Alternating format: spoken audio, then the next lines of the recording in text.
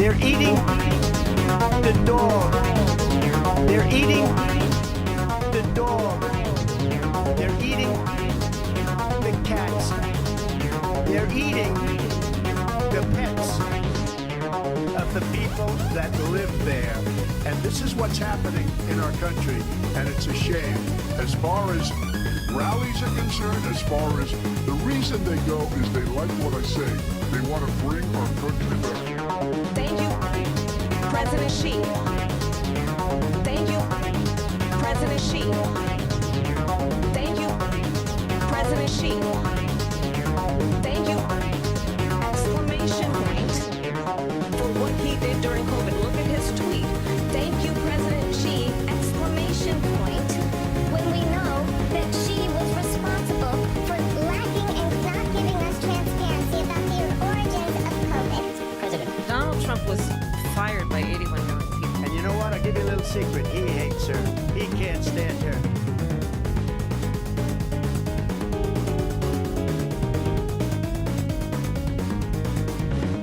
They're eating the dog. They're eating the dog. They're eating the cats. They're eating the pets. They're eating President Xi. They're eating President Xi. They're eating President Xi. They're eating Exclamation point. the dog, the dog, the dog, the dog, the dog, the dog, the dog, the dog, the cats, the cats, the cats, the cats, the cats, the cats, the cats, the cats, the dog, the dog, the dog, the dog, the dog, the dog, the dog, the dog, the cats, the cats, the cats, the cats, the cats, the cats, the cats, the cats, the dog.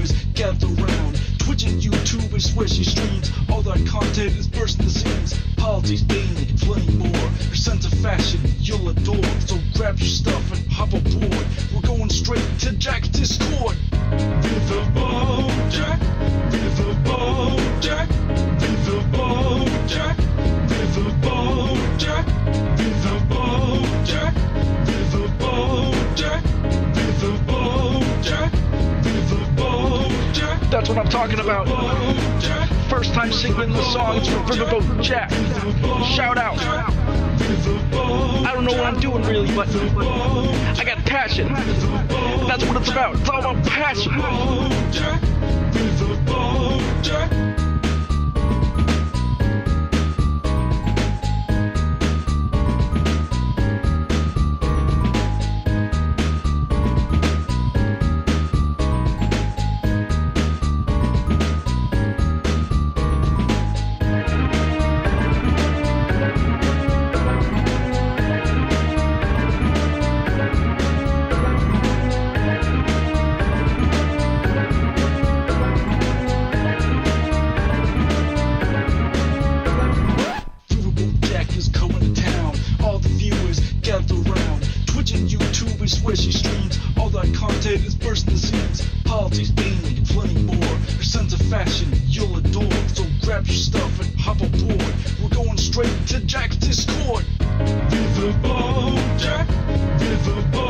Jack, Riverboat Jack.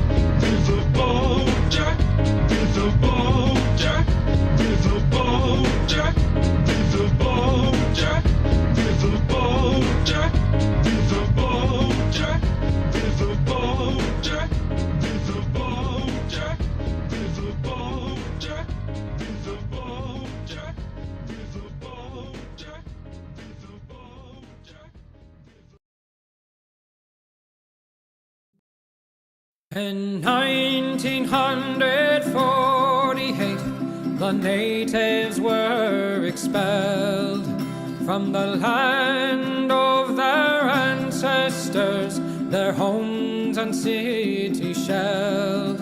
From the traitors in Transjordan to clandestine British demand, by the settlers' Zionist army that rampaged across the land. Oh Palestine, we hear your desperate plea that once again across the land your people can be free. Oh Palestine, your people live in fear. We demand your emancipation from the river to the sea. In 1967, Israel did invade to conquer and to colonize what little had remained. The people of old Palestine, once again their fates entwined with the Zionist occupation of their homes and weary minds. Oh Palestine, we hear your desperate plea that once again across the land your people can be free. Oh Palestine, your people live in fear. We demand your emancipation from the river to the sea.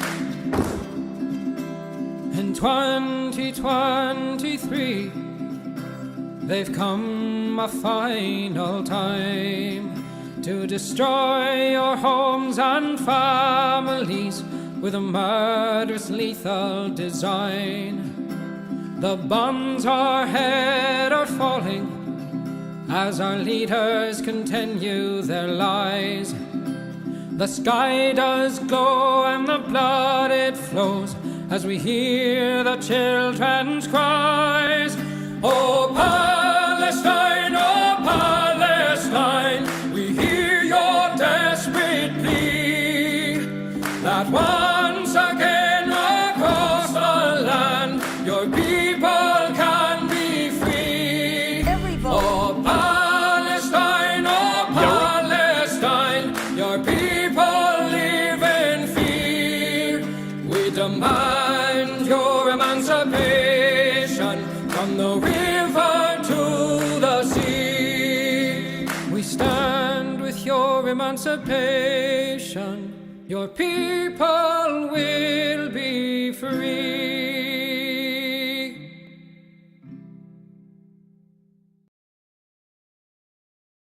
Hello, everybody. Hello. How we all doing, folks? How we all doing? Where did that open? There we go.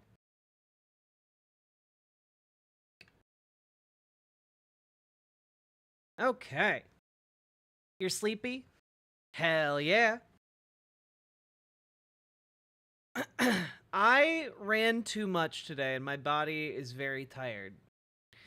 So hopefully that doesn't extend to my patience with chat, but if I'm a little testy today, that's probably why. Is Asmongoaway getting into politics these days? Oh yeah. Oh yeah. I got a big jug of water right here.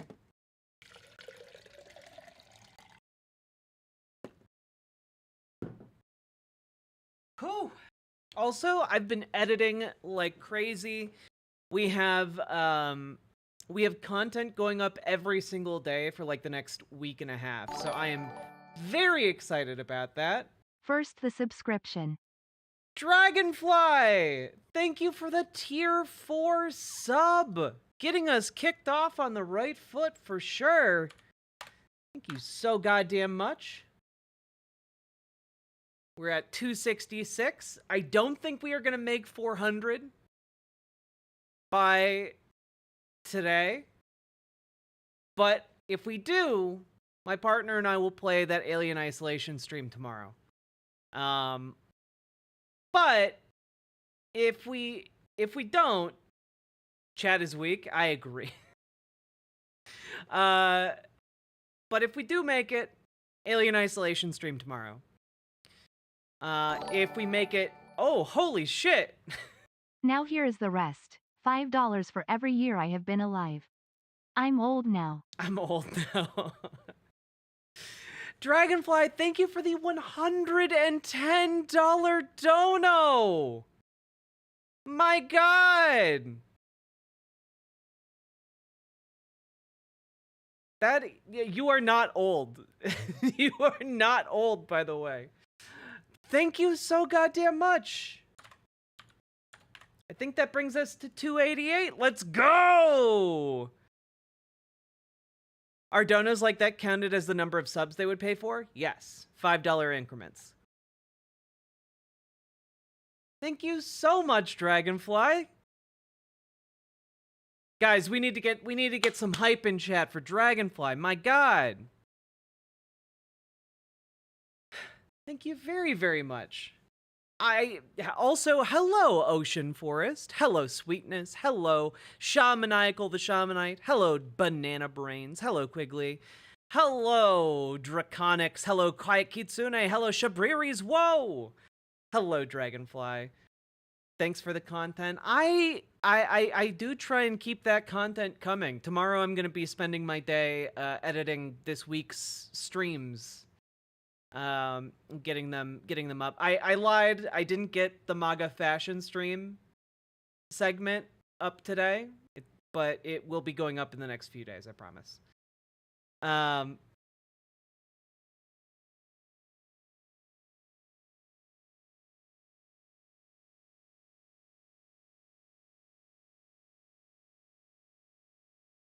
It's okay. I'll still use your screen name. I don't mind saying Sweetness. Box of Fate. Hello. Hello, Joe Bertus Maximus. Hello, Matatiahu. Hello, Solazar. Hello, Salmon Moose. Hello, Mr. Miyagi. Hello, one and all. Hello. I'm sure Gamer G's around here somewhere. Hello, hello, hello. Hello, Feistiest Bard. We've got ourselves a lot of content to cover up on, to catch up on. There we go. So a couple of the things that I really want to get to today. We're getting to the debates in Montana and Arizona, bare minimum. But I think I also want to cover the Jill Stein interview that Mehdi-Hassan did. Because that currently went up on YouTube. And I figure now that it's out on YouTube, we'll take a look at it. And we may or may not bump the Project 2025 stuff. I would really like to get to it, but we have so much on our plate that might get bumped. Let's see here.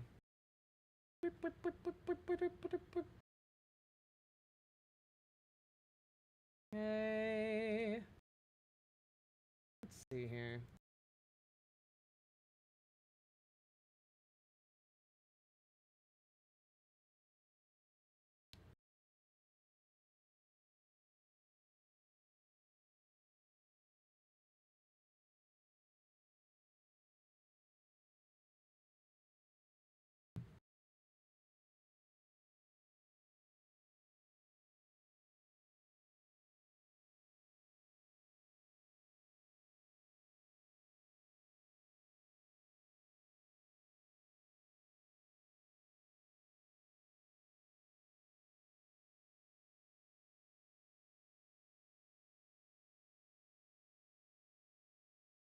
Just trying to figure out if we were gonna do a different thing.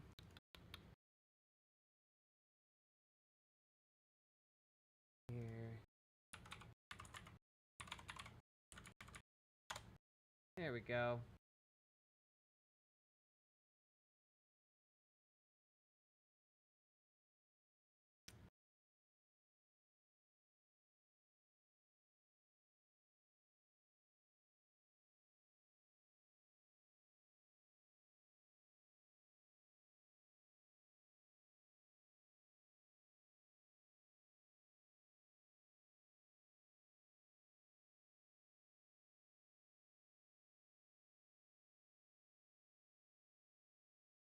Okay, I think we can skip that. All right, cool. See you, Dragonfly. Whew. Did we already cover Asmongoaway? No. Anthony Brown. We got started like 5 minutes ago. It's all like we're going. We're going.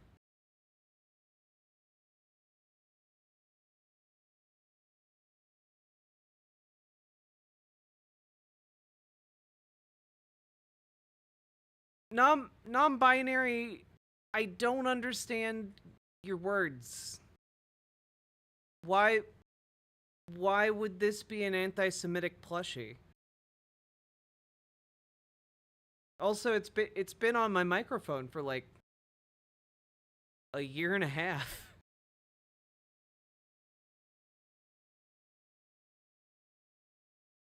And I know you're using the sarcasm tag, but I'm not picking up how the sarcasm's functioning.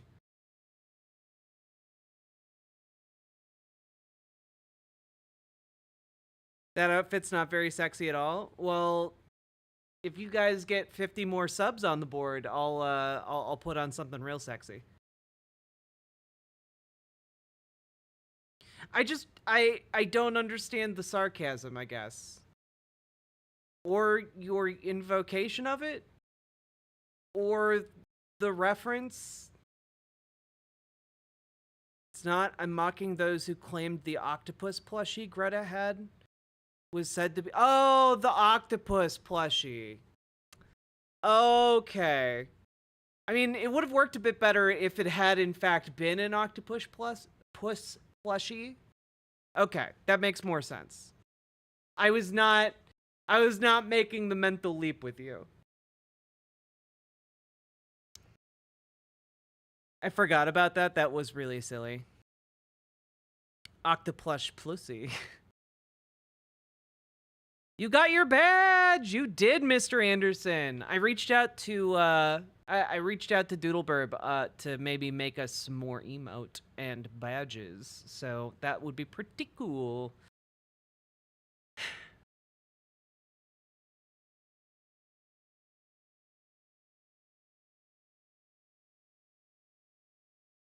Let's see. Okay. So, folks, let's just roll into a segment, huh? How about that? How about them apples? All right. Again, I will be counting all subs. And, yeah, if we hit 400 subs, which we only need 12 more subs to do, I will go change into something. At least until until I want to play video games, in which case I'm gonna put this back on. But we're gonna do some seggies today, folks. Every vote that's cast. Oh God!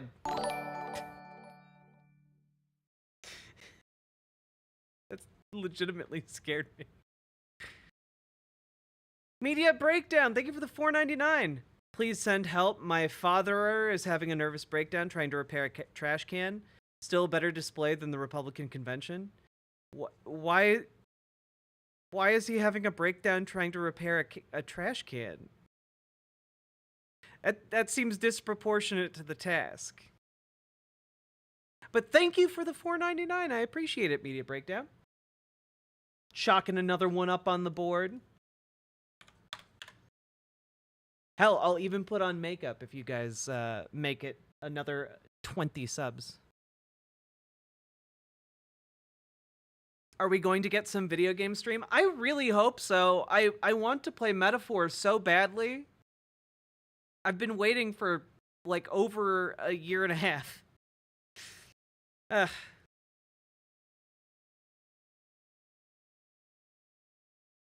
Hi, I'll be back after I finish my job application session. Good job and good luck, Elaine Malachite. Okay. Segment button. So, folks, there is a third-party candidate in this election named Jill Stein.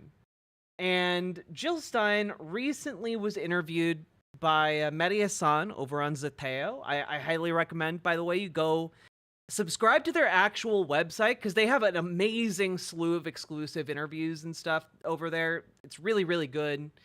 I'm not gonna break through that barrier for you guys, so you guys have to go subscribe, check it out yourselves. But they just put up yesterday the full interview that they did with Jill Stein a few weeks ago, and I thought it would be worthwhile taking a look at it because right now we're really seeing the election roll into high gear. Okay, we're really seeing the full brunt of everyone's political priorities coming to bear, and it is a lot. It's a lot to take in right now. But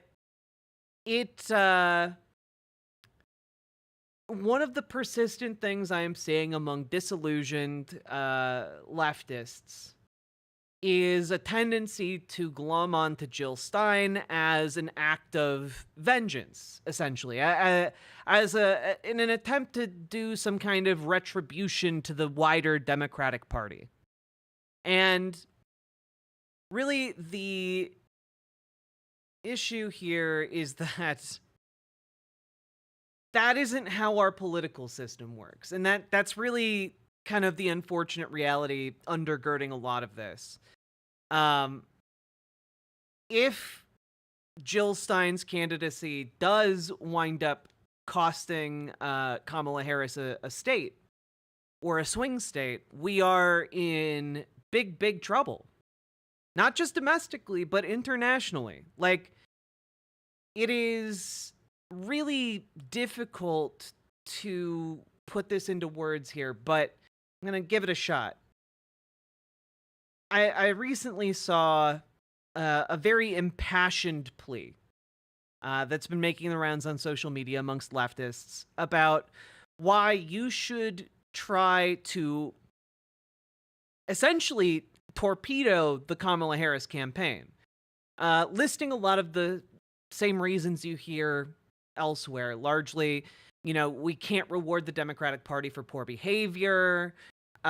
We cannot be complicit in genocide. We cannot allow this greater evil to persist. And in this regard, it was a greater evil for the Palestinian people. And it was a very, very impassioned plea. And I'm not going to go over it on stream right now. I'm just going to summarize it because I feel like that's more effective. Because and this guy's getting choked up. He's crying, and like I think that comes from a very genuine place, and I don't want to argue with that emotion, because he's entirely entitled to that reaction to the world because it's really bad. But the issue that I take with that entire line of thinking is the idea that a fascist taking over the military-industrial complex of America wouldn't have unequivocally bad outcomes. Like, we really cannot overstate the danger of a fascist authoritarian taking control of our military. If the checks and balances are gone, if he is endorsed by the courts, if he is, well, not endorsed, anointed to dictatorial status by the courts, and Congress is impotent to stop him, he can effectively do whatever he wants. And this is the guy who has been pledging to exact an even greater toll on the people of Palestine, the people of Lebanon, and the people of Iran. This is a guy who is absolutely pedal all the way down, pedal to the metal, gung-ho for genocide in all three of those countries. Yeah, guy saying he's going to be a dictator on day one. And you can say, oh, well, he doesn't really mean it, or, oh, you survived the last Trump presidency, you'll survive this one. And it's like, well, some of us didn't survive the last Trump presidency. And some of us will also be in big trouble if Donald Trump were to ascend to head of state once again. And when I say some of us, I include the people of Palestine in that.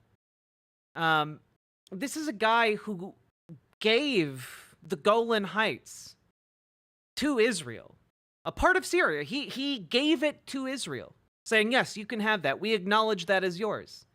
He moved the U.S. Embassy to Jerusalem, which is not where any of the embassies are.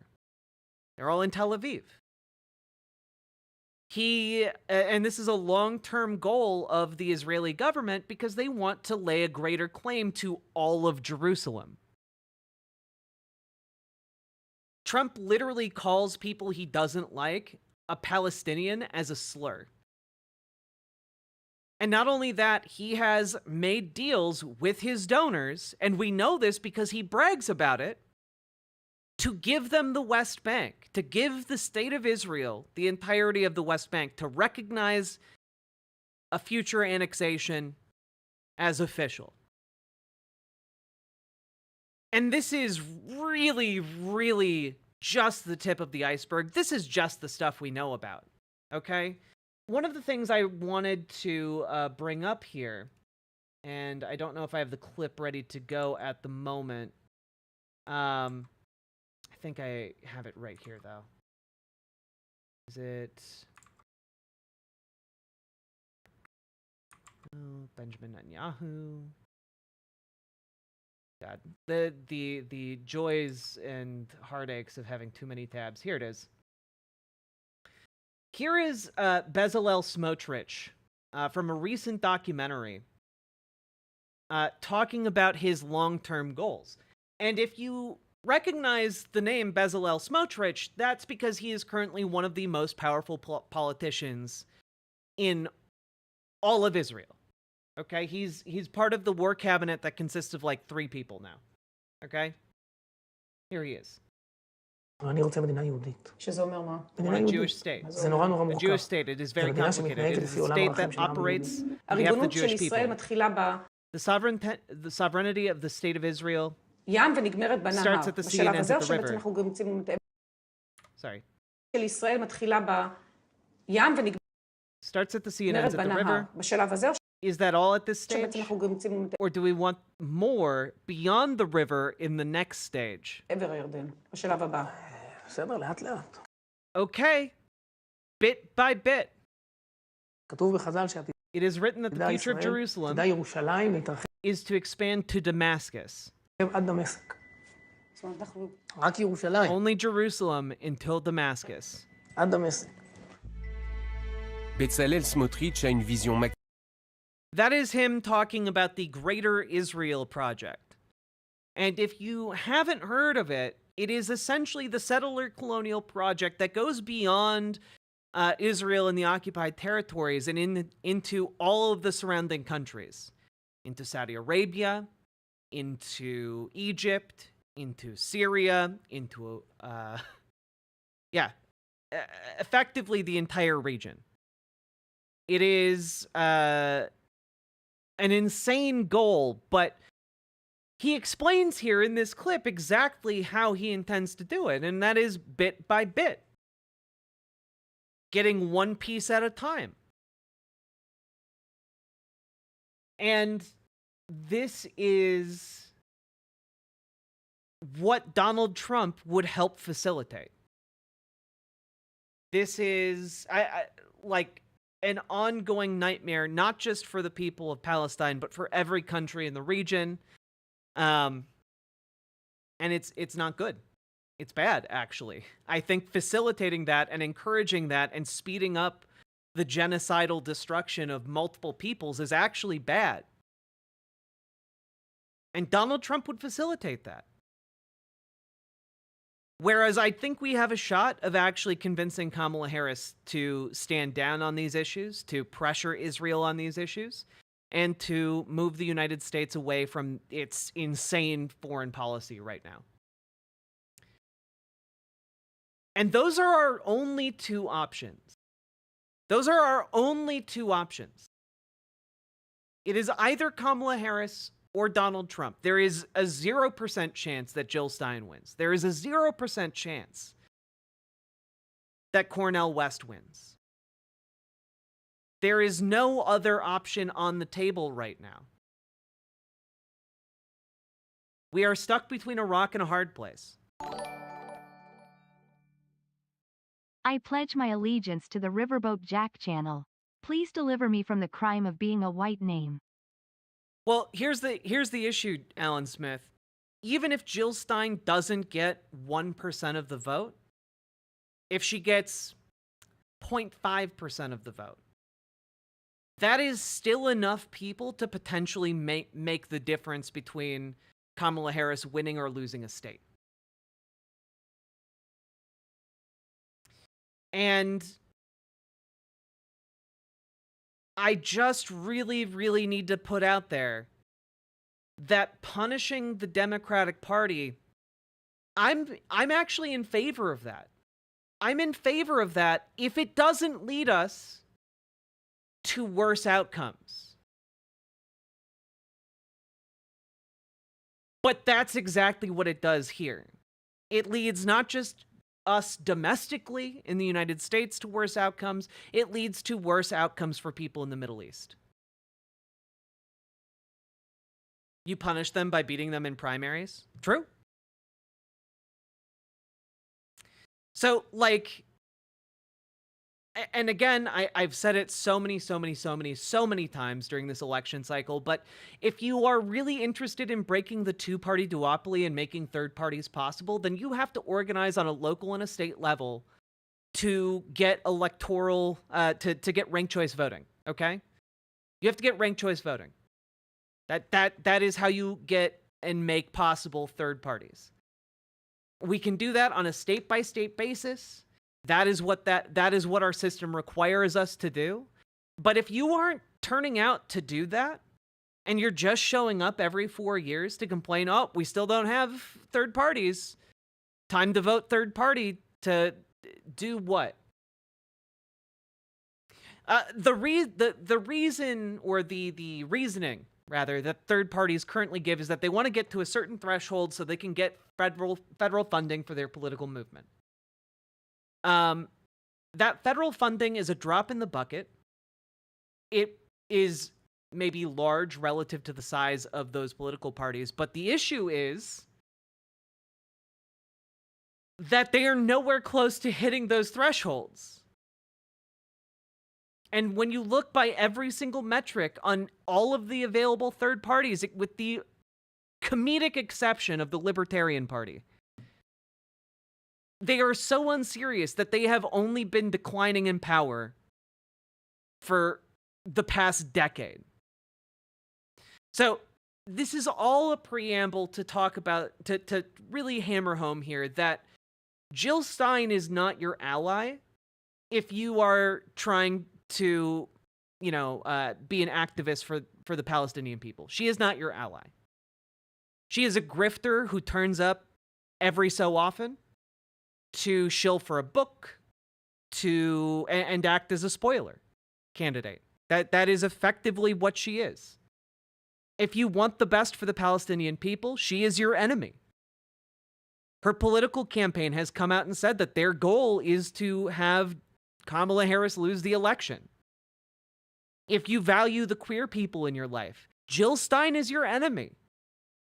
She might say all of the right things. She might whisper every sweet word into your ear.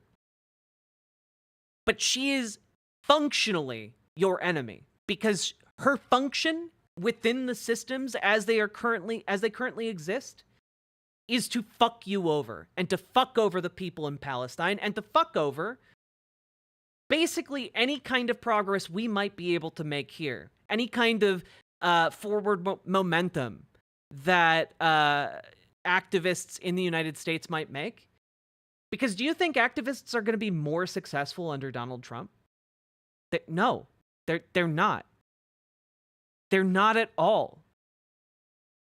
Donald Trump wants to deploy the military to fucking shoot you if you're an activist.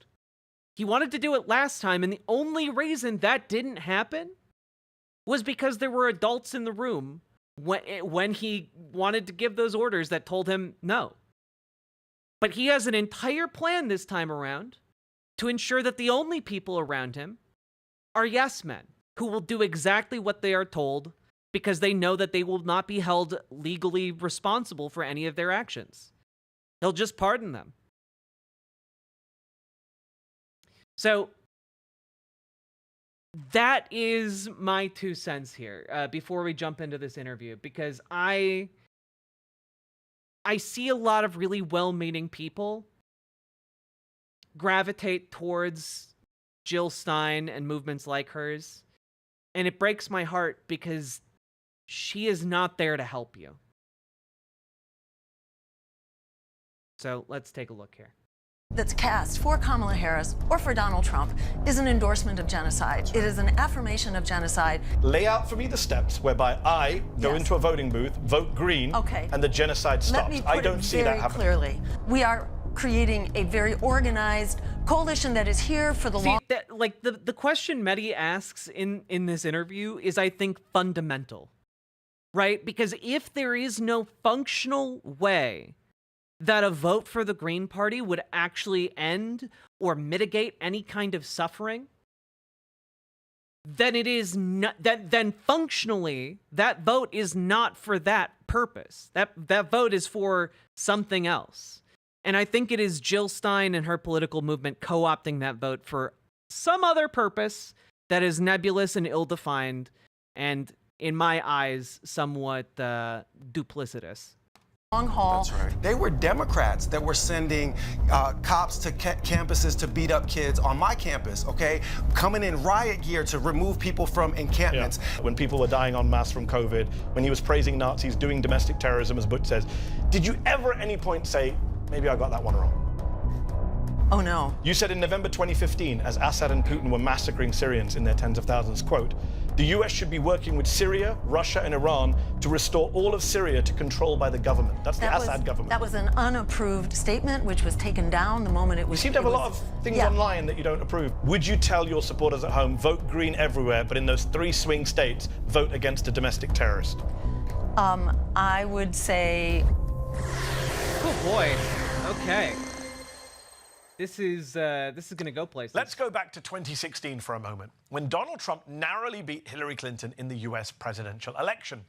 There was one specific politician, a lefty third-party candidate who faced a lot of backlash after being accused of playing spoiler and handing the election to Trump. I'm talking, of course, about Green Party presidential candidate Jill Stein, who famously won tens of thousands of left-leaning votes in several key swing states that year, exceeding Trump's margin of victory over Clinton in Michigan, Wisconsin, and Pennsylvania.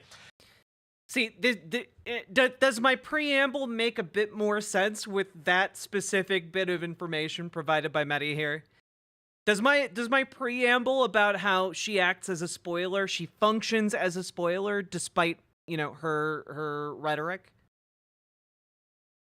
Had all those Stein votes gone to Clinton instead, Trump would never have won the Electoral College nor the presidency.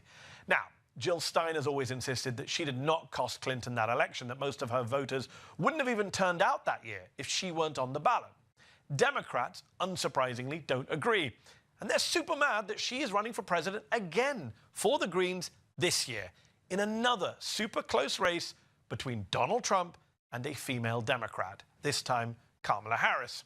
Stein and her running mate, the Muslim-American historian Butch Ware, are calling for an end to the genocide in Gaza and perhaps unsurprisingly have the support of a growing number of Muslim voters, which could make a huge difference in crucial swing states like Michigan. Here's the thing, though. Stein isn't going to win the presidential election. She's polling at just 2%. So will her candidacy give us Trump? Again, is she right to say Democrats and Republicans are all the same? And what about her own contentious record? Earlier, I sat down for an in-depth interview with Jill Stein and her running mate. Now, some of you may think she's a spoiler who doesn't deserve platforming. Others may be so enamored by her that you don't think she should have to answer any tough questions. She's great on Gaza. Well, I disagree. It's important to do a wide-ranging and challenging interview with a presidential candidate. So here it is, my sit-down, tough but fair, with Green Party presidential and vice presidential candidates Jill Stein and Butch Ware. I think that was an excellent introduction. Like,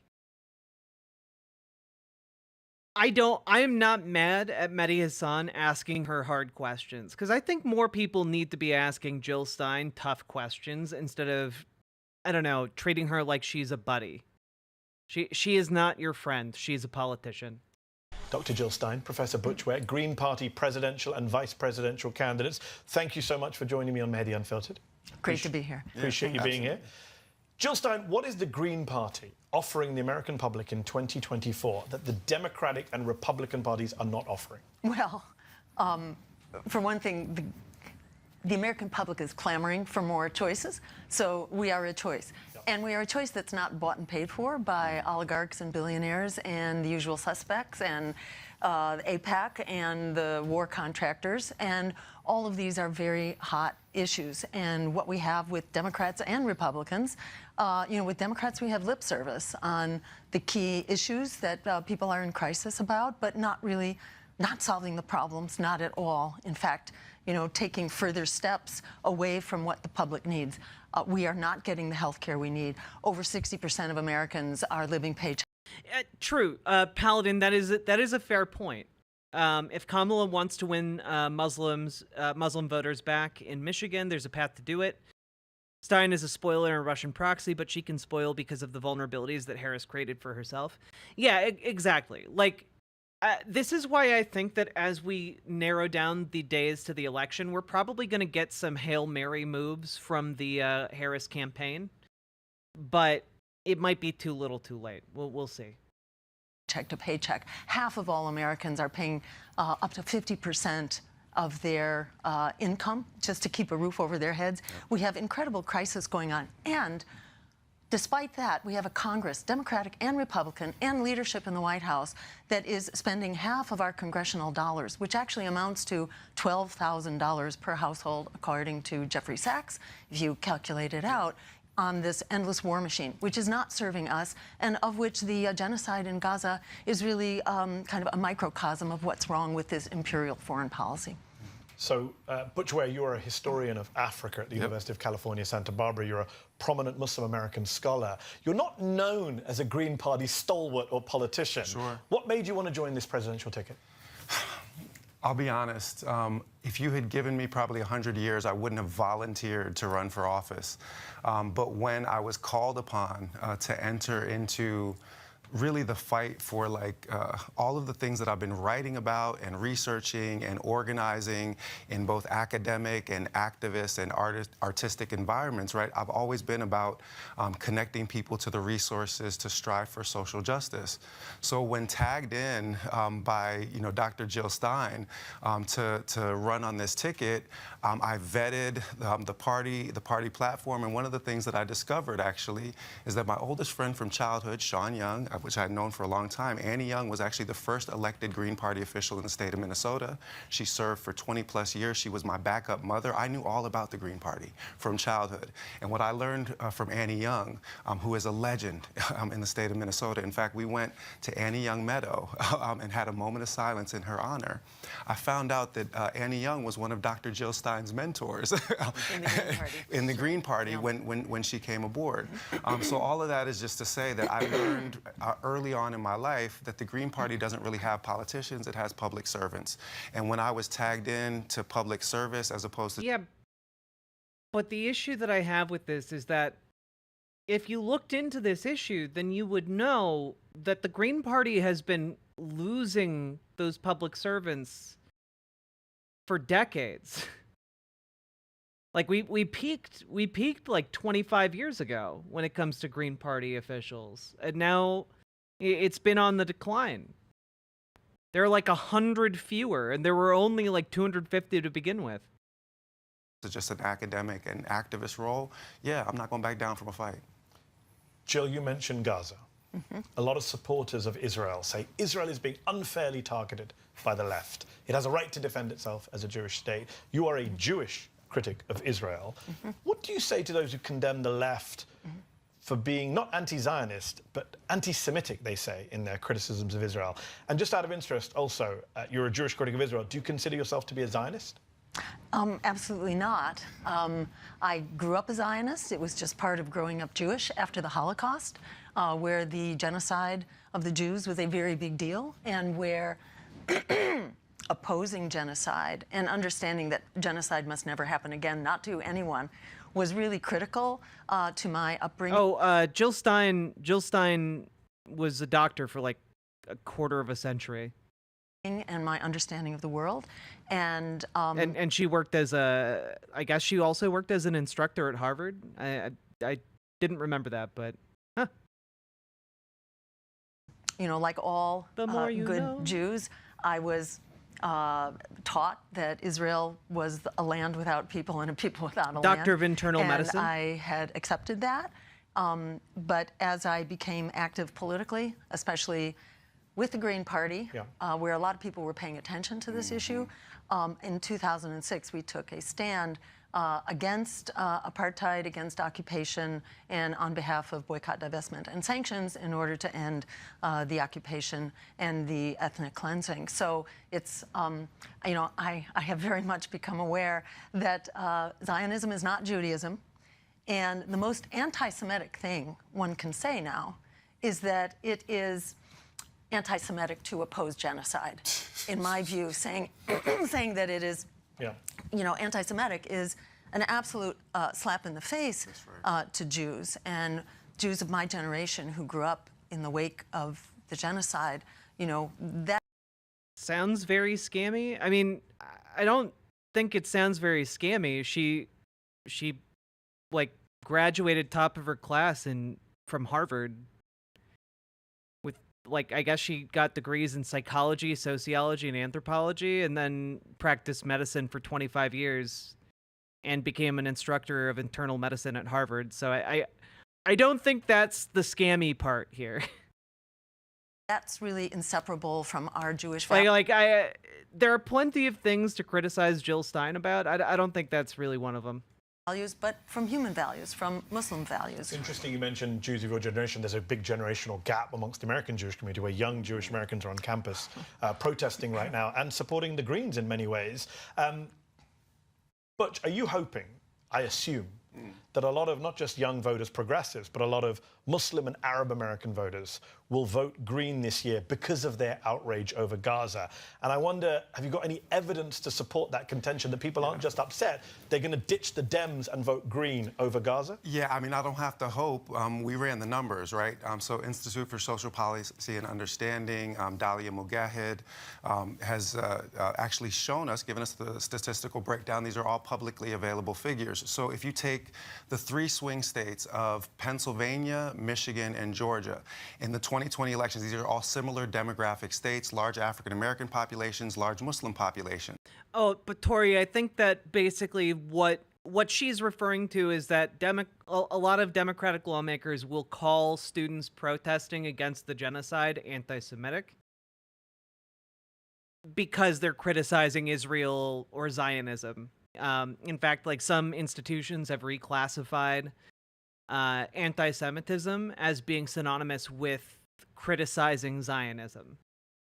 So it is actually within the pale. I see. This is what I'm glad we're doing this segment. I'm glad we're doing this segment because it is that's what makes this positioning from Jill Stein and her camp very effective, because they actually don't need to say and like be disingenuous about a lot of things. I think on some things they are, but they can actually just say and advocate for correct positions, because what is bad about what they're doing is functional. It is not rhetorical. Their rhetoric on these issues is overwhelmingly good. But the main criticism here is that while their rhetoric is good, their function within our current system is bad. Does that make sense? I'm trying to simplify it, but I think I put it in a concise way. In 2020, it makes their attractiveness to disillusioned voters much greater than it would be otherwise. Joe Biden won those states with 65% of the Muslim vote.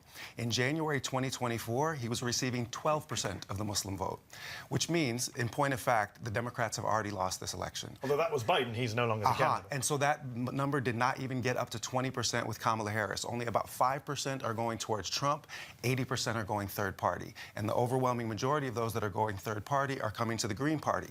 CARE, the Council on American Islamic Relations, recently released polling figures that showed nationwide we are polling neck and neck with Kamala Harris, which means that we are already doing massive damage in the Muslim population. I looked at that CARE poll. It's not the most scientific of polls. I didn't say it was a scientific poll. However, and according to that CARE poll... Okay, this guy knows that he's citing a not great poll that does make them look good, but is not good. It is a low quality poll. See, this is the first BS point we've heard so far, and I think this guy knows that he was stretching the truth a little bit. He's trying to get one past Mehdi, but Mehdi's too quick. SPU ones, however, Agreed. are. Okay, good. But the CARE poll, it's interesting you should mention it, since we're on it just briefly. Sure, absolutely. Jill Stein, you're tied at 29-29. Yep. But that same CARE poll showed you at 36 back in June, so you've actually dropped 7 points since Biden was swapped out for Harris. Oof. Right, and that's not... Harris is getting a boost. That's not surprising. Not yes, surprising. And of course she could, and she's been getting the benefit of the doubt, but I think her recent behavior is driving people away. No argument Absolutely. Not great. No argument for me on that. And she's doing her best so let me ask you this, though. all of her policy The Green Party agenda, in my view, I'm not speaking for other people, is a pretty popular agenda. You look at the things you're advocating, Americans want it. Absolutely. Which is why the Democrats are, but my question is, and we've got a lot to talk about today. I do want to talk about the agenda, I want to talk more about Gaza, a lot of issues. But just at the beginning to establish, because you're the candidate, it's a popular agenda, but why are you the face of it? Why are you the candidate? Because you ran in 2012, you ran in 2016, I think you got 0.4% of the vote in 2012. You got 1.1% in 2016. We're living in a year where older candidates are stepping aside for fresh blood. Why did you think I'm going to do this a third time in my 70s, having done it in 2012 and 2016? Mainly, we had another candidate who is going to be our presidential candidate, Dr. Cornel West, who has very similar positions to us. And then there was an awkward schism. And very shortly before our paperwork was due, he decided he would prefer to run solo. For entirely understandable reasons. It's not easy to build a relationship with a political party, especially a party that doesn't come with a campaign in a box. For understandable reasons? Nah, dog, that doesn't make sense. And small, So you stepped in because there was no one else? Well, there was enormous pressure on me to step in because I was one of 2 people who could have basically built a campaign in the 3 weeks that we had. So, fair answer. Believe me, I was wondering if I did not volunteer for this position. Fair enough. I was not going to run for office. Hold on. Let me pose a question. Please I'm going to bring you in because I've got a question for both of you that's relevant. For a 74-year-old, she does have a lot of energy. I'll give her that.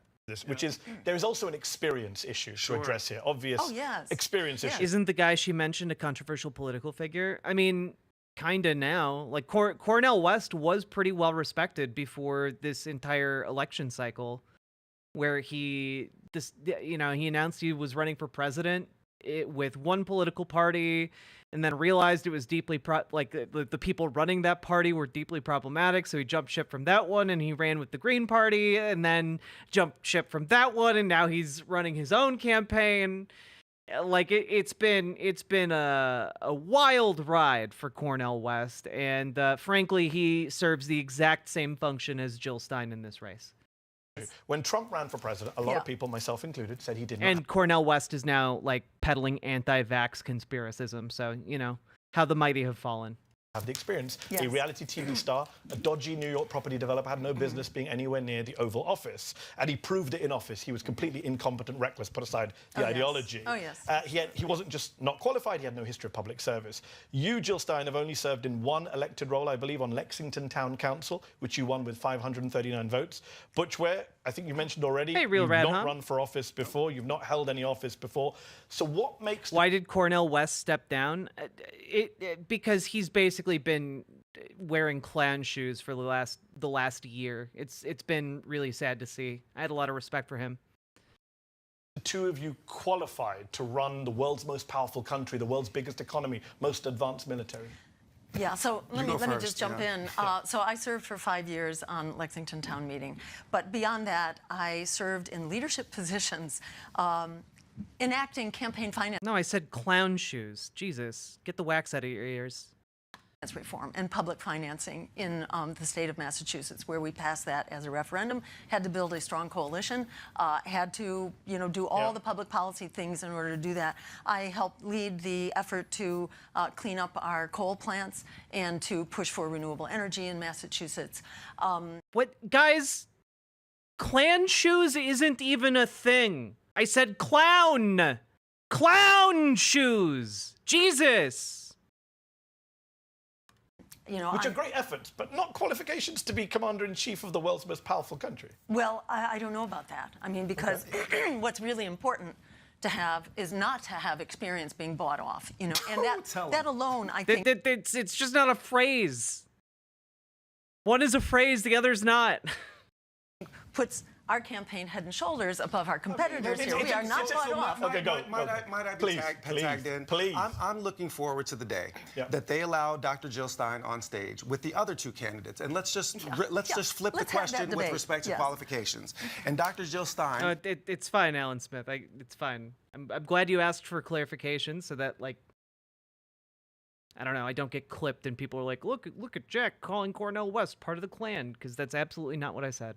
Can look towards Team Red and say this one is being led by a domestic terrorist who attempted to overthrow the United States government on January 6th. So who has the qualifications? The other one, Team Blue, is being led by a woman who has participated actively in what the International Criminal Court and International Court of Justice have defined as what? An illegal apartheid state?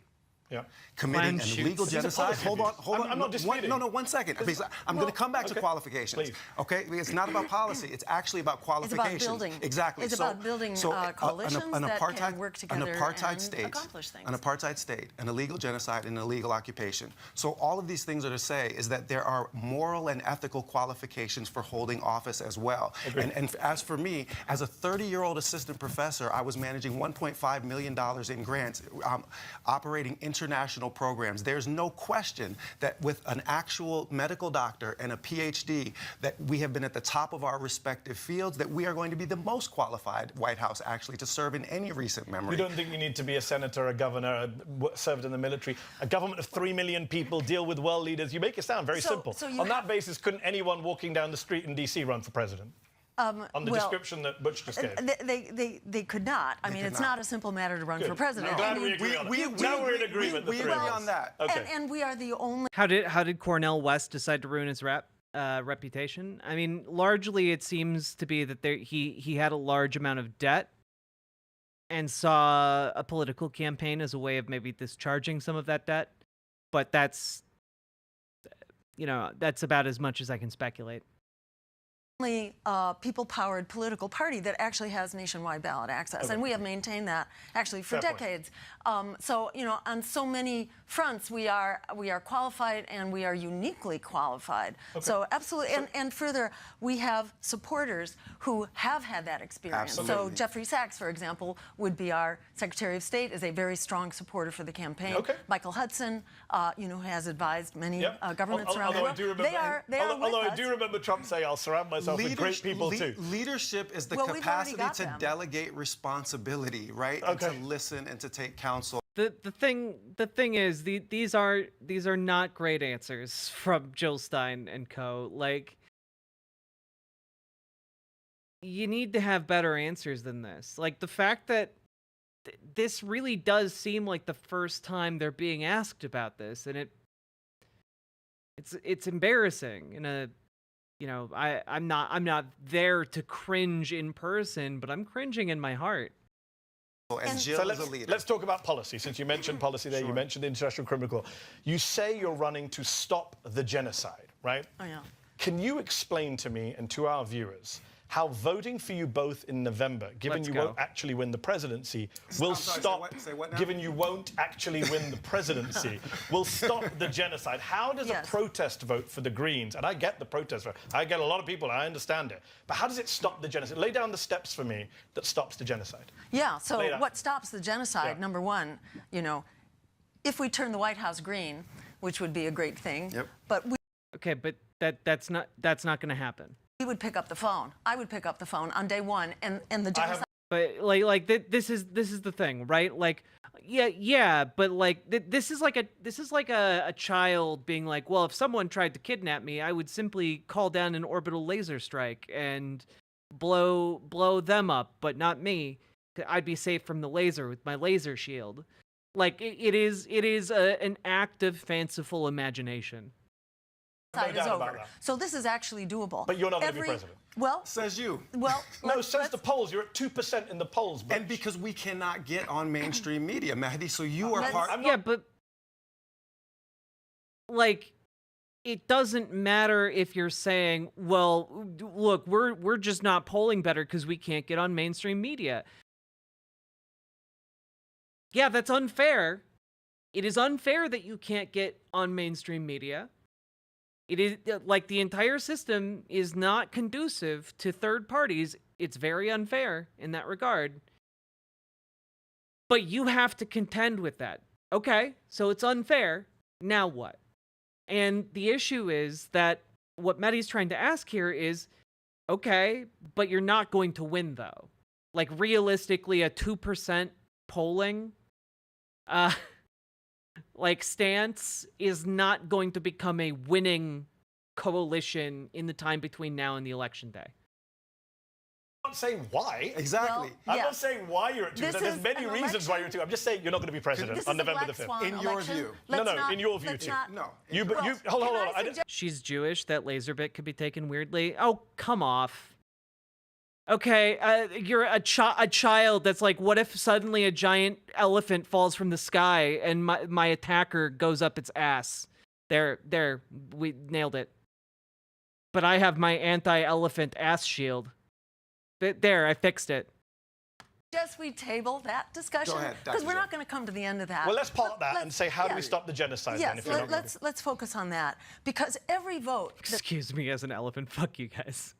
cast for Kamala Harris or for Donald Trump is an endorsement of genocide. It is an affirmation of genocide. It says I'm really mad at Marjorie Taylor Greene from taking space lasers Jill from Stein us. and whoever the hell this other guy is doing a cope stream with Mehdi Hassan. Oh, that's his. That's her running mate. That's her vice president pick. Also, thank you for the $10 super chat. I appreciate it. Yeah, fuck all you guys. I'm not making a reference to Marjorie Taylor Greene. I'm making a reference to Gears of War, the hit video game series. Many of you haven't called in a strike from the Hammer of Dawn, and it shows.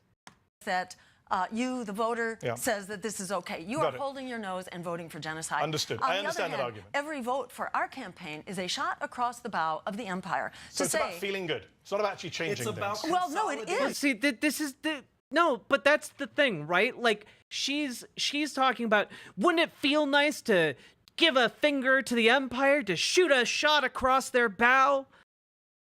Like that's the value proposal there. It's not about actually doing anything. It's just about feeling good.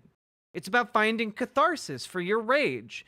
And while I understand that impulse, we're in an election where it's way too important to throw your vote away because you want to feel good. Power. is- What you just described as a feeling, right? No, I said it is a asked shot. for Well, a let me plan. finish. Let me finish. Let me finish my question, then you can answer it. Let me repeat the question. lay out for me the steps whereby I go Yes. into a voting booth, vote green, Okay. and the genocide stops. Let me put I don't it see very that happening. clearly. Yeah. So whether we Yep. get 2%, 5%, Okay. 15%, we are creating a very organized coalition that is here for the long haul, That's right. for a political vehicle to stop genocide and the imperial policies. What political coalition is going to be effective if Donald Trump is in office, the guy who said he's going to be a dictator on day one? What kind of activist coalition is going to be able to survive the guy who was almost able to have protesters shot by the U.S. Army, and instead made do with using his control over the border patrol agencies and ICE in particular to black bag protesters? Like that's what he did. He already was able to black bag protesters using ICE. What do you think he's going to do when he's surrounded by yes men who are just going to deploy the army? Do you think it's going to go better? Do you like we already live in a time where state officials in Republican states are raiding activist households and like confiscating equipment and ruining lives, holding people in prison and jails. Like, that's not going to improve under Donald Trump. Media Breakdown, thank you for the $5 super chat. I would love to have an actual legit third party, but it feels like it only pops up every 2 to 4 years. That engagement needs grinded out. Well, that's the thing, Media Breakdown. I would also love a third party. I don't like the two-party duopoly we live in, but we need ranked choice voting in order to actually get third parties that are possible. Like, the math just doesn't math when it comes to elections unless we have ranked choice voting. And the only exception to that, there's only one exception, okay, for us to get third parties, and that is a complete and utter collapse of one of the parties. That's it. That's it. We might be, if Donald Trump loses this election, we might be going in that direction for the Republican Party, but the Democrats aren't falling apart right now. Why doesn't Jill push for ranked choice voting? You know, Story of the Bard, I understand the question. If you asked her that, she would say that she does, and that it's part of the Green Party platform, because it is. However, when you actually look at what the Green Party does, there's not all that much emphasis on ranked choice voting and organizing on local levels for it. My thought would be that if you genuinely were an organization that wanted to move in a constructive direction and wanted to actually get this possible, you would throw all of your efforts into third-party organizing for ranked choice on a state-by-state level. That's how you could build up your ground game. I think that would be incredibly effective, and I would love it if the Green Party did that, but they don't, you know? Again, you have to look past the rhetoric that they're using and look at the function. Kind of like how when Republicans say, "Oh, how do you know I'm racist? You don't know what's in my heart." And it's like, well, you have to look past, you know, the rhetoric of that they employed to deny their racism and look at what they actually do, which is the racism. You know, like, you need to be able to do that also with people who tell you things that you want to hear. That go with it. So every vote that one casts is huge, and every time one even registers in the polls on behalf of our campaign is another warning shot. I so understand what is the what? Agreed. So where does that go? Yep. Where that goes is directly to the White House and to Congress to say that, you know, we not only have public opinions polls to show that this is the very firm commitment of the American people. So right it's a pressure campaign. It it's to send a message. Pressure. Well, it's send not, a message to who, though? See, this is the thing, right? Like, she's saying it's a message campaign, but also to hypothetically, maybe someday, send this message, because the message isn't going to be received until years down the road, until some ill-defined time in the future. to the power holders who Who have... will be the power holder? So whoever they are. And right now, they are, both Democrats and Republicans, are ignoring the American people. 68%. So I just want to be clear, if you get 15, 20%, let's say you get Ross Perot numbers, it would be huge. Absolutely huge. And there's no sign you're going to do that, but let's say you did. You think that would then, on November the 5th... And let me just say, Mehdi, don't close it down before it happens. Well, we're less than 60 days away. Who would have thought Joe Biden was going to be replaced by Kamala Harris? If this was 6 months ago, I would give you a chance. In less than 60 days. Let me just finish my point, and I'll come to you, Mitch. The point you're making, I get it. You get to 15, 20%, that would be huge. It would be Ross Perot territory if you got there. And we are not going away. But November the 6th, you're saying whoever the president-elect is, Donald Trump or Kamala Harris, would look at that number and say, I need to change course, well, even though they've just won. Like, again, you can tell where Mehdi Hassan's heading with this, and that is very specifically that if Donald Trump is in office and he gets, like, a letter from activists showing that they were able to pull 20% of the support away from, like, Kamala Harris, he's just going to be like, huh, that's interesting. We'll have to rig the election 20 points in my favor next time. He's literally pledged to be a dictator. Why are you expecting fair elections after this? Why on earth would you expect any kind of reaction from the powers that be if Donald Trump becomes president and effectively a dictator? Why would you expect that? Why would he listen to you? He can just send, like, the army to your home and kill you if he wanted to. And I know that sounds like crazy, out of left field. I know that sounds like, oh, you're just making up a scenario, but literally, that's what we've seen in other countries that have followed the path that Donald Trump is following right now. You know, we've seen activists imprisoned or intimidated out of the country into fleeing, and when I say this, I'm referring very specifically to Hungary. We know that Donald Trump has very close ties with Viktor Orban from Hungary. Viktor Orban has spoken at CPAC numerous times. He is embedded into the Republican Party. And Donald Trump is following Viktor Orban's path in an American context. That is what is happening with Donald Trump. And if you expect fair elections, you shouldn't if Donald Trump wins. We don't have to get we to don't election have to day wait for that. till Okay, election I'm day. glad. Yeah, honestly, Mask of Anarchy, like, I don't know why anyone would expect due process if Donald Trump is in office either.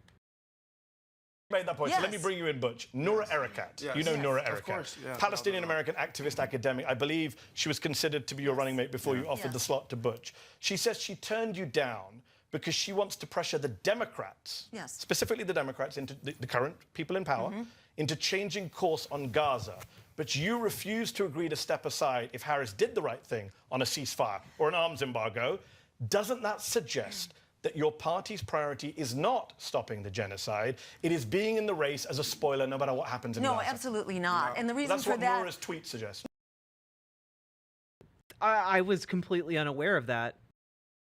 Again, this is another indication that, like, whatever is happening within the Green Party is incredibly messy. Like, that's the person assumed to have been Jill Stein's running mate prior to her announcing this guy, saying that essentially Jill Stein is a grifting loser who is doing this not, in fact, for the benefit of the people of Palestine, but for a secret third reason. And I find that fascinating. Yes, well, Noura is new to the political process. Bless her heart for even considering. Oh, she just said, fuck that lady. She just said, fuck that bitch. Okay. All right. That's the plot thickens. You know, doing this absolutely insane way of life. But she is new to this.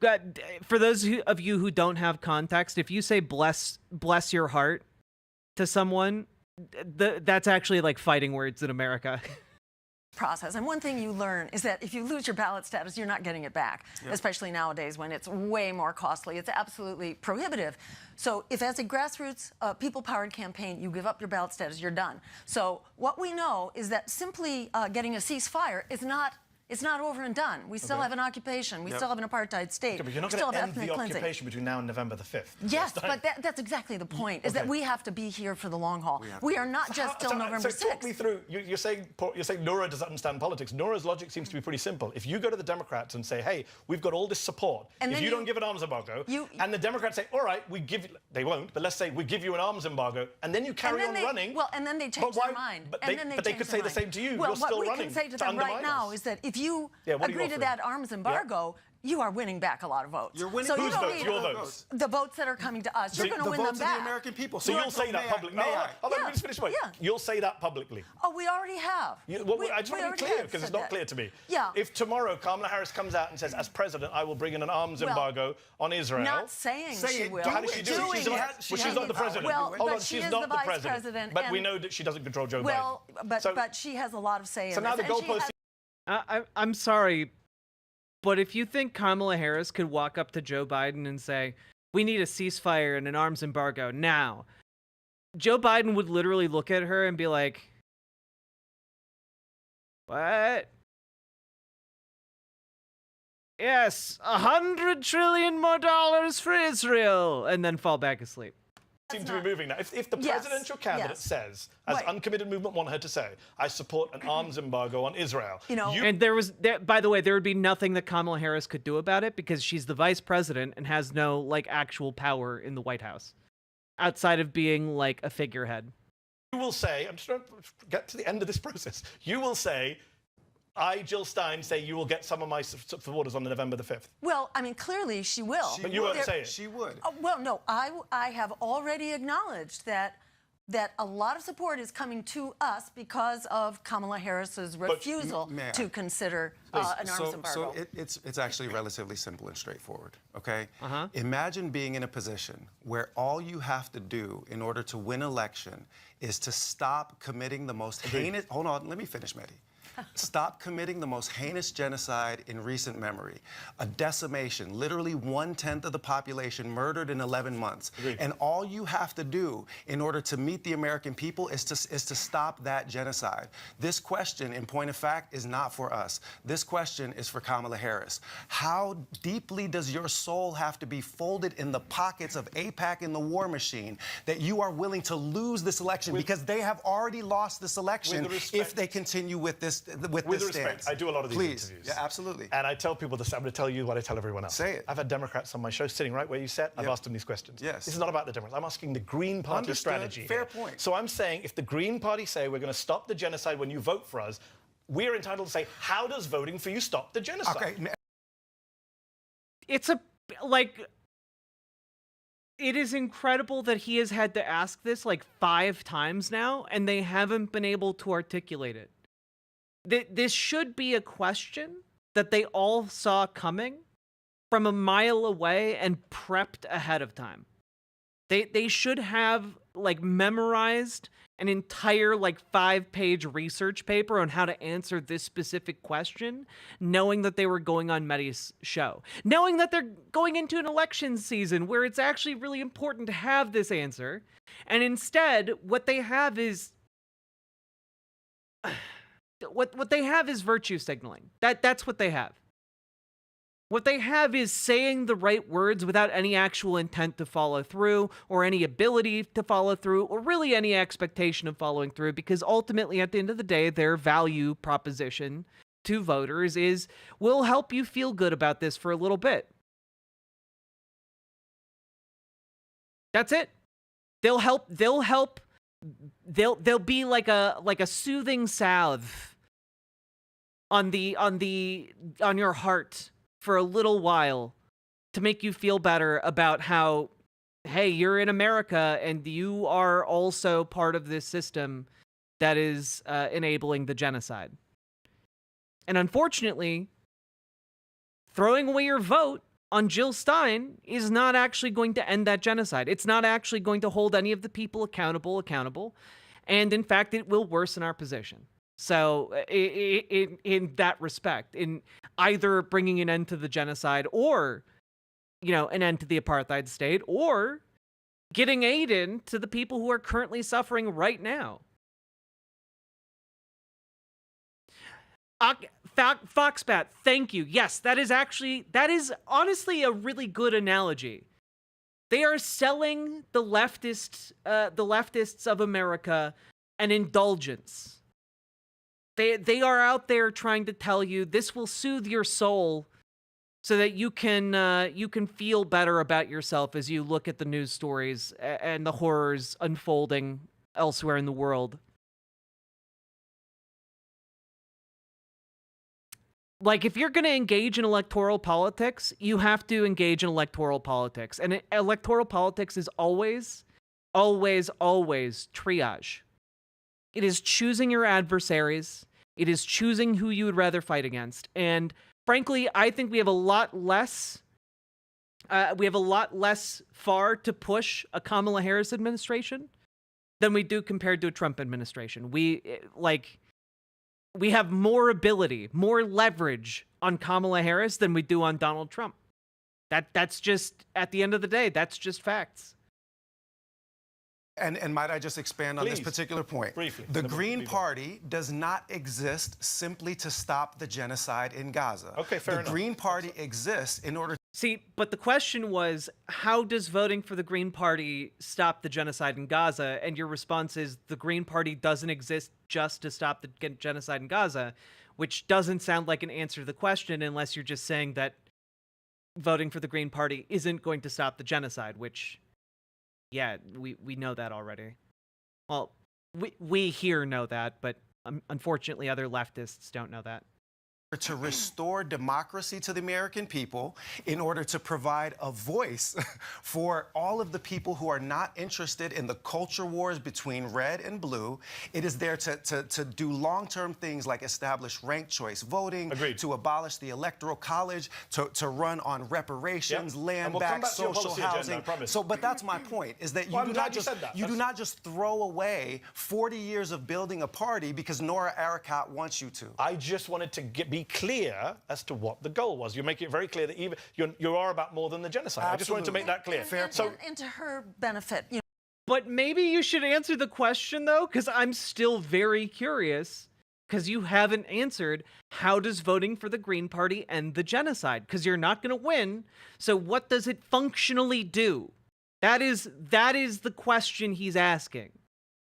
What she suggested is not... some kind of crazy, outlandish idea. You can understand as a Democrat. Suggestion. You can understand as a Democrat if you're pushing your party. There are a lot of good Democrats trying to push their party towards the arms embargo, and then the Greens say, "Well, we're running anyways, and we're still going to screw you over." Democrats might think, "Well, you don't really." We're screwing them over. I'm so glad you said that, because that's brought me to my next question, so we can move on to that subject. Democrats think you are. Democrats think. I honestly wish that he wouldn't move on to a new subject, because I genuinely want them to answer. I want them to provide the intellectual framework they use to justify their running. What are they meaningfully accomplishing by siphoning votes away from this duopolistic system when there are no other real alternatives here? I think you are screwing them over. Well, of course they are, because they are screwing themselves. Yeah, let me ask the question, and then you can answer. In 2016, you know the number of votes you got in the three crucial swing states of Pennsylvania, Michigan, Wisconsin exceeded Donald Trump's margin of victory over Hillary Clinton in each of those three states. You and I spoke before that election where I said, hey, you might actually swing some of these states. Do you want to tell people to vote Hillary in swing states? You said, absolutely not. We talked about it on Al Jazeera at the time. And I'm really curious... I hope Mehdi does revisit this, because I'm wondering, what did she get out of the last election cycle? What did they achieve with that strategy? I know you point out that a lot of those voters would have stayed at home, so they wouldn't have swung it. According to exit polls, we know that. But they would have stayed at home unless you had told them to vote for Hillary Clinton, which you refused to do. They would not. They would not. Okay. genuinely, it is interesting to see this play out, because there is a certain argument to be made here that, like, if Jill Stein had directed voters towards Hillary, that she would have won. The margins were very small. And, like, she might be right that a lot of them wouldn't have voted for Hillary, but I guarantee you some of them would. It's not a 100% proposition. They don't, our voters do not take marching Okay, so orders fine. from Forget political 2016. bars. voting for a Democrats We'll do have to that. agree to disagree Please what do would have not. happened in 2016. But in 2024, I wonder, or in 2017-18, when you told me at the time, there's no difference, there's not enough difference between Clinton and Trump, is what you told me at the time. Well, what I said is that they're not different enough Not different to save enough. your job, to save your life. And you said they're both to save the evils. planet. You said they're both That's still evils, true. just as you said about Harris and Trump.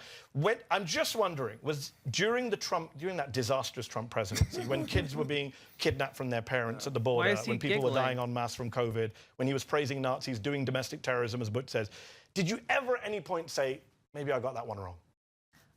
Oh, no. It's just that we needed to have given the American people a greater choice here. But what did you accomplish? If the choice they were given was effectively meaningless, then was it a choice? Like, there's a way to answer this question for Jill Stein in a way that doesn't make her look like an asshole. But, like, when the margins were that small and she had a bunch of voters turning out in those swing states to vote for her, like, and effectively throwing their vote away and potentially causing the rise of Donald Trump. Like, I know people who lost their entire livelihoods because of Donald Trump. I know people who had their health care stopped because of Donald Trump. I know people who meaningfully suffered because of Donald Trump. And to hear her say, like, oh no, like, the American people needed a choice. Again, like, it's not a real choice. And we need to have been heard. We're not going to...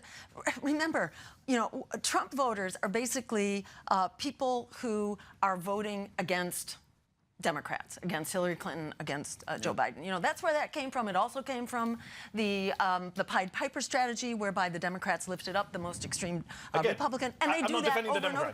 And the last thing... Do you ever go, you know what? No, Judging how and I'll bad Trump tell was, you why. when people were piling up in morgues in New York, Because when he was Democrats- telling people to put bleach in your arms, Yeah. did you ever think, actually, Hillary would have done COVID better?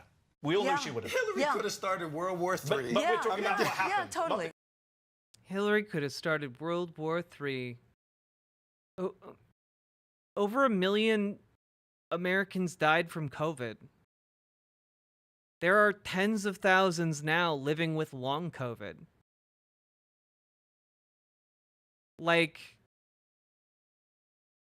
their response is that, well, hypothetically, I can imagine a scenario in which Hillary Clinton, cast meteor and destroyed the planet. It's like, did you play too much Final Fantasy? Like, is Hillary Clinton literally Sephiroth? Like, what are you doing here? Do you ever think, maybe I got that one wrong? No, No, not at you had all. no regrets during the because Trump I'm presidency. absolutely convinced that Democrats are not the solution to right-wing extremism. In many ways, they are the cause of it through austerity, through privatization, through big... Yeah, just as a quick aside, the only reason Donald Trump didn't wind up nuking Iran or North Korea was because his military leaders stopped him. And just as an FYI here, just throwing this out, this is 3 hours ago. Trump's top general calls former president a fascist and dangerous threat. Retired U.S. Army General Mark Milley said former President Trump is a fascist to the core, according to journalist Bob Woodward's forthcoming book, War. Milley expressed scorn for the GOP presidential nominee has escalated. He is now the most dangerous person to this country, he told Woodward. I had suspicions when I talked to you about his mental health decline and so forth, but now I realize he's a total fascist.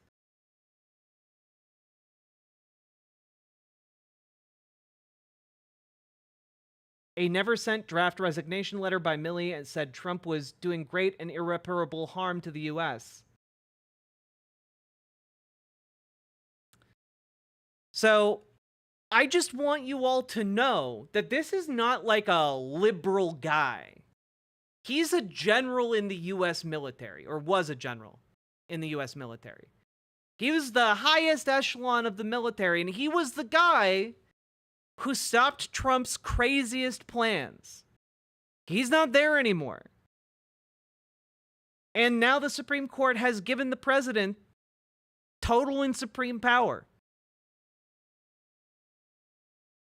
So, you don't have the guy who is stopping him from doing all the crazy fascist things that he wanted with the military. And you want to run the risk, you want to roll the dice of putting him back into office. Because you think maybe somehow a fascist being in charge of the U.S. military, in charge of the strongest country on earth, in charge of the country with the largest nuclear weapon stockpile on the planet, you think that's going to end well for other nations or marginalized communities in other nations? It's not.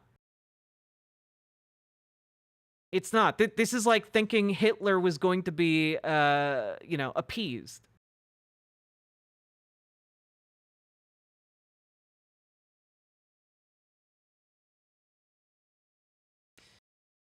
Eddie writes, coming in to say I was an essential worker during 2020. I got COVID 3 times, was spit on, coughed on, and had my mask ripped off.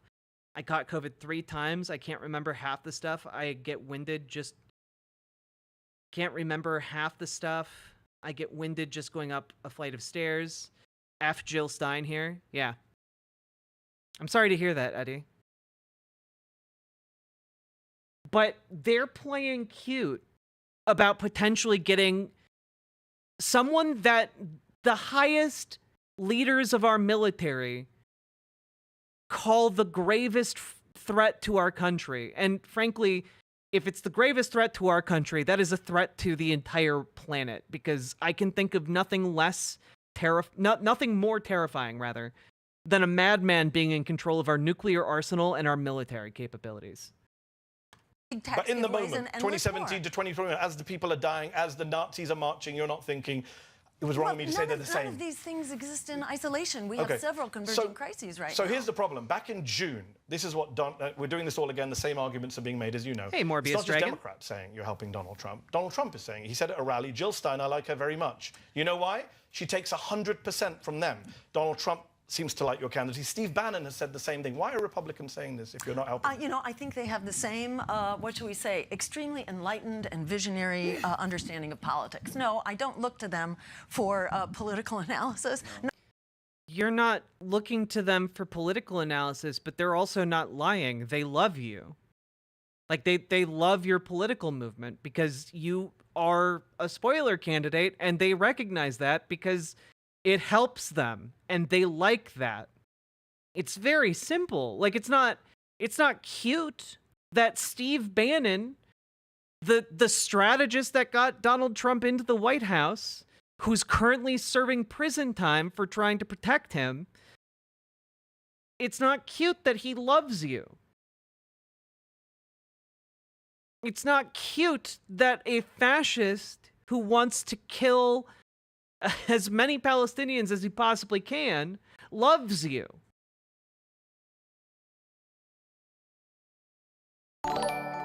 Also, Morbius Dragon, thank you for gifting a membership over on YouTube. I appreciate it. No, I don't just think analysis. They're working on your behalf. According to the AP, let me put this to you. Sure. According to the Associated Press, just last week, Jefferson Thomas, a longtime Republican Party operative from Colorado, submitted petition signatures that his GOP law firm... Like honestly, as a leftist who is fully aware of who Steve Bannon is, if I ever heard that Steve Bannon was a huge fan of my advocacy, I would yeet myself out a window immediately. ...on behalf of your campaign in New Hampshire, Republicans are cynically working to get you on the ballot because they think you're going to help them. Of course. And this enemy of my enemy is my friend logic is exactly the thing that the Democrats utilize. That I didn't quote Democrats. These are Republicans, Mitch. But are you listening to my point? So what I'm saying is that the Republicans are thinking exactly the same way. We're not operating according to the same logic. We believe that we will draw many of those Bernie Trump voters. We believe that with an actual working class agenda that meets the needs of the American people, we will bring new voters into the process. We believe that This is one of the dumbest strategies I've ever heard articulated in all of politics.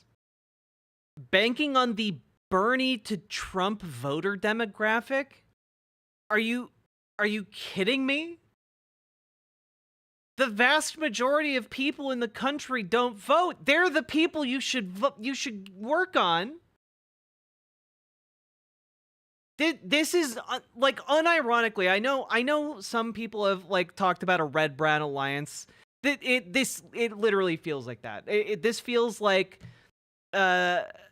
completely politically naive moment for these people, where they're just cozying up to a fascist movement and trying to deny it at the same time. It is actually awe-inspiring. by using data analysis carefully and reaching out to this young generation that is on fire about Gaza, that we will enroll a lot of new voters in the 18 to 29 demographic. What those right-wing thugs do is their business. It has no purchase over our game plan. Stop putting in petitions on our behalf. Absolutely. We don't need y'all's help. We By the don't way, want you y'all's mentioned help. Bernie. Bernie, of course, is also... We don't need y'all's help. We don't want y'all's help. Really? Because you only have 150-some elected officials across the entirety of the U.S. and have been diminishing in political power. By the way, that 150 political officials, that includes, like, town-level politicians. Not, like, we're not talking state-level positions. I think currently there might be one state-level elected official. Like, it is actually shocking how weak their movement is, and they know that. They know how weak their movement is, and to like brag about not needing any help when you are literally weaker now than you were 10 years ago.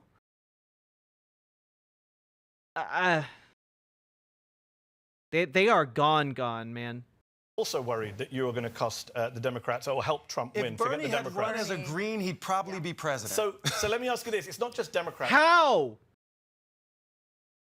Articulate how. How can you say something like that with such confidence when there's literally no data to back that up? Not a single ounce of data. Oh yeah, if Bernie Sanders just ran the Green Party, he'd be president. This is literally like, I don't know, people, they're doing political astrology and just trying to will things into being. If we just think hard enough, if we think happy thoughts hard enough, we'll be president one day. Saying that you're helping the Republicans. It's not just Republicans saying you're helping the Republicans. You yourself seem to endorse that message, Jill Stein, over the weekend. You liked a comment on Instagram which said, and I quote, "The Dems need to be stopped. Either vote for Trump, or if you can't, then vote Green." You're endorsing the acceptability of voting for a fascist. I don't know who... I mean, honestly, Voss, if the Greens were serious, they'd be targeting state-level seats. You know, state-level, positions, because they need to build up state-level power in order to get ranked choice voting so that their party is even viable on a national level. Like, they can't... It is honestly shocking to me how inept this interview is, and I had very low expectations going into it. Liked that comment. It's your personal page, Dr. Jill Stein, yeah, Instagram well, page. It certainly wasn't done by me, so Okay. I don't know if you some might staff... want to monitor that, because you're a presidential candidate and you're endorsing a guy. He didn't say vote Green. He said vote for Trump, and if you can't, then vote Green, and you like that comment. Well, that's crazy. Yeah, no, I would never agree with that. Let's just listen to that again. The Dems need to be stopped, Jill Stein, over the weekend. You liked a comment on Instagram which said, and I quote, "The Dems need to be stopped. Either vote for Trump, or if you can't, then vote Green." You're endorsing the acceptability of voting for a fascist. I don't know who liked that comment. It's your personal page, Dr. Jill Stein, Instagram. Oops. Well, it certainly wasn't done by me, so I don't know if You some might want to staff... monitor that because you're a presidential candidate and you're endorsing a guy. He didn't say vote green. He said vote for Trump. And if you can't, then vote green. And you like that comment. Well, that's crazy. Yeah, no, I would never agree with that. Okay, well, I hope we can fix that. That's from your Instagram over the weekend. And let me say, the dirty tricks being played here by the Republicans are small change compared to the dirty tricks here being played by Democrats. And I'm not here to defend anyone's dirty tricks. I'm just asking questions. And actually, you know, like, even in this comment, she's carrying water for the Republican Party. The Republican Party right now is like rat fucking in every possible way the election process. Like, we literally just heard a clip yesterday from Roger Stone talking about how they're going to remove over 1 million people from voter rolls in Florida and several other states where the election is likely to get close. Like, come on now. you talk about Democrats. At a press conference in Chicago you did last month. Yeah, she just implied that Democrats were hacking her Instagram account. There were a bunch of people standing around you holding "Abandon Harris" signs. Yeah. Right? You're a third party. You want you're against both main parties, right? One of the criticisms from the Democrats is you're only ever anti-them, not the Republicans. Where were the signs saying "Abandon Trump"? I didn't see any in that. Well, that wasn't under discussion at the moment, but absolutely we are very much on record against Trump. But it's the Democrats who are forever being held up as a yardstick to measure us against. So that's where a lot of clarity needs to be lent. But you would understand the perception. Look, if you're just surrounded by people saying "Abandon Harris," it looks like you're just running an anti-democratic campaign, not anti-Republican. Well, you know, people can make of it what they will, but we are... I mean, that rhetoric has been present in this very interview, so... Very clear. You know, our overarching comment on this is that the Democrats give lip service to the right things, whereas the Republicans don't even try. They don't even pretend. If I might bring Malcolm into the conversation, and this was where we started a conversation on an Instagram Live that ended up with this candidacy coming together, right? This shared inheritance from Malcolm X. Malcolm called the liberals foxes and the conservative wolves. The liberals bare their teeth, and you think that they're smiling at you, but they're there to eat you. You're on the menu. The wolf bears its teeth and you know its intent. That is the, if I can say, the official position of this campaign with respect to Teams Red and Team Blue. So one is an open enemy, one is a concealed enemy. So I got...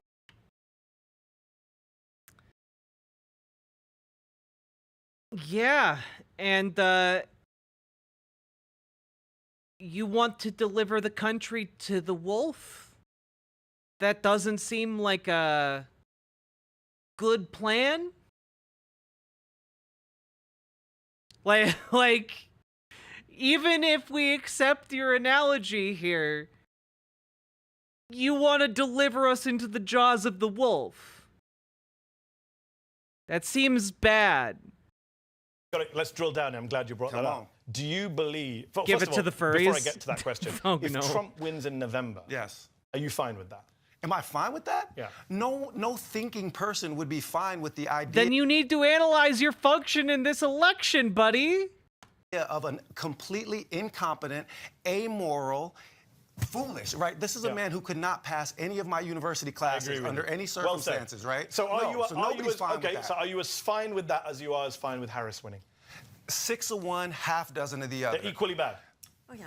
Absolutely, and I'm going to tell you why. Okay, I'm going to tell you why, because this is what I wanted to say in response to the question that you were posing earlier. Everybody is fear-mongering around a Trump presidency. I'm sorry, they were Democrats that were sending cops to campuses to beat up kids on my campus, okay? Coming in riot gear to remove people from encampments. These were Democratic cities, Democratic establishments that are keeping the cops back and allowing modern-day Irgun thugs to beat up kids on UCLA campus. And these are Democrats that are building cop cities. Please, but you don't think it can get worse? Let me tag you in. You don't think it can get worse? No, let's just finish. I want to finish with Butch, because you made the point. You don't think it can get worse? You don't think Project 2025, you don't think putting the military on the streets, the Insurrection Act? Let me be clear. That is happening. Maddie's spitting here. Thank God. Thank God someone can do actual follow-ups. Terrorist earlier, not me. Is Kamala Harris a domestic terrorist? She's an international war criminal. But is she a domestic terrorist? Because you're saying, it's an interesting semantic question. Let me put it this way. Wait, a genuine question here. how is Kamala Harris an international war criminal? What power is she able to exert? Like, maybe you could argue that she's complicit with war crimes, but she has no ability to order anyone to do war crimes. So you can argue she's complicit, but to say she is actively the one doing it, I think misunderstands her position and her function in the government. She personally fires every bullet and shell. Yeah. Okay, let's not do semantics. May I answer the question? So what I said in a social media post some time back was that whether you vote Team Red or Team Blue, militarized fascism wins. And the reason is that both are operated by the 1%. They share 95%. This is a really stupid point. Specifically because there's a, with all due respect, America, the American empire is completely and utterly immoral, right? It is destructive. We wield an obscene amount of power. We are willing to throw it around. We are willing to prop up dictators and horrific leadership that commits atrocities across the planet. Okay, that's just facts. But there's a big difference between that machinery and that mechanism being operated by a neoliberal or a liberal or a fascist. There are big differences here. There's actual consequences to someone of a different ideological backing being in charge of that machinery of empire. Okay? Like, how to put this into perspective. Okay, I studied a lot of medieval history. Okay, I minored in medieval history. And one of the aspects that becomes very clear as you look at medieval leaders, especially in Europe, is that there's a big difference between a more liberal or reform-minded monarch versus an authoritarian monarch. Okay, and the amount of power wielded by an authoritarian monarch versus a reform-minded monarch, the amount of power might be the same, but the way that power is used is vastly different. Okay, you had people who led their nations into Renaissance, literally. Okay. Or you had leaders that ran their entire nation into the ground because they didn't understand aspects of monetary policy. Because they're the absolute ruler, they were able to just do their bad ideas. They were able to immiserate their entire country as a result of their decision-making and a result of their ideological predilections. So when we're looking at leadership, especially leadership in our current context, as consolidated as the presidency is, it really matters the ideology behind the machinery of our empire. Does that make sense? Does that make sense? The ideology of the leadership matters. And on one side, we have an out-and-out fascist, and on the other side, we have effectively, a soft neoliberal, or maybe even a liberal. Okay? The machinery of empire might be exactly the same between those two, but how that would be utilized is completely different.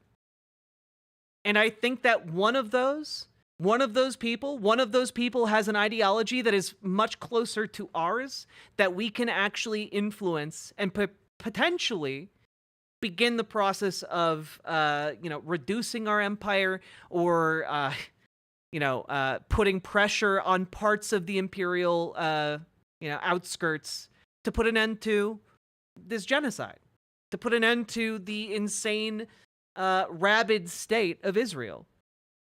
or at least the end of the protections, rather. I don't seek the end of Israel per se, but like the end of their military actions, absolutely.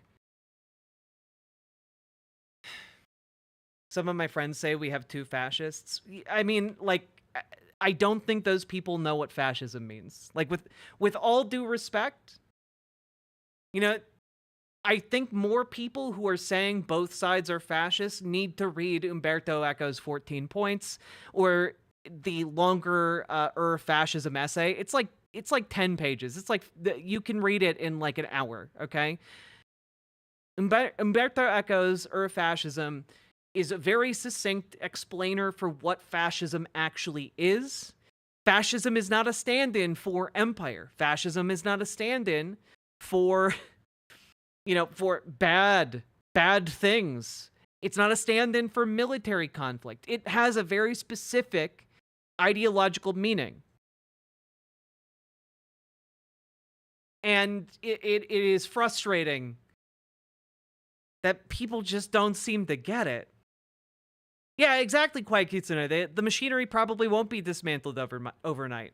And we need to do whatever we can now to get us closer to that point where we can start dismantling that machinery. You know? You have to take a step in the right direction now so you can continue taking steps in the right direction later. It's really not that complicated, in my mind. And again, if you're like, well, but I don't know where to get the essay, Googling fascism. Look at that. Look at that. The Anarchist Library, top result, has the essay fascism. Look at this. The entirety of it is done right here. Look at that. The 14 points listed out. Ends with a poem. And I think this final sentence here, freedom and liberation are an unending task. And I do not think that the solution to freedom and to achieving freedom and liberation is to deliver the country into the hands of a fascist. So anyway, I'm going to drop this link in chat. Here you go.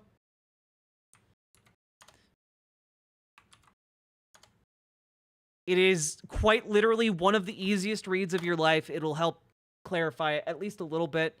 There are also some really good books about fascism out there that have been published more recently, but do yourself a favor and at least have a working basis of what fascism is from that essay. Of the same patronage networks. They are owned by AIPAC and the War Machine. There is a faction fight amongst the 1% with Christian right-wing evangelicals and a diversity agenda on the other side, and that is driving this combat. But the faction fight is pretty existential because it affects the future of our country. The faction fight is existential for people. Oh no, American empire is huge. We wield an enormous amount of power.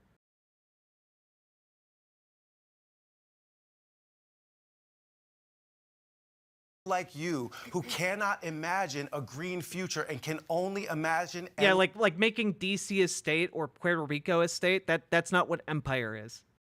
This war between teams red and blue. As for us, we're not interested in the purple fascists. For us, they're very similar. I guess the problem is it's great rhetoric, but in practice, it's not. Yeah. It is rhetoric. Let me give you specifics, and you come back in. When you say they're both greater evils, they're both equally bad. This is what bothers me. On Gaza, maybe you're right, but on a whole host of other important issues, Trump is undeniably, demonstrably much worse than Harris. Let me just give you some examples. If Trump is elected, over 10 million undocumented immigrants are going to be targeted in a bloody, you say fearmonger, his words, this weekend, in a bloody military operation. If Trump is elected, Trump literally gave a speech like a week or two ago calling for effectively an American Kristallnacht against immigrants. So, you know, I do not think there is no argument. As I understand the current political situation, there is no argument that is actually valid. That Kamala Harris and Trump share the same ideology. They just don't. One study says there'll be 4 billion tons of additional US emissions by 2030, which you might think would be a big deal for the Green Party. If he's elected, all the gains that workers have made during the Biden-Harris administration, undeniable organizing gains, trade union gains, will be gone. If Trump is elected, we have another pandemic. People will die in their hundreds of thousands. They're not dying now? The COVID is making a major comeback as we speak. 500,000 people died in the last year of Trump presidency. Please don't insult those people by saying that happens every presidency. How is that an insult? There are lots of people dying that was sui generis to Trump. You know that. No one else would have handled COVID like Trump. You know this. We agree that the man is incompetent. Okay. No question. So I'm asking you about the policies. Let me talk specifically. Please. Because we talk about the horrible things that Trump does, and then we see the Democrats adopt those policies on this issue what I of read out to expanding you, you're war. not bothered by 10 million undocumented being targeted by the military, 4 billion additional carbon emissions, tons of carbon emissions. Well, okay, let me speak to that. Rights, please. Because it is largely under Joe Biden that we have massively expanded these liquid natural gas export facilities. Like at this point, it really feels like they know that they looked incredibly bad in the first part of this interview, and now they're just grasping at straws to try and like justify their current position. And like, guys, when it comes to COVID, like, yeah, we could be doing a lot better, but we kind of got fucked over by our initial response. And now we've had to live with the consequences of that. And honestly, to say that the Biden administration hasn't made any strides in dealing with it, and like, literally, this is not good news, but it is better. COVID drops to 10th leading cause of death in the U.S. 2 years ago, it was the 4th leading cause of death. It has literally dropped almost 70% in the last year. So. On the Democrats. Oh, it's horrible. So, but it's worse under Trump. No, you never do the worst. It's actually not. Do we control Israel? Yes. We do, actually. Always say they're the same. In fact, you think Trump has a better climate record than Kamala Harris and Joe Biden? Well, I think that Biden exceeded Trump in terms of fossil fuel emissions, and the same is true for Obama having exceeded Bush. So we hear a lot. The man says climate change is a hoax, and you think he's the same. It's not about the rhetoric, it's about the policy. Okay, so what is the Trump policy for the environment? To pull out of the Paris climate change agreement, to increase oil and drilling. Okay, nonetheless, that was his policy. To deregulate. And yet Joe Biden, who came in saying not another acre of public land. You're confusing me with the wrong person. I'm not a defender of Joe Biden's climate record. Well, let me read to you. Let me read to you. Like, it is quite funny that like Mehdi is just asking them hard questions, and they are reacting like he's being mean to them on purpose. When like he just wants a straight answer. Like just give him a straight answer. The interview will be fine. Michael Mann says, no, every time I ask you something... that somehow Trump is terrible and the Democrats are good. So I'm simply trying to school you. I am trying to school you to get beyond the rhetoric of the Democrats. You said I say everything the Democrats say is fine. You should really watch this show, see the guests who come on the show. What you said is democracy. No, I'll tell you what I'm saying. No, he's saying that they do... That they're a better alternative. Like, in a two-party system, they are the better option. That's what he's saying. Trump's terrible. I'll tell you what I'm saying. I'll tell you what I'm saying. Okay. This is exactly what I'm saying. Michael Mann, you know Michael Mann? He's a professor of climate science. Prundo, literally, America is the entity that shields Israel from the diplomatic consequences of its actions. America is what supplies Israel with its weaponry and ammunition for things like the Iron Dome. America basically has propped up Israel for the last 60, 70 years because we want an ally in the region, and we want to be able to exert additional geopolitical pressure in that region by using Israel as a staging area. We have vetoed resolution after resolution in the UN. We give them the most out of all economic assistance, like, that we provide to other nations. Like, we are what prop up their entire society. Like, if we actually played hardball, which, by the way, other presidents in the past have done. Bill Clinton did it. Reagan did it. There are presidents going back that have played hardball with Israel and gotten them to immediately cease their activities. if we wanted to, we could do it.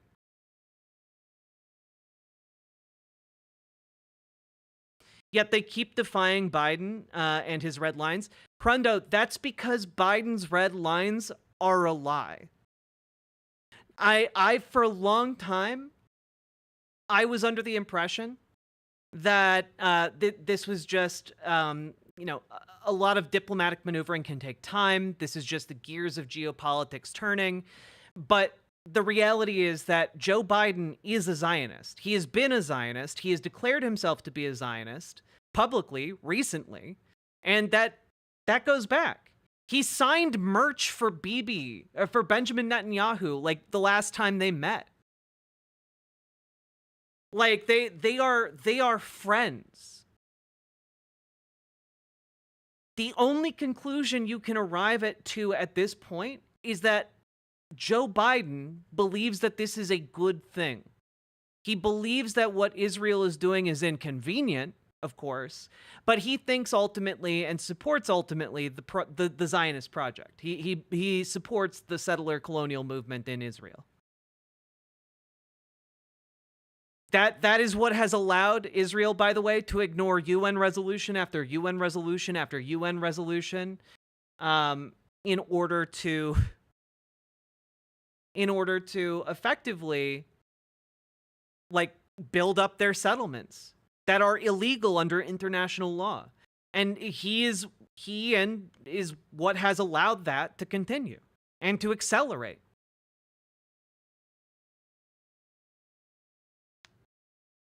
So it really is, we have the influence over Israel. We are their one and only international ally at this point. No, Hundo, it's not that Biden is weak on this. It's that Biden supports it. That's the issue. The issue is that Biden allows this to happen because he supports what is happening. That is what the prospect that I am proposing here. That is the only explanation that actually makes sense. It's not that he's weak. It's that he supports what's happening. He just wishes it would happen in a way that makes him look a little bit better.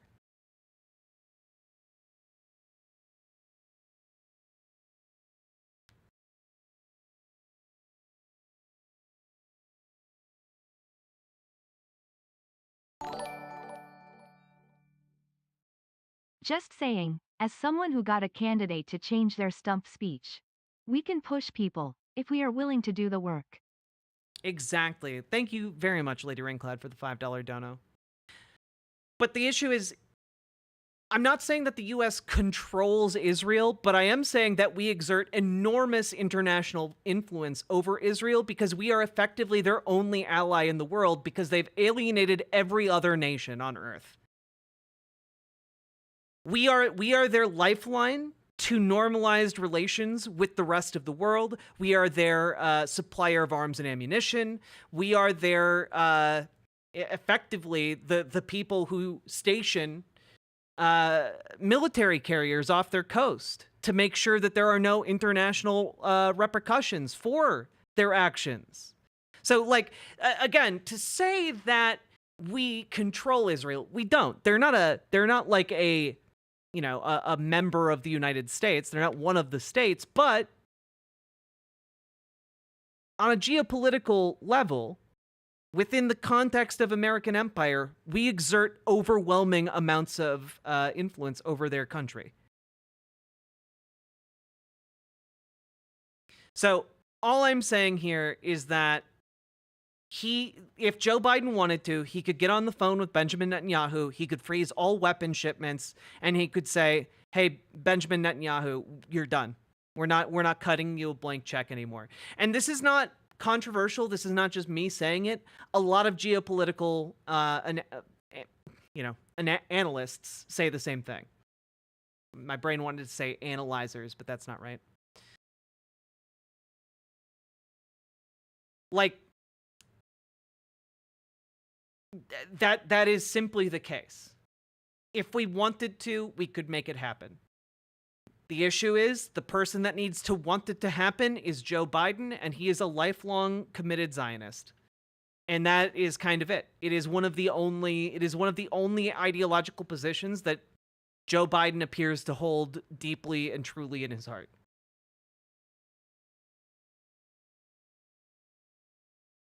And it's deeply unfortunate for everyone involved. Mostly for the Palestinians. And a diehard Democrat. At the University of Pennsylvania. Yes, and a diehard he says the Democrat. climate, I'm sure, that's the kind of thing Donald Trump says. He's a scientist.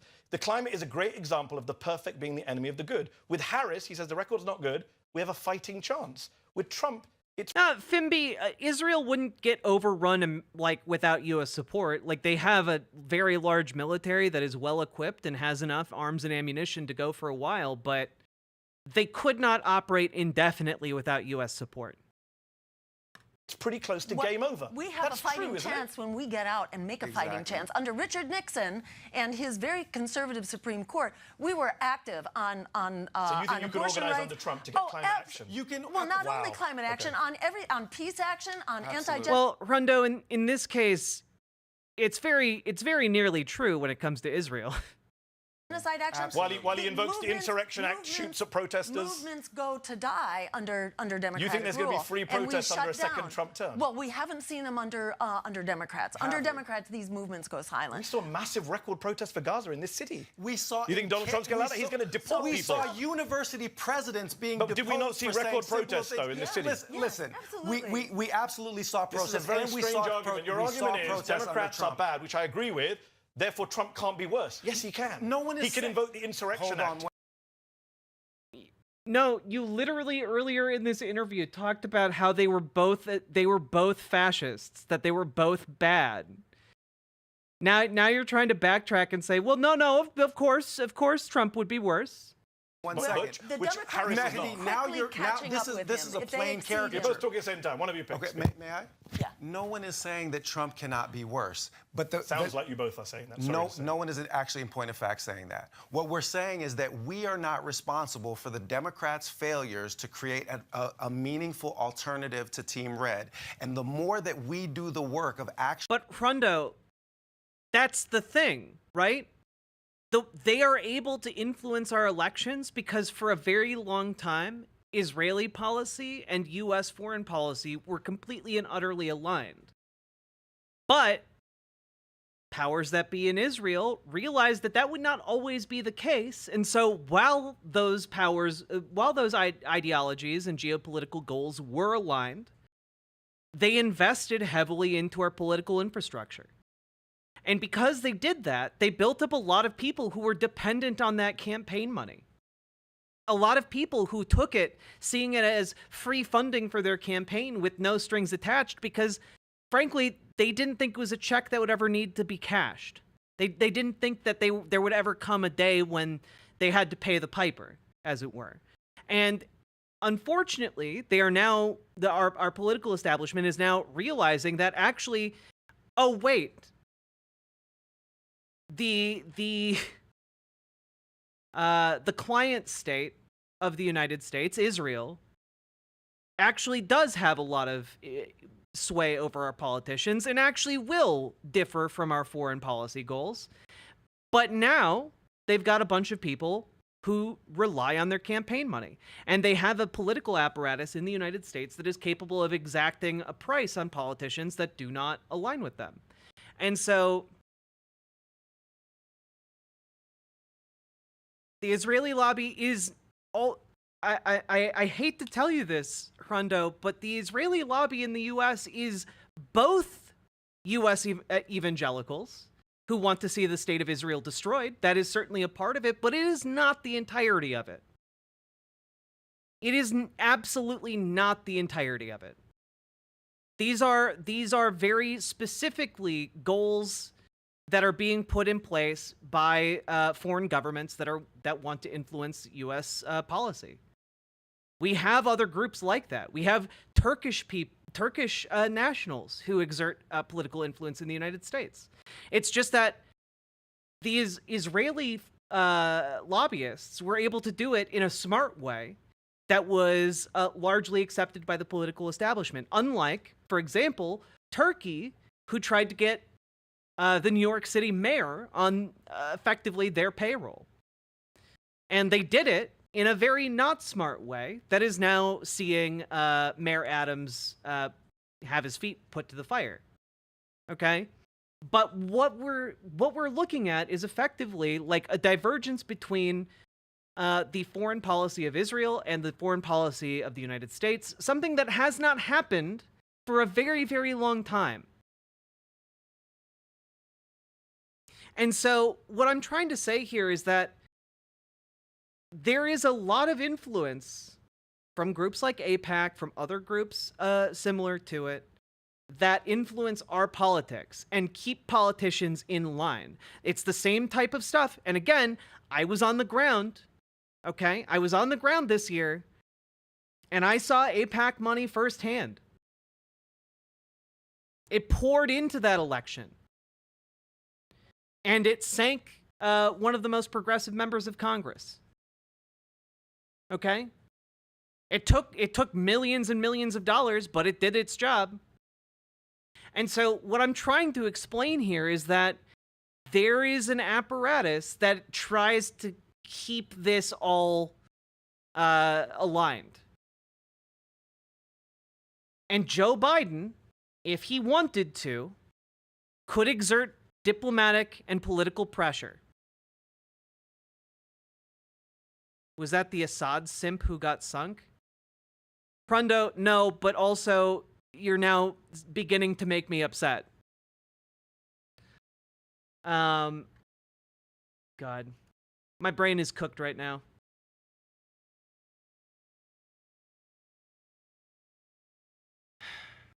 I'm on the ground every year. Oh, to be a bird. Jesus.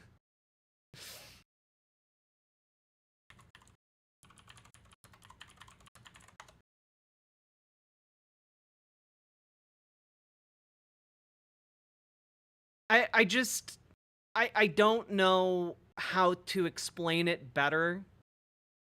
I don't know how to explain it better. That there is a political relationship, an economic relationship, a military relationship, a geopolitical relationship between Israel and the United States. And that relationship is largely dictated by the United States. We are the global superpower. We are the lone global superpower. Okay? And I don't know how you're like, well, the United States isn't God or anything. And I'm not saying that they're God. I'm just saying that it's the global fucking superpower. We're the country that created banana republics because we had citizens that were just like, yeah, we're going to buy enough guns and go down and overthrow a government. And then we propped up those governments. So, like, I don't know what to tell you if you're denying the influence and power of a superpower on the geopolitical stage.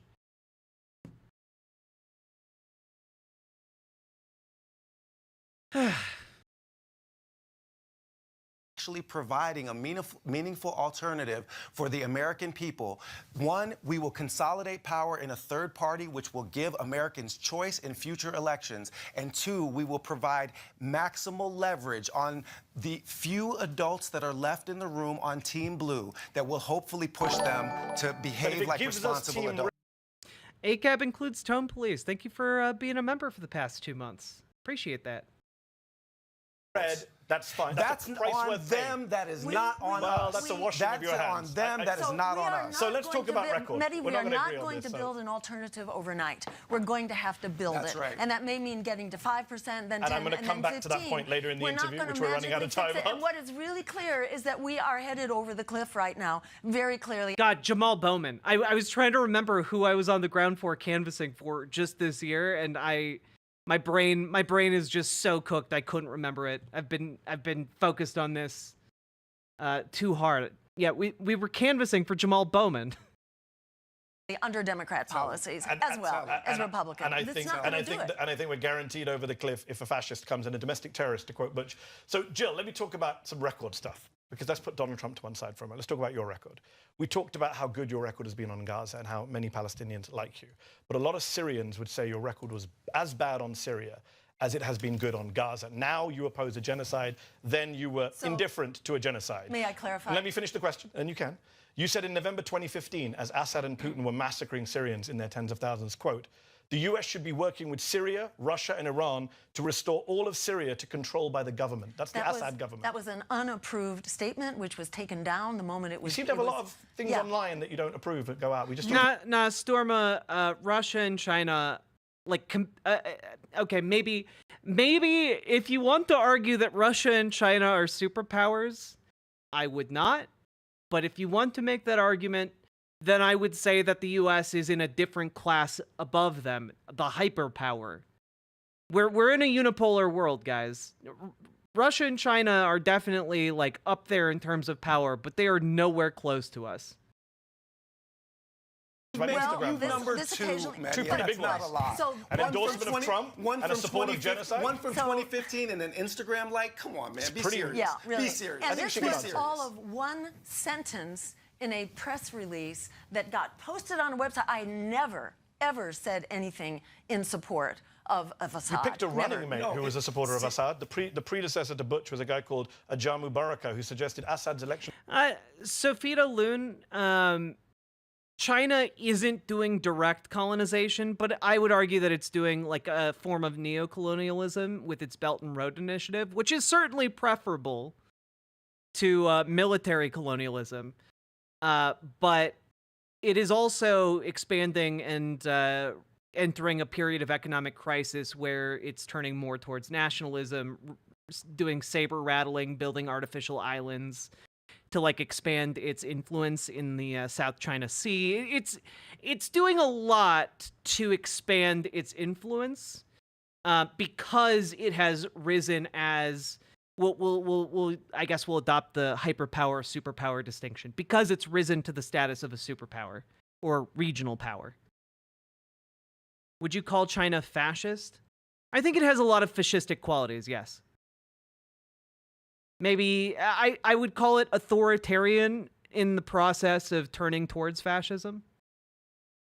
Victories were legitimate, and then went on a trip to Syria to see Assad, to go with a bunch of pro-Assad activists. That was your running mate. You can understand why Syrian Americans were a little bit upset with you. Well, that was not a statement on my behalf. I have not been to Syria. I have not said a thing in support of Assad, and we clarified immediately. It was covered by The Hill that that was a mistake. We took it down, we apologized for it, and made clear that we strongly support the sovereignty and exactly of the Syrian people to determine their future. Do you have any qualms as a Muslim American about running alongside someone who a lot of Muslim Americans, especially Syrian Americans, have publicly criticized for the stance on Assad? Absolutely not. The first set of phone calls that I made when this offer was extended to me was in the Palestinian community, the Arab American community. I taught at the University of Michigan. The Syrian American community? Yes, absolutely. And the questions were posed to me, and I asked Jill pointedly. Yeah, these answers are not.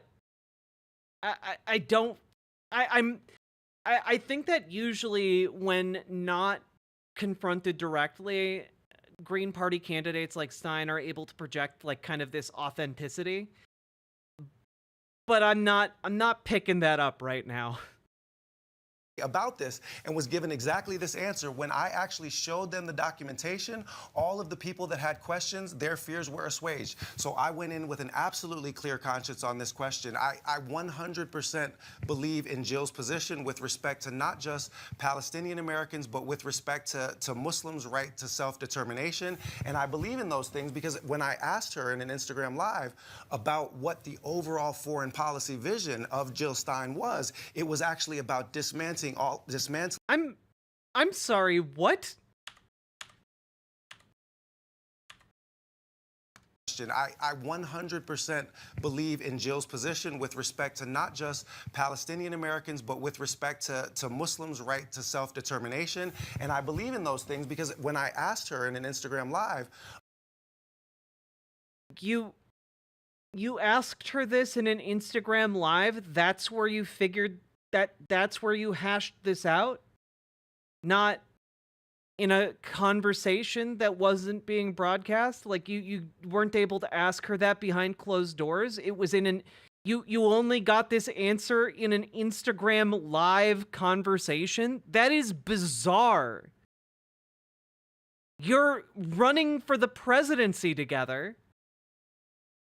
About what the overall foreign policy vision of Jill Stein was. It was actually about dismantling these imperial apparatuses that have tormented Muslims for so long. Yep. The Iraq War, Afghanistan War. And just so you know, we will be going, I won't mention what particular day, but we will be on 9/11, we will be in Michigan to do a 9/11 memorial march, and we will talk about the dreadful consequences of this tragic day, and we will have a moment of silence for all of those lost souls, and then we will have a moment of silence for the hundreds. Oh, maybe it was before he had a spot on the ticket, but like, still seems weird. Hundreds of thousands of people who had their lives taken. Like, it's also equally weird to just choose someone to be your vice president because of how you interacted on an Instagram Live. Unjustly in the imperialist extractive wars that were fought in those names. So I'm glad you brought that up, because Millions, you have thank been you. very eloquent and bold. We began the interview with me saying you have the strongest position on Gaza by a mile. Yes. But it's easy to condemn what, you know, America is doing. The critics are saying it's what Russia or Syria does that you haven't condemned, and they point out, as you know, that you went to Russia in December 2015. You sat at a table Lady briefly Ringcloud? with Vladimir Oh, my Putin. goodness. It is very okay to not like these two. I've literally been ranting about how disingenuous their rhetoric is when compared to their function in this election. Oh At the my height of the goodness. Syria I did war, what JFK said. In the wake of his illegal annexation of Crimea, you didn't harshly criticize Putin, they say. In fact, you put out a video of you in Moscow. Oh shit, it's this part of the debate. This part of the interview. Oh shit, this is so good. I've seen one clip of this. Let's go. I want to see how Mehdi continues to follow up. In Red Square, harshly criticizing not Putin, but American foreign policy in Russia. You didn't criticize Russia in No, that video. actually, I you criticized America. Not in that video, 2.5-minute video you put out from Red Square. You said America, I've got it here, I've got the transcript. You said you called out US exceptionalism. You said we need to respect and replace a US policy of domination, all of which I agree with, by the way. But in Moscow, shouldn't you say something about the Russian Wait, what? Foxbat. Jill Stein's running mate called Mehdi Hassan a house N-word? Oh my god. And in fact, I did. And had the speech not been taken down, it lived on the internet, on the RT channel. My remarks. See, You called out the Russian policy. Let her finish. Yes, I actually did call that out. And go ahead. yes, it is a Clinton hit job. And that video was, you know, was a posting on social media. The actual purpose of that visit was to address a conference of media from around the world. Well, it was a Russia Today conference, which is a propaganda channel for Putin. I mean, well, it was some neutral yes, conference. in the same way that the BBC is a propaganda channel for Well, the the UK. MSNBC is a propaganda Yes. It's channel. not the same We way. all MSNBC is a propaganda. I'm pretty sure Mehdi Hassan has worked with the BBC. I'm pretty sure he knows that it is not run like a propaganda outlet. The channel for Team Blue. We have our yes, but aren't the American people entitled to decide, you know, what propaganda they're going to I'm listen not saying to? you shouldn't. I'm not Yes, saying you should and be banned from that. I'm just wondering why you went. when our corporate media will not cover us, yes, then we do have to embrace whatever media we And can you didn't get. feel you should criticize Putin Actually, while I he was there? did. To his face? She did criticize Yes, Putin. What did you say to him? So he was not at that conference, but he heard it. He was sitting 3 feet away. That was not the conference. I know, that but you were was a sitting at a dinner afterwards. So why not say something? There were no translators. There was no Vladimir introduction. Putin speaks English. He was there for. This is such a bad look. Like, oh, we didn't have any translators at the table, so, you know, there's no way he could have communicated with us. He speaks English, guys. We've literally seen him speak English. Oh, Coder Joe, links don't work in Twitch chat. Sorry to say.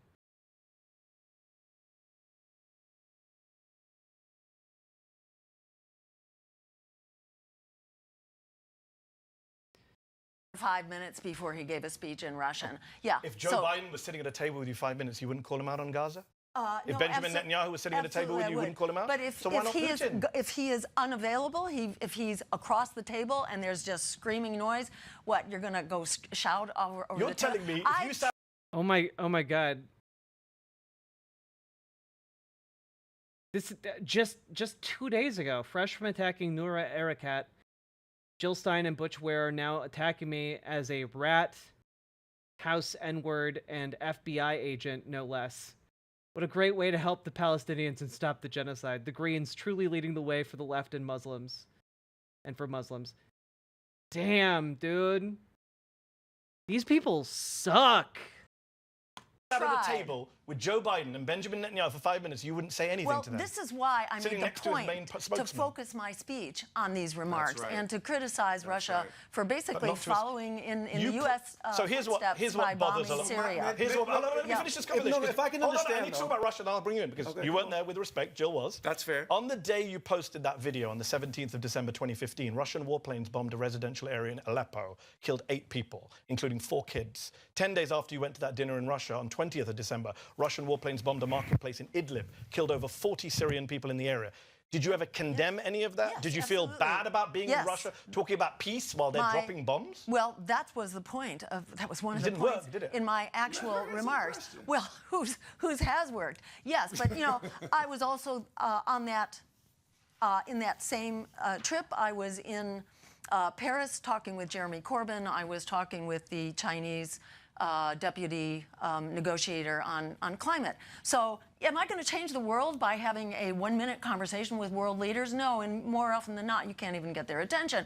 But what I was able to do was to put on record 3 issues, 3 top issues. One was a global Green New Deal. A second was a peace offensive in the Middle East, and actually withholding weapons from this madness and this perpetual war in the Middle East. We looked at your social media, and you haven't done that many posts specifically calling out Russian attacks on civilian areas. You haven't called Vladimir Putin a war criminal, but you have called Benjamin Netanyahu a war criminal. No, actually we did. Yeah. In my very first remarks about the Ukraine war, we condemned... Vladimir Putin's a war criminal in your view. Yes, we did And Bashar al-Assad's a war criminal. Yes, in so many words. Yes, we have said as much. So you called Netanyahu one, which I think he is. Oh, but absolutely. Is Putin a war criminal? So what we said about Putin was that his invasion of Ukraine is criminal. It's a criminal and murderous war. And he's a war criminal who should be on trial. Well, by implication. Well, I mean, I wouldn't say those words. He's a criminal, and he's at war. But is he a war criminal? I wouldn't say that.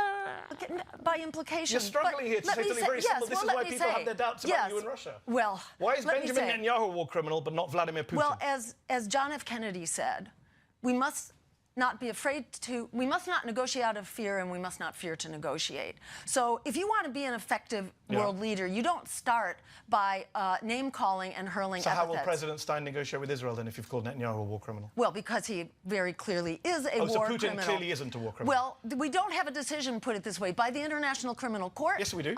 Yes, actually, actually you're wrong. There's an arrest warrant for Putin. There isn't yet an arrest warrant for Netanyahu.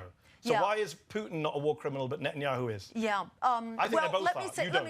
We're witnessing a murder right now. Well, let me say this. We are sponsoring that war. We are sponsoring Netanyahu. That's our war. He is our dog in this fight. That is why we have a responsibility. No disagreement to from me at all. Back. But that with does Russia, not answer my question. With Russia, it's whether far we sponsor them or not is irrelevant. Either you're a war criminal or you're not. Is Vladimir Putin a war criminal?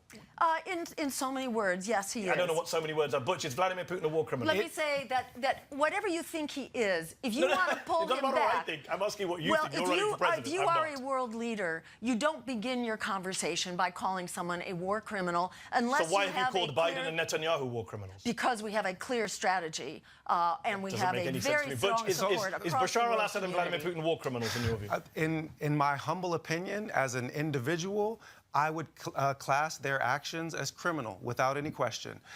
What I would say also in response to affirm my sister soldier, Dr. Jill Stein's point, is that we have a differential relationship of responsibility, okay? The differential relationship of responsibility is as follows. This is our genocide in Gaza. Israel is our landed aircraft carrier. We provide 70% of the arms and munitions. Everyone wants to pin this on Netanyahu and the right wing in the Zionist entity, but in point of fact, this is an American genocide. And therefore, we have a different kind of responsibility to call out people that are in our own house. We clean our own house first. And if we are running for leaders of the free world, as you say, without the qualifications, then there is no point in pissing. Okay, I'm unaware of the connotation of sister soldier. In Vladimir Putin's cereal. Okay. And can I add that we have ginned up that war in Ukraine. We had everything to do with the coup in 2014. I'm not saying we haven't. That wasn't my question. That doesn't excuse Putin. In Israel, it's pretty clear cut that's not how war that crimes there is work. a murderous, with respect, Jill Stein, that's not how war crimes genocide going on. War crimes are war crimes regardless of who commits them. Well, if that's we my were position to call on out international every law. war criminal, we would also have to be calling out Barack Obama. We have to call out Dick Cheney. Yeah. Let's do it. Let's do it.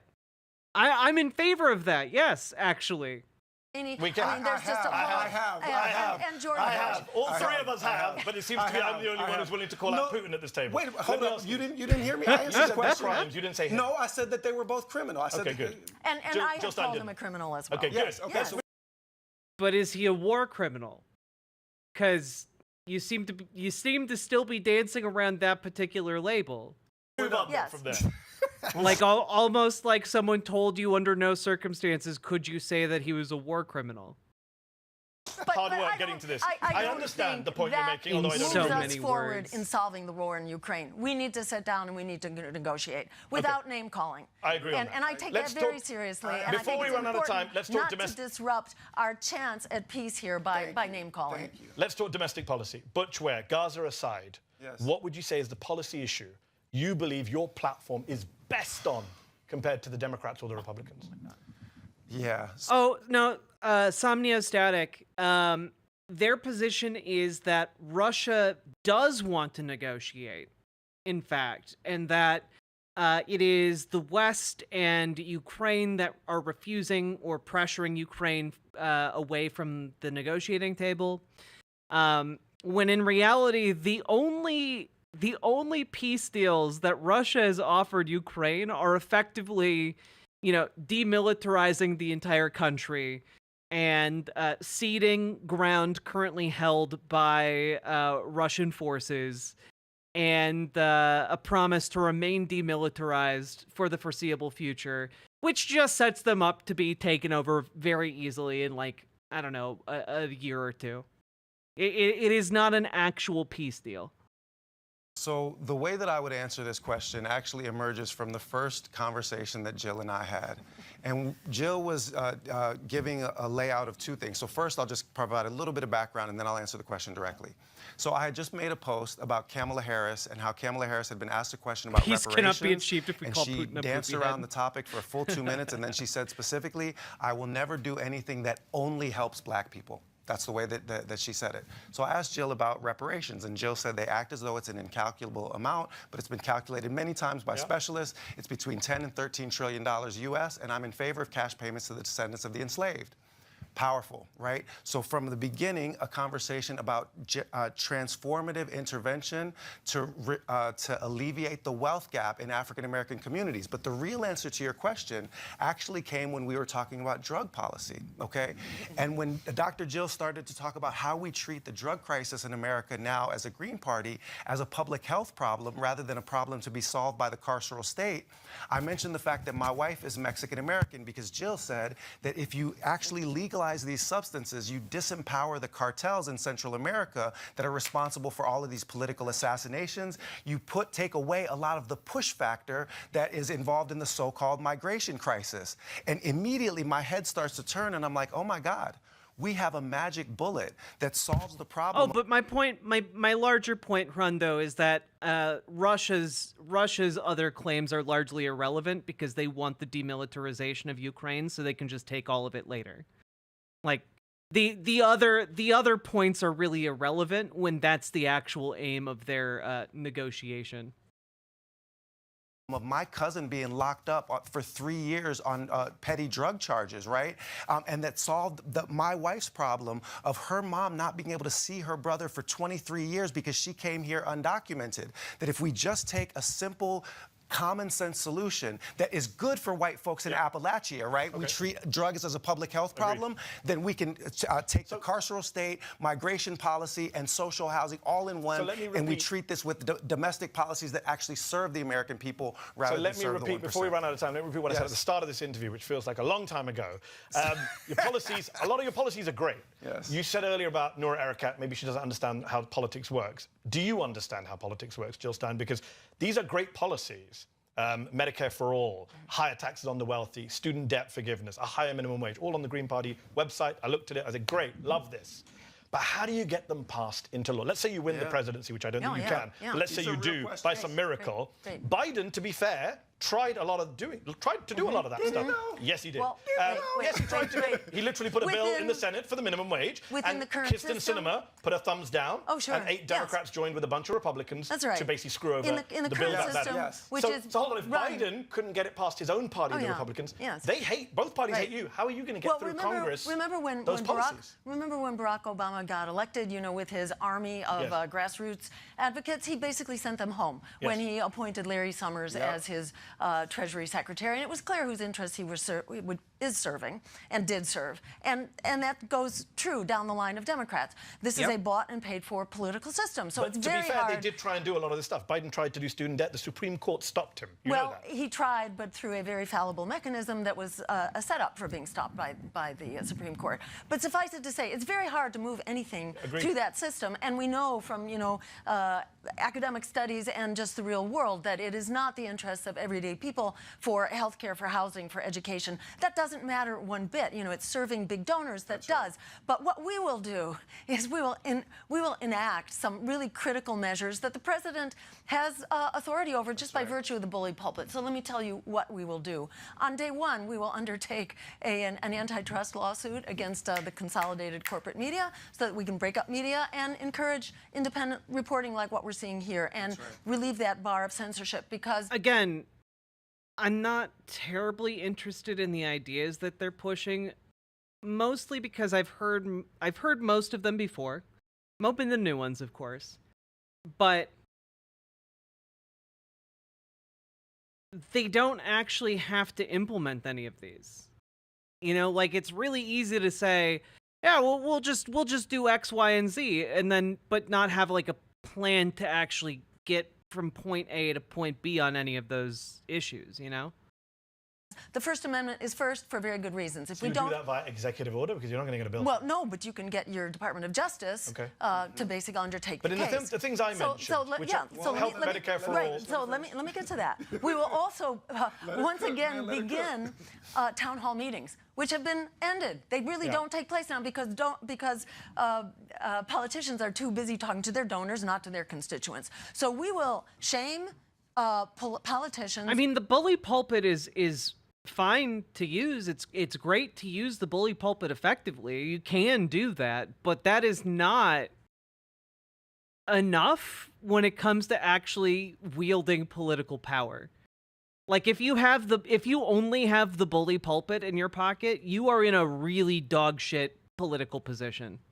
Into having to meet with their... Have you met some of these politicians? You can't shame the shameless. Yes, well, wait a minute. But when you have the bully to be fair to the Democrats you again, can name names. There was a massive campaign, as you know, Jill Stein, for voting rights, right? For voting rights. There was a massive grassroots campaign across the country, and yet Joe Manchin, one guy, blocked voting rights reform. Who gave Joe Manchin power? I mean, this is why we have to put power back into the hands of people, which is why I want to name two things here. Yeah, like, a lot of this is...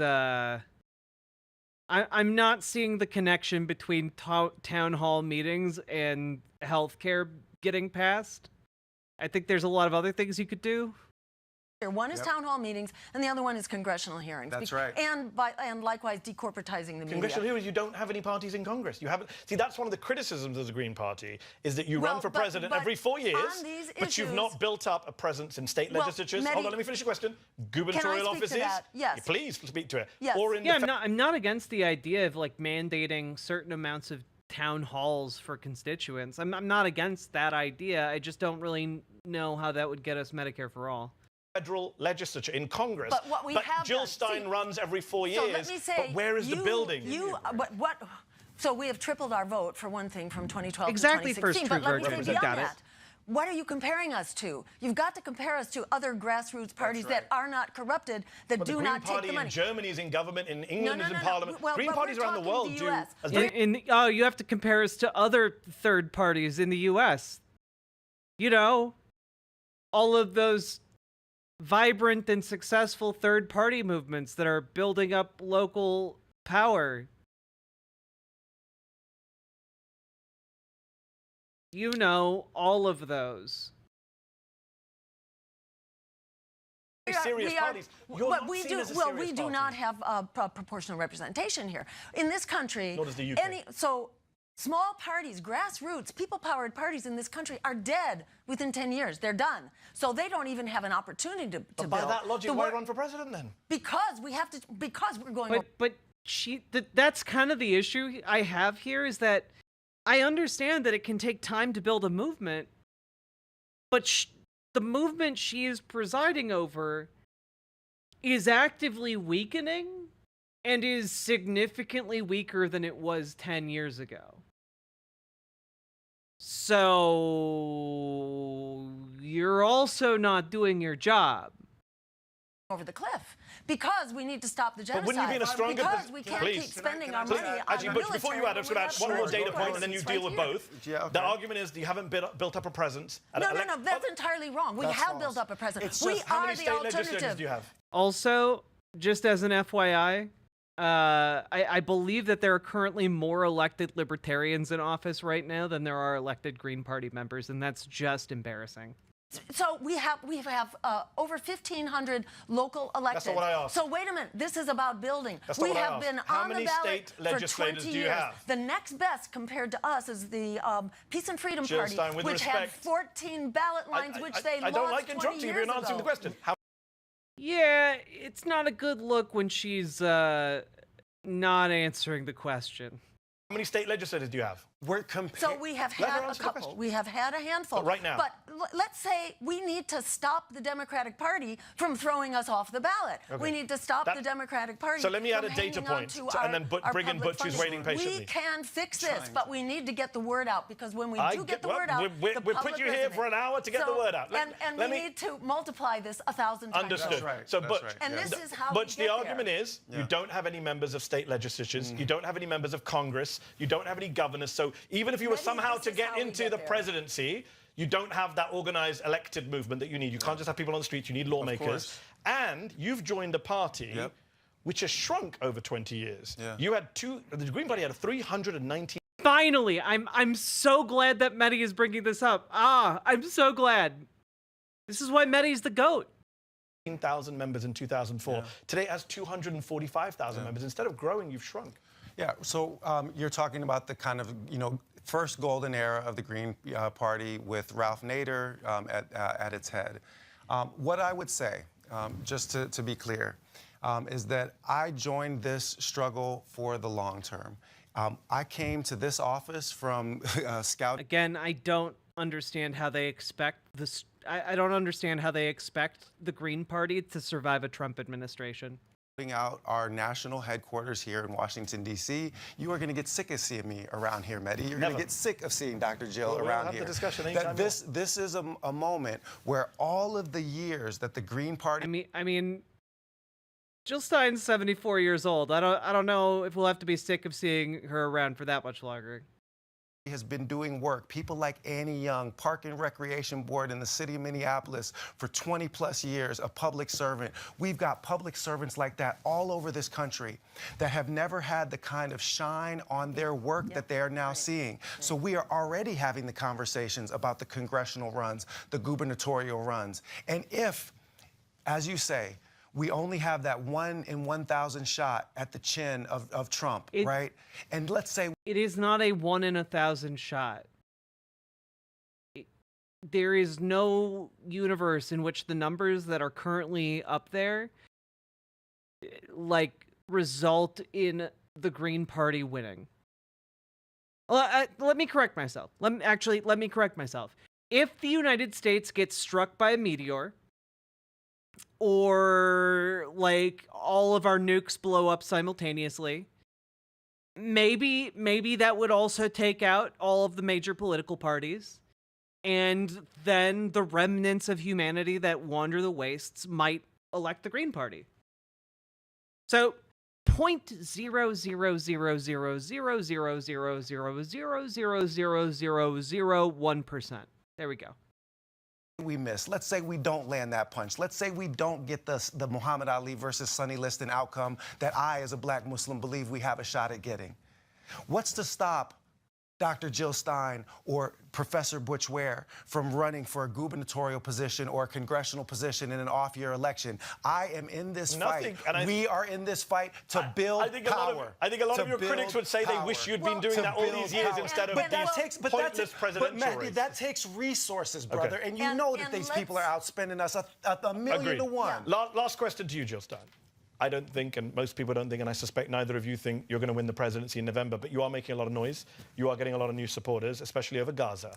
What do you plan to do with the new support you've got beyond November? Butch touched at it. What is your plan for growth? So, you know, generically, we're going to be very focused on local races. That's right. And bringing these new constituents who are newly politically active, who are newly active in grassroots politics, to basically help build leadership, to help build candidates, and help build networks to support them. So they will be starting mainly at the local level, but we will be building up from there. This is the first time, you know, the Green Party has been ahead of the... See, I might believe someone if they weren't Jill Stein on this issue. Jill Stein has been active in the Green Party for a long time and has basically been overseeing its decline. So I don't believe that she has the ability to turn it around.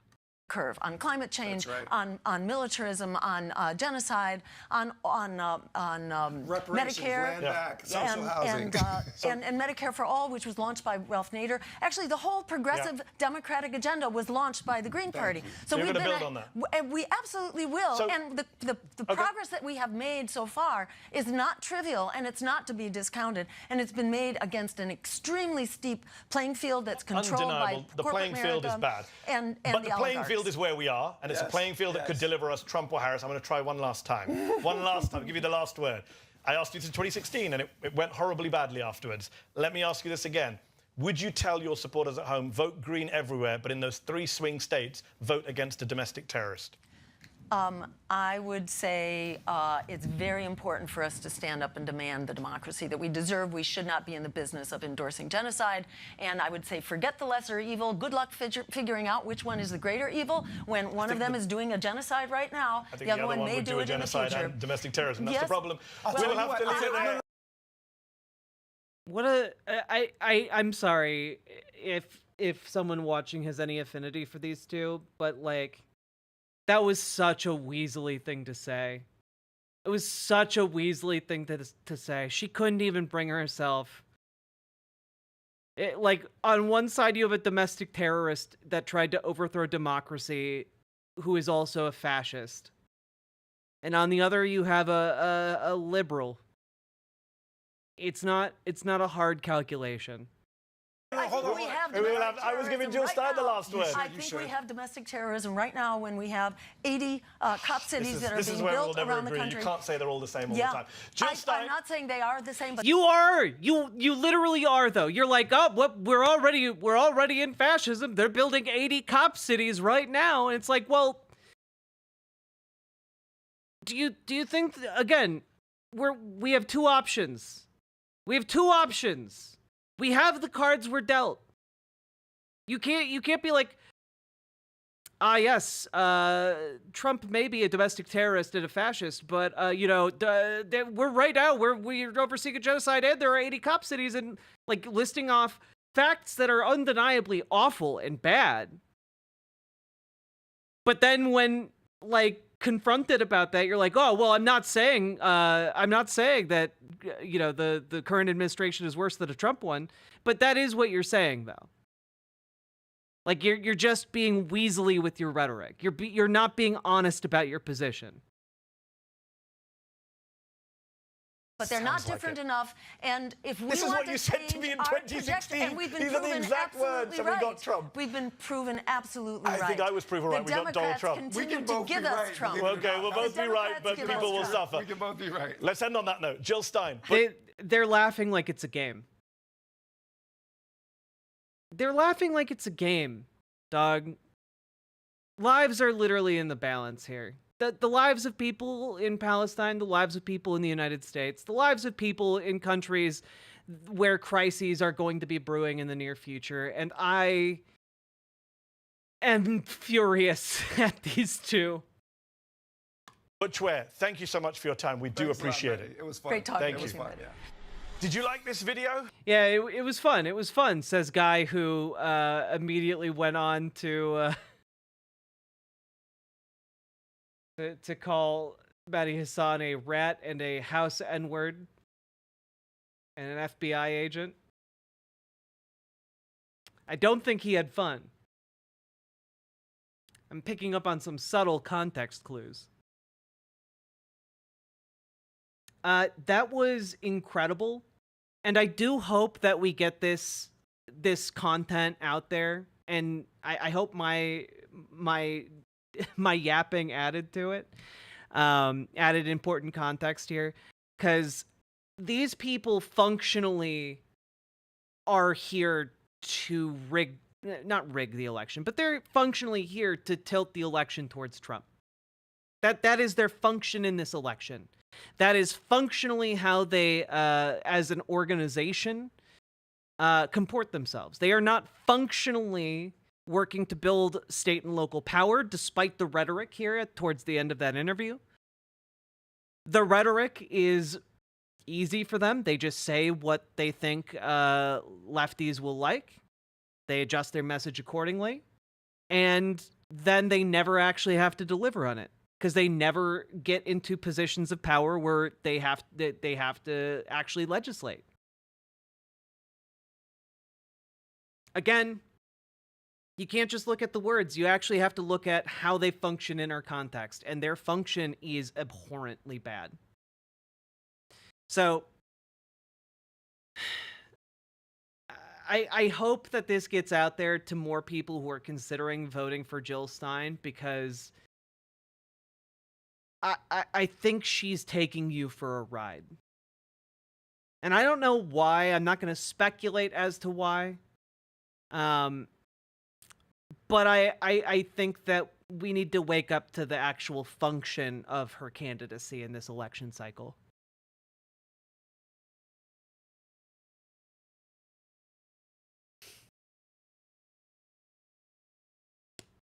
With that, we finished our first segment of the stream, and it's only been 3 fucking hours. Jesus Christ. I have been live for 3 hours, everybody. How? Well, folks, if you've been enjoying the stream, please, please, please consider hitting the follow button over on Twitch. Hit the subscribe button on YouTube. Like the YouTube stream, folks.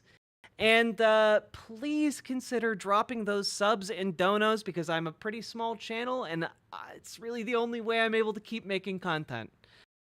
You know, you gotta hit those buttons, you gotta share the stream, and you gotta consider dropping those subs and donos if you are able, because that's what makes this show possible. You, the viewers. Time flies when this wonderful community is together. True, sweetness. Shimp together strong. True. Hey, you know, I worked 8 hours today, though nobody saw me. I mean, I also worked for 4 hours prior to streaming, and we're going to be going for another probably like 5 hours. What did I miss? We just wrapped up covering the Zateo interview with Jill Stein.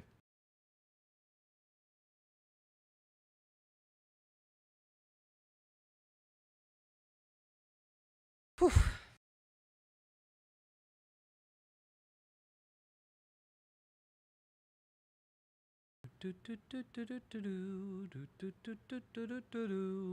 Do we got any Oilers? Oilers. Anonymous Gifter, thank you for a gifted sub over on twitch.tv. I appreciate it. Let's chalk up another one on the board. That's right, folks. We're getting closer to paying for my brakes to get fixed. Let's go!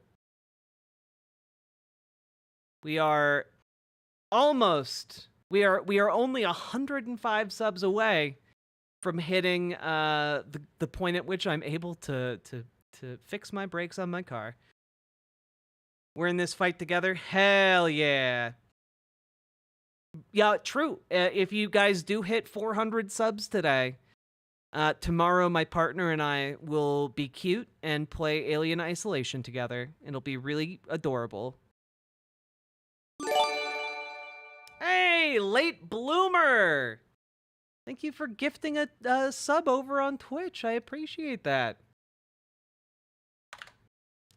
296. Let's go! Would you like some car mechanic slop for your brakes? I don't know what that means. Thistles for Eyes, thank you for the 5 gifted memberships over on YouTube, bringing us up to 301. Let's go!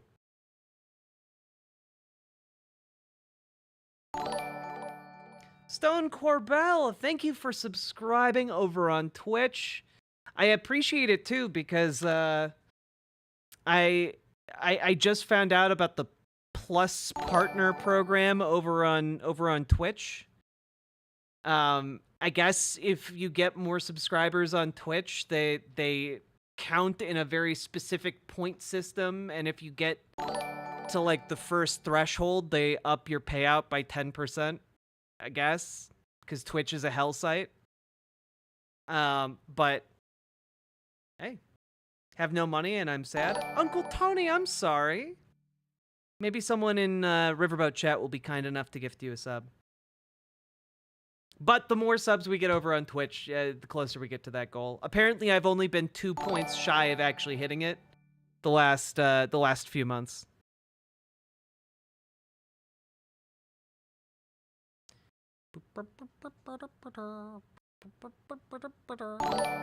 Thistles for Eyes, thank you for your big BWA energy. I really appreciate it.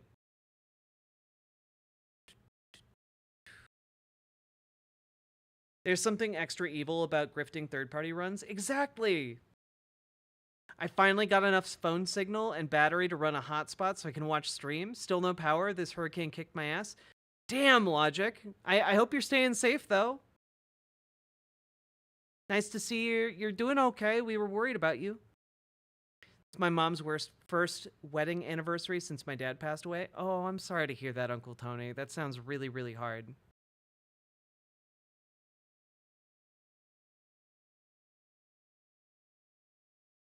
You got a shill for that? You'd increase your income? True. Oh, Salmon Moose and Paladin From together. Chat's aunt to Chat's uncle.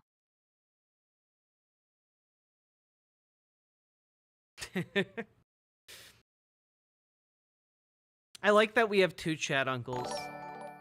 And a chat dad. That's Paladin. BWA. Paladin, thank you both. I think that doubles up on the Riverboat site, but don't quote me on that.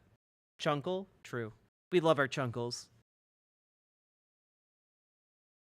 Maine and Alaska has ranked choice voting, so how would you recommend their voters vote from your viewers vote from there? Well, if you have ranked choice voting, then you can actually form like a local political party of your very own. You can actually run candidates and such in your state.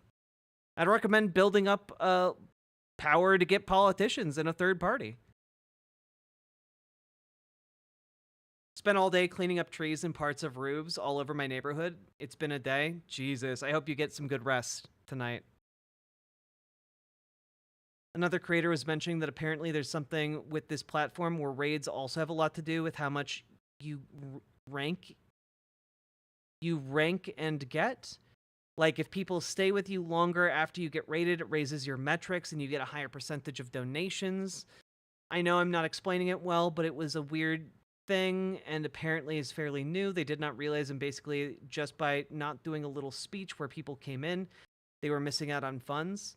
I mean, kind of, though a lot of that's like socially determined, but like it's just good etiquette to welcome people in and to talk to them and make them feel good. That generally is going to make people like you more.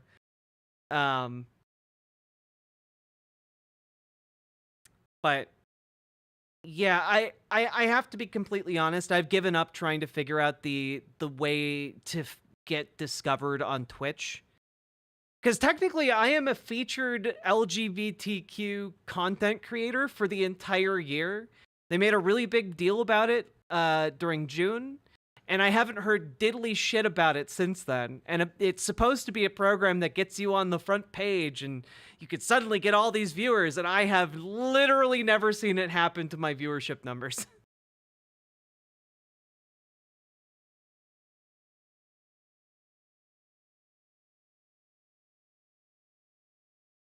Something like a timer. If someone stayed for a minimum of like 3 to 4 minutes after going into your chat, then it raised your numbers. Yeah, I don't know what metric they're talking about. Sorry, Orion's End.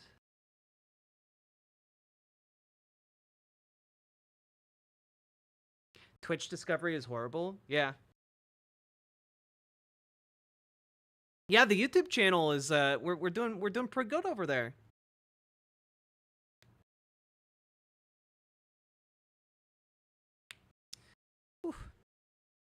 Can you explain ranked choice voting a bit?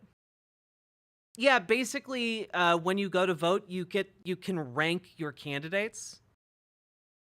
Here, let me find a good succinct explanation, because I know I might fuck it up.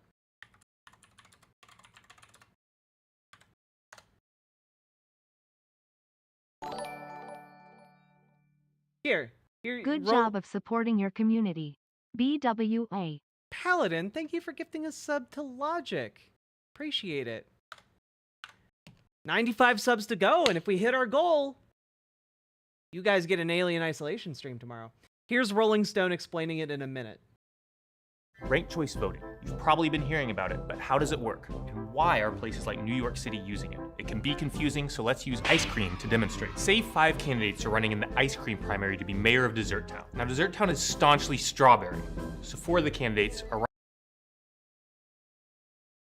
I already am suspicious of the politics of Dessert Town. Are they discriminating against each other based on their flavors? Running on a pro-strawberry platform. But one candidate wants to install a government built entirely on rum raisin ice cream. Boo! In a traditional election, the 4 strawberry candidates could very easily split the vote, and the rum raisin candidate could win, despite the majority of voters hating him. Does this sound like representative democracy to you? No! With ranked choice, voters rank candidates in order of preference. If a candidate receives a majority of first place votes... I love this Mario Party-esque music that they went with for this video.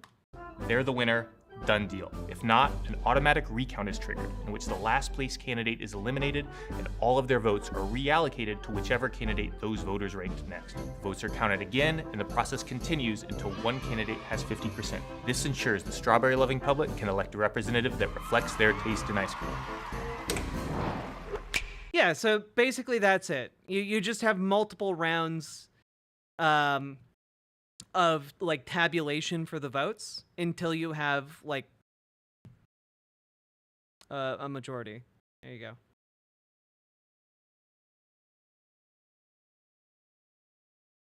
My favorite explanation is this one. What is this?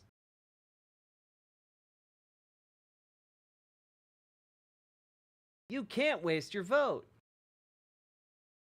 Preferential voting explained. Australia is saturated in media from the US and the UK.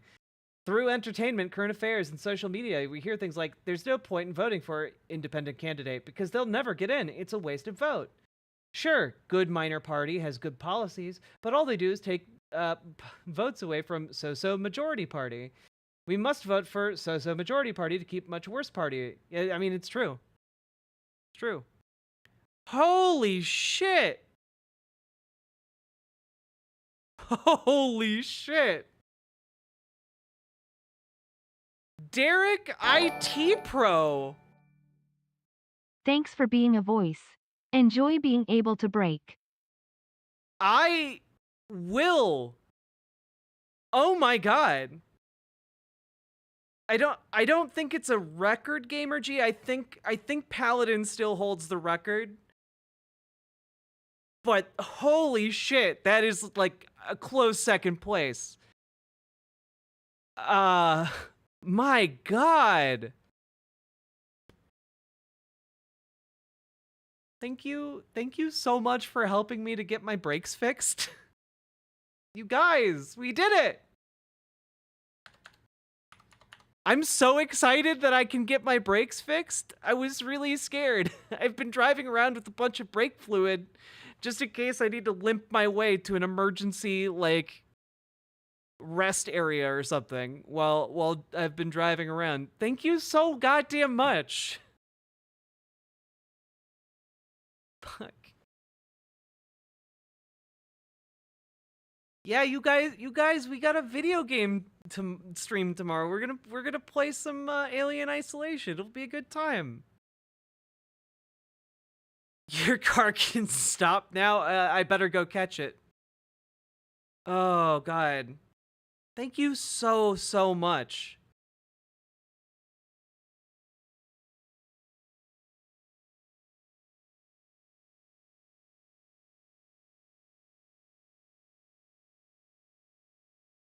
Unrelated, can you also post a link again to the shop you are working on? Yeah, I can. Of course. My heart feels too big for my chest. You guys are making me Grinch right now. I'm Grinchin'.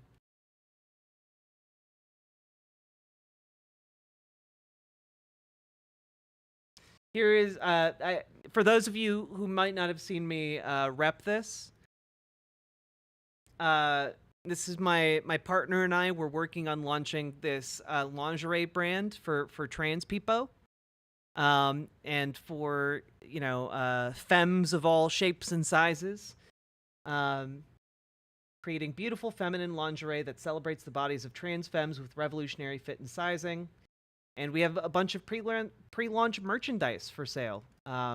We're currently finishing up the prototype.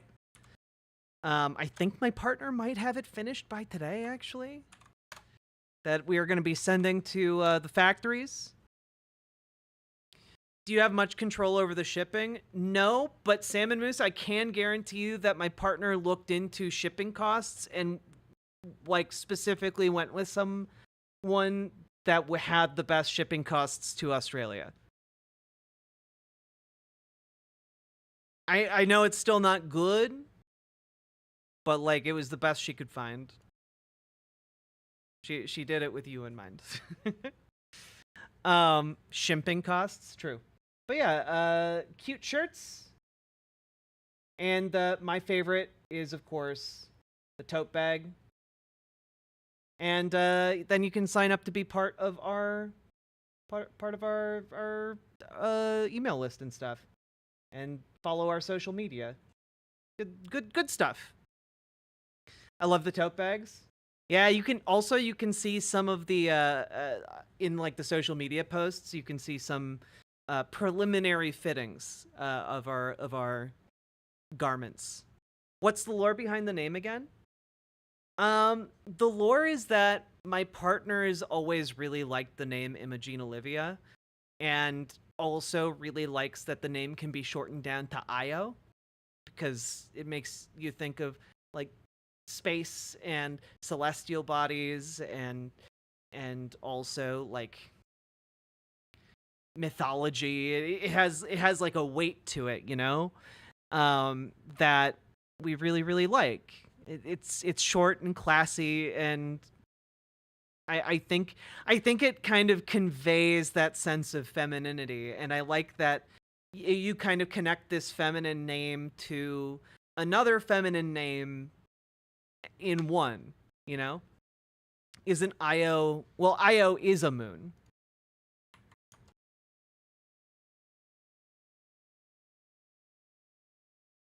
It's one of the moons of Jupiter. This fits with her love of Alien? True.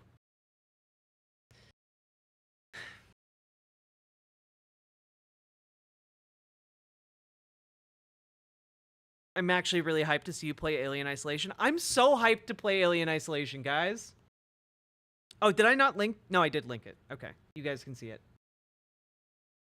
But yeah, we're getting closer all the time.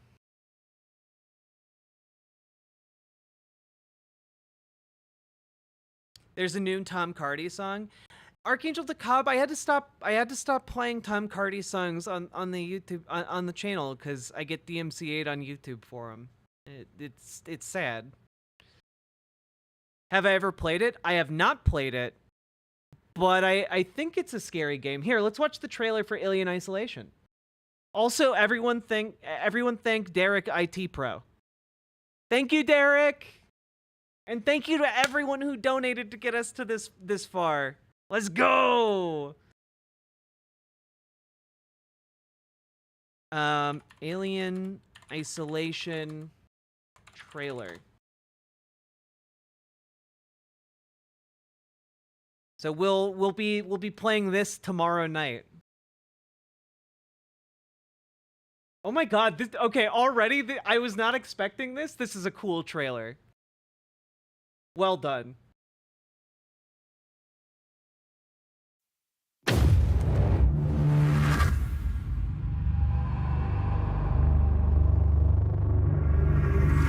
There's something I thought you should see before I finish this.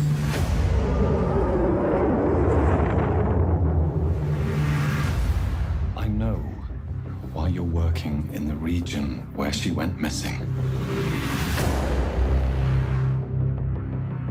You're still looking, aren't you?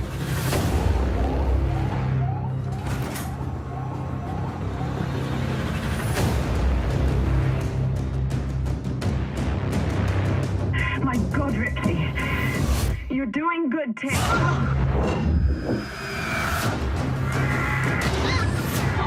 Oh, shit.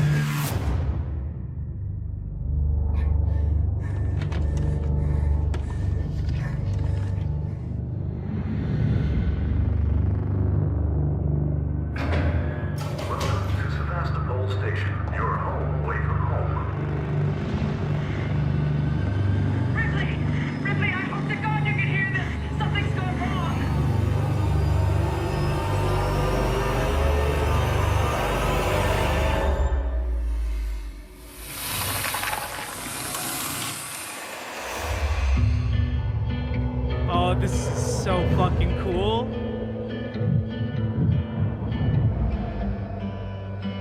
Ripley, slow down.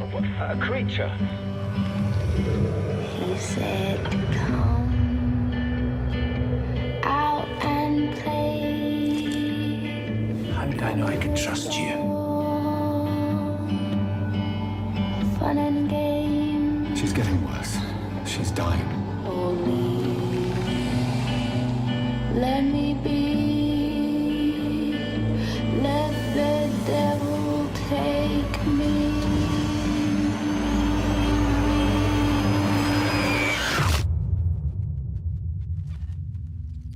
Yo, this is gonna be so fun.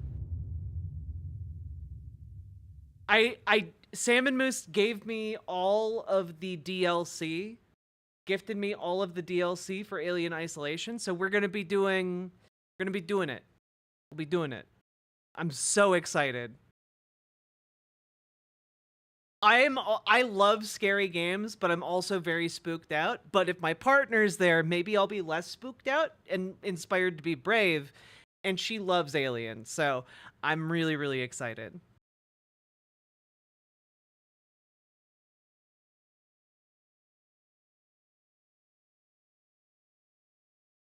Let's go. It's gonna be so fun. Oh god. I would consider some 8-bit games scary. Oh, fuck yeah. I played some of Faith on stream. That game is scary as shit. You can make scary games with any amount of bits. You don't see much one for FPS games? Well, I like FPS games. I just don't like FPS multiplayer that much. So, like, for example, I fucking adore Titanfall 2. Titanfall 2 is incredible. but I don't like just playing Call of Duty lobbies. It's not my jam, you know? Is Fatal Frame scary to anyone like the old ones? My partner is terrified of Fatal Frame.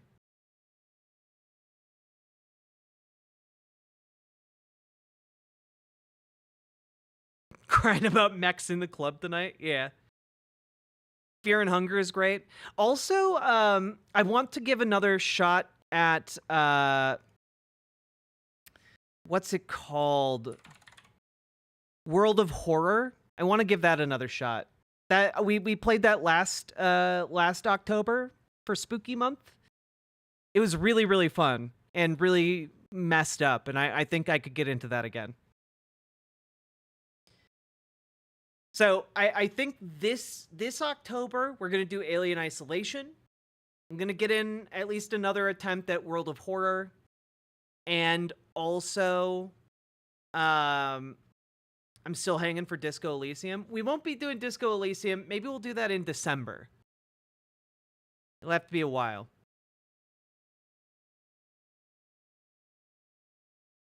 But there was another. Oh! I want to play Felvitic on stream. I think that'd be really fun. Felvitic. It's a game about a drunken knight in Eastern Europe, whose wife gets involved in cult stuff.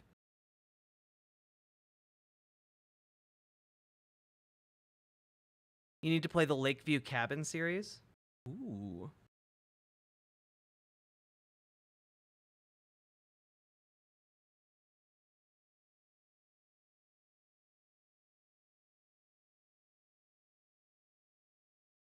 I do like doing the voices in like text-based games.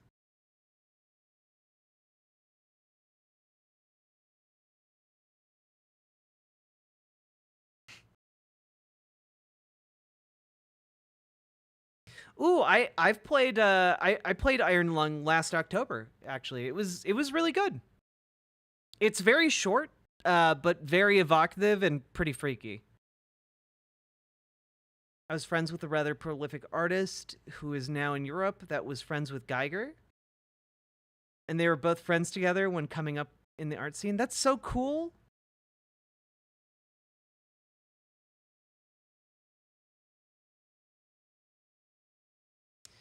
Did I see Mr. Manticore is making new things? I did, but I also saw that Mr. Manticore is now just Manticore because she transitioned. Clock Tower series? I have not played any of the Clock Tower games.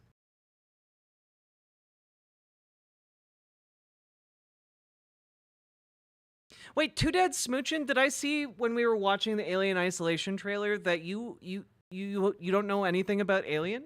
Have you not seen any of the movies? Are women bourgeois? I don't think so, no. Like, inherently?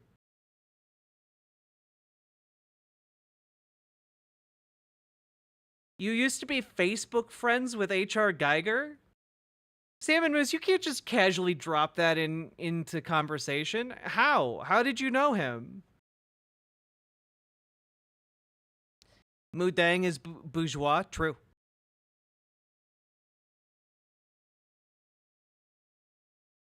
You never saw them? Ah, oh, damn. We should. That makes me want to like drop stream immediately and do like an Alien viewing. Maybe we'll watch Alien tonight. Or oh shit! So many of you are saying that you haven't seen Alien. Oh god, guys, we're gonna watch Alien tonight. We're gonna watch Alien in the Discord after stream is done. It is decided. It is finished. They come at night, mostly.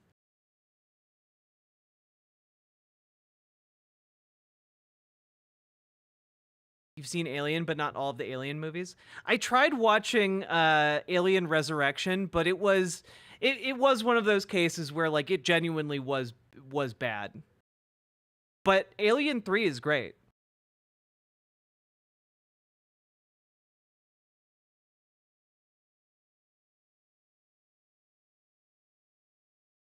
Also, Alien Covenant was fun. But I would very much recommend everyone go see the latest Alien movie. That was a banger in theaters. What's the Discord handle? Well, just join. You can join with riverboat.gg/discord. That's the link to join the Discord. Yeah, Alien Romulus was real fucking good. I accept my fate. I shall view this film. The pact is sealed. Also, I do want to give Vampire the Masquerade a shot this October. I've been saying I'd play it forever, but I have to finally fulfill the promise. Yeah, Two Dad Smoochin'. H.R. Geiger also designed the creatures in the Alien franchise. The new one? The old buggy one, of course.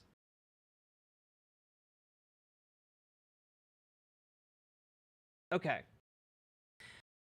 Folks, I need to go use the bathroom, but when I come back, we are going to be going over the Arizona debate between Carrie Lake and Representative Ruben Gallego. It's going to be a good debate. And after that, we'll probably cover the Montana debate between... oh God, what's his name? It's between Tim Sheehy and John Tester. We'll take you live now. There we go. So, don't go anywhere. I'll be right back. Just need to poop a little bit. I'll be back in like 5 minutes. BRB.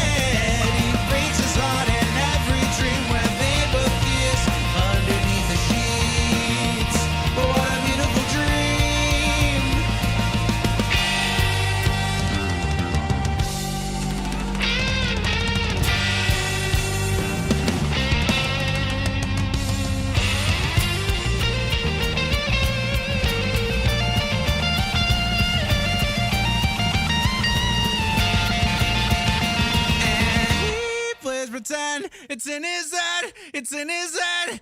He wishes he could fix what's in his head, what's in his head. He breaks his heart in every dream where they both kiss underneath the sheets.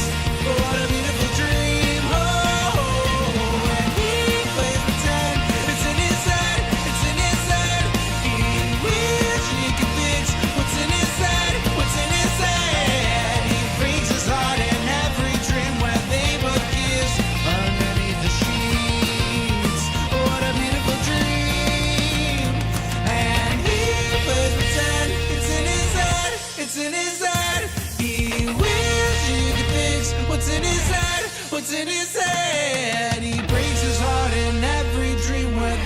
stealth kiss underneath the sheets.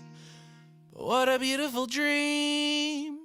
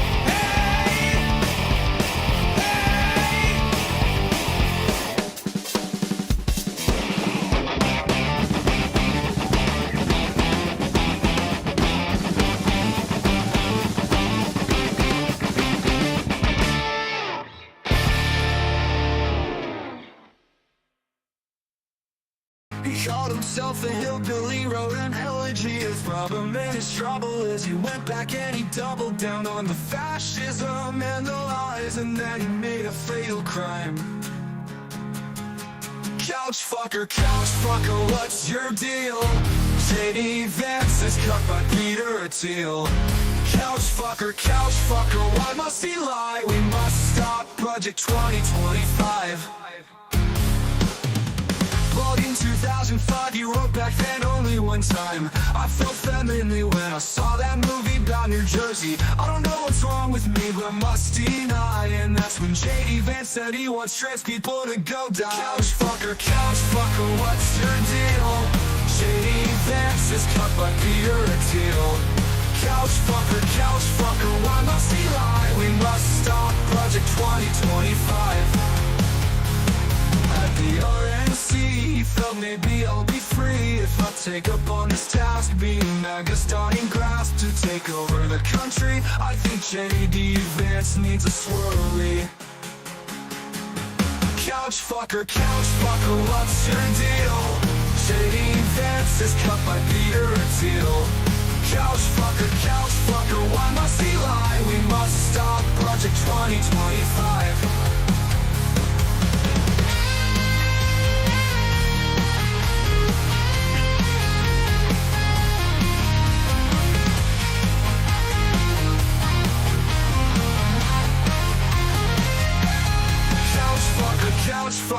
what's your deal? J.D. Vance is cut by Peter Thiel. Couch fucker, why must he lie? We must stop Project 2025.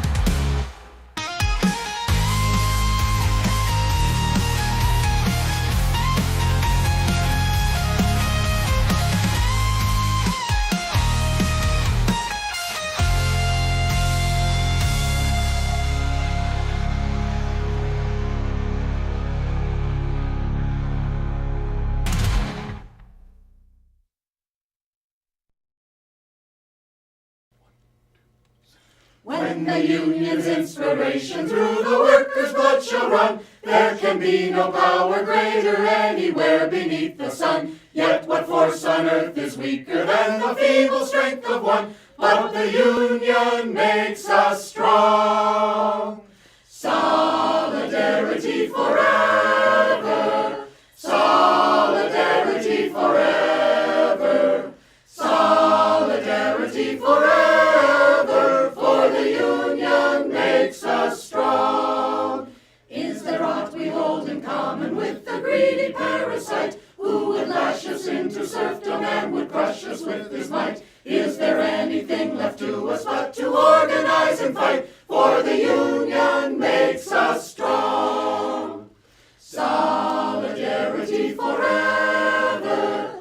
Solidarity forever. Solidarity forever. For the union makes us strong. They say our day is over. They say our time is through. They say you need no union if your collar isn't blue. Well, that is just another lie the boss is telling you, for the union makes us strong. Solidarity forever. Solidarity forever. Solidarity forever. For the union makes us strong. They divide us by our color, they divide us by our tongue. They divide us men and women, they divide us old and young. But they'll tremble at our voices when they hear these verses sung. For the union makes us strong. Solidarity forever. Solidarity forever.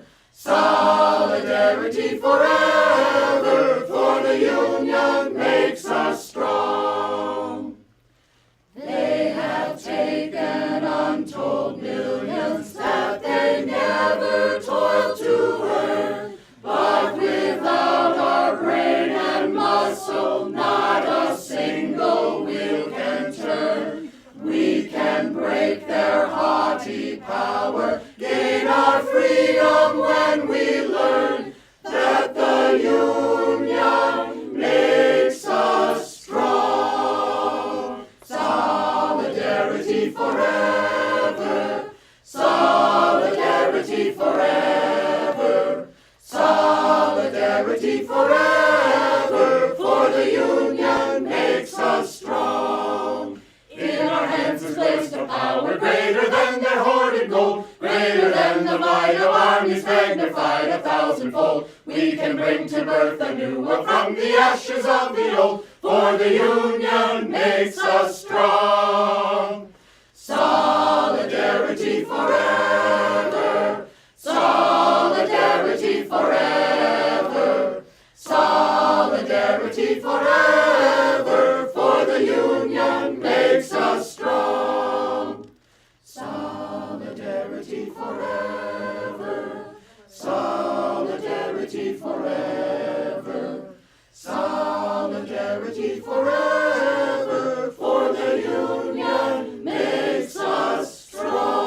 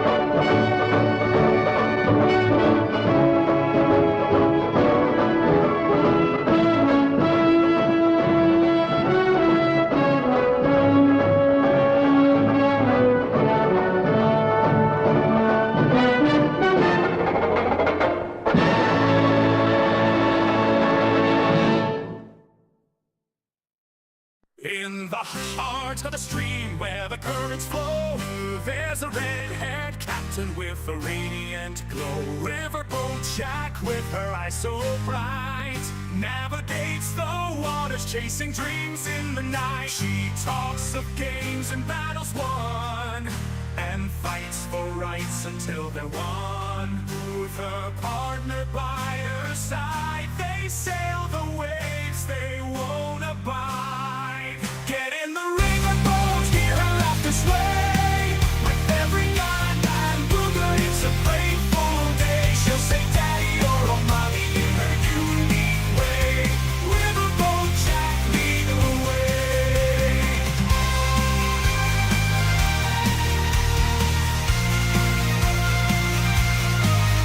In chat, the waves crash loud as Jack speaks truth, she stands proud. Politics, socialism, her flag unfurled. In her world, all voices are heard. With all curls and glasses on, she blows a kiss, her strength is strong. Her favorite tune she'll sing along, and in her laughter we all belong. Get in the riverboat, hear her laughter sway. With every yarn and booger, it's a playful day. She'll say daddy or oh mommy in her unique way. Riverboat Jack, lead the way.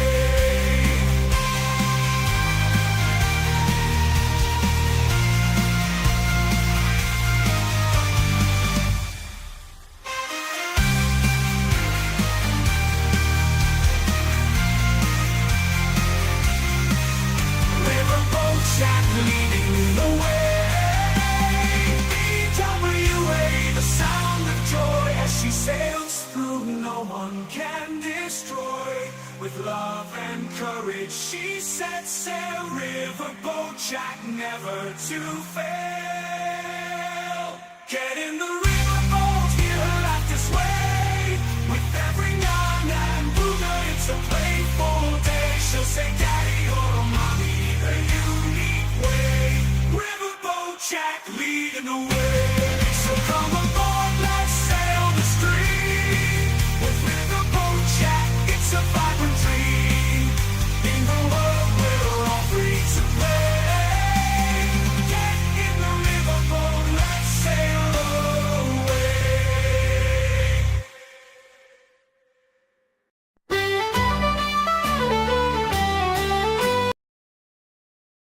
Hello, everybody. Hello. How we doing, folks? We're back. Also, if I just want to say, Clarice says thank you to all of you who supported the break fundraiser. So thank you all for chipping in, and especially a big thanks to Derek IT Pro for getting us over the line. I did tell you guys I would dress up. I did tell you guys I would dress up a little bit if you guys got like a small number of more subs, but you guys got a large number of more subs, so. John Bogardus, you got a new kitty? Oh my god. Where do you go in the Discord app? Sweetness, after the stream, after I finish stream, what you'll do is you'll go into the movie time, or it might be called Morby time, voice chat, mute yourself, and I'll stream it in there. When I go in to the voice chat, I'll share my screen and we can all watch together.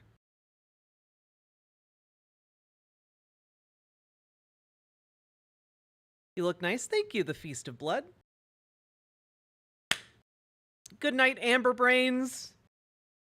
But folks, thank you for sticking around while I used the bathroom, and informed my partner of our plans tomorrow night. We are going to cover the Arizona debate. Now, the Arizona debate is a bit of a weird one, folks. Carrie Lake is a Republican. She's been spreading a lot of election misinformation. She's been a Trump loyalist. She is a former television host, so she's got that media training and presence, but she says wackadoo nonsense stuff. And she's been trying somewhat successfully to normalize a bit for this election cycle. So one of the things she has done was go from advocating for a complete ban on all abortion in Arizona to being a kind of pro-choice candidate, largely because Arizona's state court banned abortions in the state based upon an 1800s law. And so she's been in kind of a weird limbo and flux with that particular event. And yeah, she is a terrible person, and she's also a terrible candidate. She ran to be governor of Arizona multiple times, failed both times, cried foul about the election every single time. She's really, really, really awful. Is the Texas debate worth watching, or are we too gerrymandered? Well, I think we'll wind up watching a lot of these debates, but I have to kind of pick and choose just because we also have a lot of other content to get through, you know? So let's take a look. Carrie Lake is trying to unseat the Democratic Representative Ruben Gallego. And let's just see. Let's just see if Carrie Lake gets up to her old shenanigans or if she's truly turned a new leaf. And I think we all know exactly what happened with Carrie Lake and that she hasn't turned over that new leaf. But hey, let's give her the benefit of the doubt right at the beginning of the stream. Okay, let's go.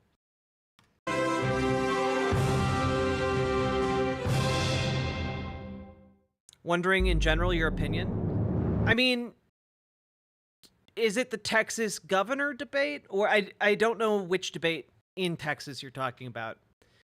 Depending on if it's the governor debate or Senate debate, House debate, my answer really depends. But Texas is, Blexis probably isn't going to happen this election cycle, but oh my God, if it did. Let me tell you, I did mention in the segment we just did about Jill Stein, I did mention that one of the only circumstances in which you would see the possibility of a third party in our current paradigm become possible is if the Republican Party disintegrated. If the Republicans lost Texas, that would be one such occasion. It would basically be the disintegration of the Republican Party as we know it. But I don't think it's going to happen this cycle. But every cycle it gets a little bit closer, and that's really exciting.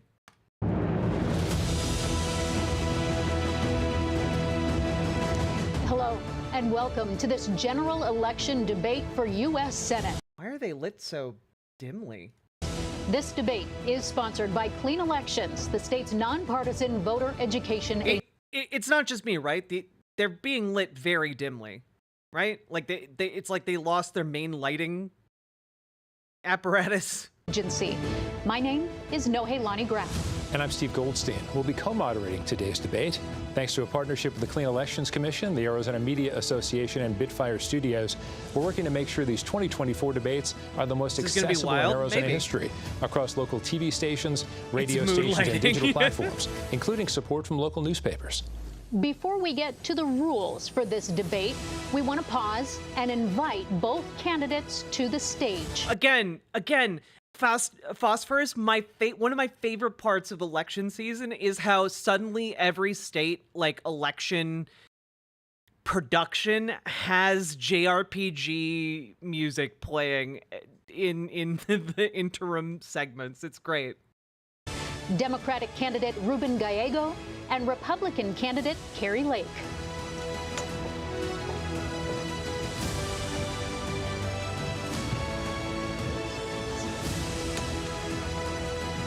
We thank you both for being here. We do want, for the benefit of voters watching or listening from home, to briefly explain the agreed upon rules for the hour ahead. Each candidate will have 2 minutes to make an opening statement and 1 minute for a closing statement. Candidates have drawn straws to determine that order. Throughout the debate, we will pose questions to each candidate, allow them to answer, and then make sure the other candidate has a chance to respond. Whenever a question is directed to a specific candidate, only that candidate's microphone will be open. Hey, Freedom At all Evie, other how you times, doing? every microphone will be open. Both candidates have been invited to join this debate because they received at least 1% of the total ballots cast in the primary election. We've used this guideline for all of our general election debates in Arizona this fall. We've identified the topics that lead for voters in Arizona. Carrie Lake we'll was spend more so time on those key issues, and we'll try to get through as many of the other topics as time allows. Also, no candidate has been given advance access to any of the questions. With that, let's get to the opening statements. I do have to say, I think this might be a hard matchup for Ruben Gallego, just because Carrie Lake has, like, experience being in front of the camera and presenting herself. And I'm a bit worried on that front, but on the substance, Ruben's got this. Mr. Gallego, you have 2 minutes for your opening statement. Thank you. I'm Ruben Gallego, a husband, father, Marine combat veteran, and a proud Arizonan, and look forward to being your U.S. Senator. I was raised by a single mom on the south side of Chicago, and she raised us all on a secretary's salary. I slept on the floor so my sisters could have their own bed. And my first bedroom, and my first bed was actually my college dorm room bed. I worked every job I could find, much like many Arizonans do now, just to make sure they could help out, whether it was construction. I kind of want to hear more about his story. I didn't know that. He literally didn't have a bed until he went to college. That's crazy. Meatpacking factory, drywalling, whatever I could do just to help a little more. I got into Harvard and also joined the Marine Corps. Enlisted, went to Iraq and served with the best men I've ever met. Lima Company 325. And there, I saw some of the hardest days of combat and lost some close friends. But I did learn that in war, there are no Democrats, no Republicans, just young men and women trying to live one more day and be better Americans. And that's what I've learned this whole time I've been traveling the state, talking to Democrats, Republicans. They just want a better future. He's like the J.D. Vance that isn't evil. By contrast, we're going to see and talk to somebody who has really failed the basic test of honesty. She has lied to Arizonans about the 2022 election. She has said that she still is the rightful governor of Arizona. Oh, yeah. She's lied about fellow Republicans. I totally forgot about that. She has never conceded. She has never conceded that she lost the gubernatorial race. Oh, my God. I forgot about that. She's like Trump. She's taken it to the grave. Republicans, to the point where they had to go get bodyguards because of all the threats that she created. We are at a crossroads, Arizona. We need to make sure that we ensure our water rights, we continue this great growth in infrastructure, and that we actually protect abortion rights. That's where we need to go. And that's the options we have in front of us. Okay, thank you. Carrie Lake, you have 2 minutes, please. Arizona, it's so good to be back with you where our relationship began, right here in your home. And thank you for tuning in tonight for this important debate. It reminds me of the day I drove into town in 1994. I was 24 years old. I bought a house for $88,000, a 3-bedroom home. Arizona was affordable back then. Oh yeah, the very relatable story of driving into town and buying a house immediately. Arizona was safe back then, and Arizona was a place everyone wanted to come to live. And now, unfortunately, we're not seeing that anymore. Arizona. Who is this woman? She is a Maga Trumper who ran for governor 2 years ago and then never accepted that she lost the governor position. And so she still says that she rightfully won the gubernatorial election. And yeah, she's cuckoo for Cocoa Puffs, and she used to be a local news person for Arizona. Arizona has become unaffordable and unsafe why is she dressed as a Hunger Games villain? Look, believe people when they tell you who they are. Career politicians who have voted against our needs and what's important for our safety. We are going to be hearing tonight from somebody who's undergone an extreme makeover, to quote an old TV show, somebody who has voted with the most radical Democrats in Washington, D.C. to tear open our borders that were delivered to him in a safe way, with President Trump securing our border, who has torn apart our economy and who has made our children and our lives less safe. And so tonight we're going to watch as somebody tries to reinvent himself, somebody who used to be a member of the Progressive Caucus, somebody who has destroyed the very congressional district And who could be again? He has served for the past 10 years, where homelessness is on the rise. It's the fastest growing homeless population, where quality of life is diminished. We want to get back to the days where Arizona was affordable and safe. And when we put America first, we can do that. We need to put our country over our party. That's what we need to do, country over party, and that's what America First is all about. Unfortunately, for the man I'm standing on the stage with tonight, he took an oath to protect us from... Wait, that doesn't make sense. If you're putting country over party, then you could easily use that to justify voting for Ruben Gallego. You just made an argument against your own position. Enemies, foreign and domestic, and we've seen enemies coming across our border. We've had 20 million people pour across our border. Our border is wide open. Murderers have come in, criminals have come in, and terrorists have come in. I want to go to Washington, D.C. and help President Trump secure the border, bring back that strong Trump economy, make it so that we can have the American dream once again for our young people who feel that they don't have access to the American dream. I'm looking forward to the debate tonight, and I thank you for tuning in. Thank you. She's so And we are awful. going to start with the border this evening. And as this is an intricate issue, we have some. Yeah, America First was literally a Nazi slogan in America 100 years ago. What is old is new again. Separated this topic into two categories: border security and immigration reform. Mr. Gallego, you were one of the earliest and most emphatic critics of a border wall. Has your perspective changed on that? How much of a role does a border wall need to play in an overall security package? You have 2 minutes. Well, I think a border wall is important to a security package, but it also has to be coupled with technology, manpower, and then laws that come behind. Really? This is where we're at? This is where we're at? Why? Down with the white names. Nindreen, thank you for gifting Smelanie a sub. It's Arizona. He's got to do it. I mean, I guess it is.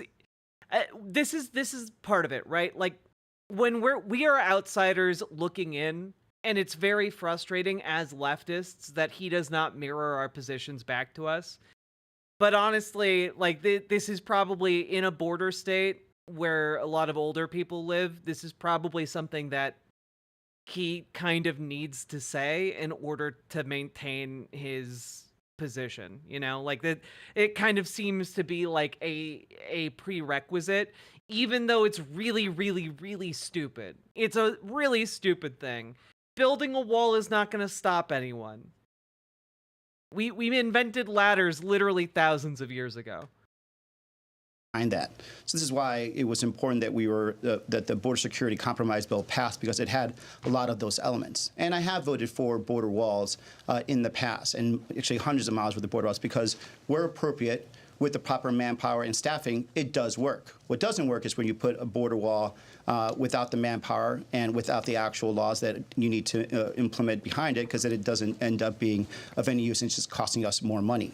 So this is why we focus on things such as the border security bill, right? Something that was extremely important. It was a compromise between the most conservative Republicans and Democrats to make sure that we brought some effort. This is something that the Border Patrol wanted and endorsed. It would have brought more than thousands of Border Patrol agents, thousands of asylum judges, thousands of ICE agents, as well as the technology that we needed at our ports of entries. And this is stuff that I heard from our Border Patrol union. I heard from the mayors that I've visited down there, our county officials, and they needed this and they wanted this.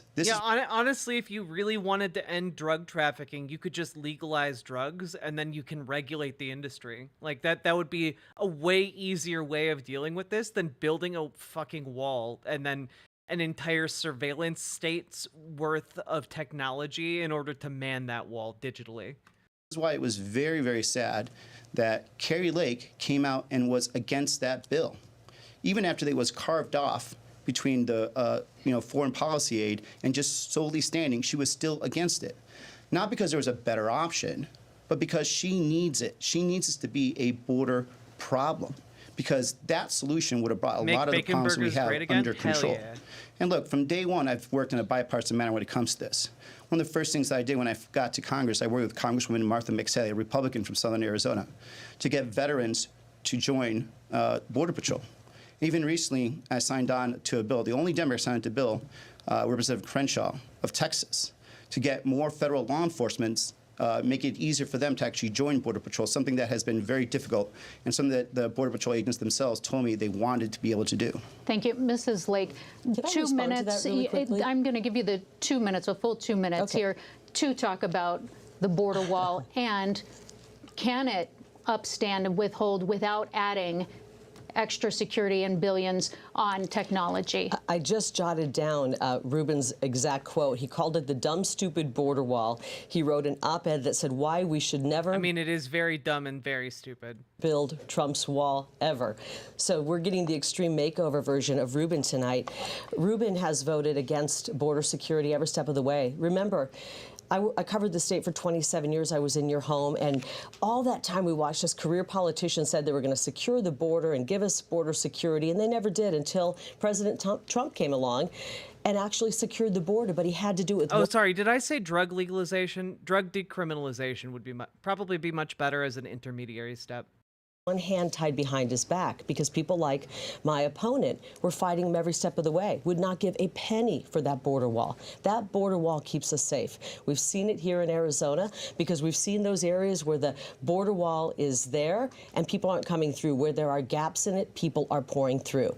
And Ruben Gallego has supported every step of the way Kamala Harris, the border czar, and Joe Biden's open border policy, which has ushered in 20 million people illegally, including more than 400,000 convicted criminals, and they've done nothing to secure the border.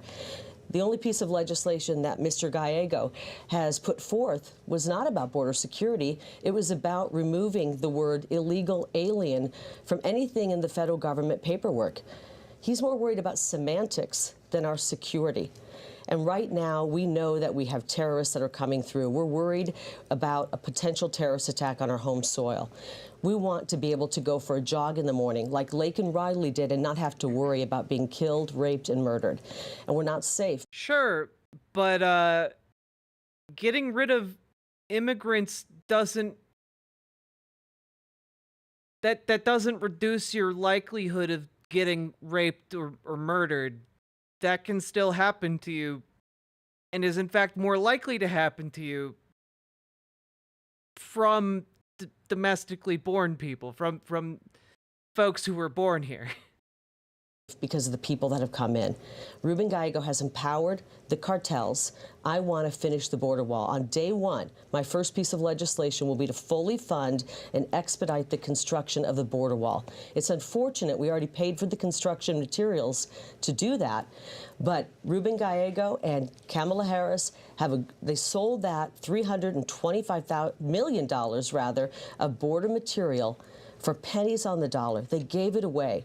We could have had that wall finished. Mrs. Lake, in addition to finishing the wall, do you add security and technology? Do you spend on that as well? Absolutely. I don't think we can do enough to secure our border. It is the most important issue facing Arizonans and facing our whole country. Every state is a border state right now because of this man's policies, this man's votes, which have been 100% open border. He sided with the cartels every step of the way and against the American people. And you and I are suffering because of it. Thank you, Mrs. Lake. Mr. Gallego, a minute to respond. Yes. And do you support open borders? Absolutely not. I do not support open borders. A country that doesn't have a border they control is not a country. I absolutely agree with that.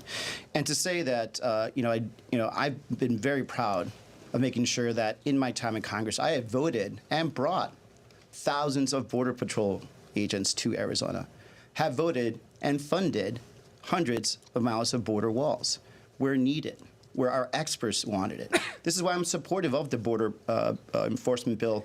A lot of this, by the way, is driven by fear of like drugs and such.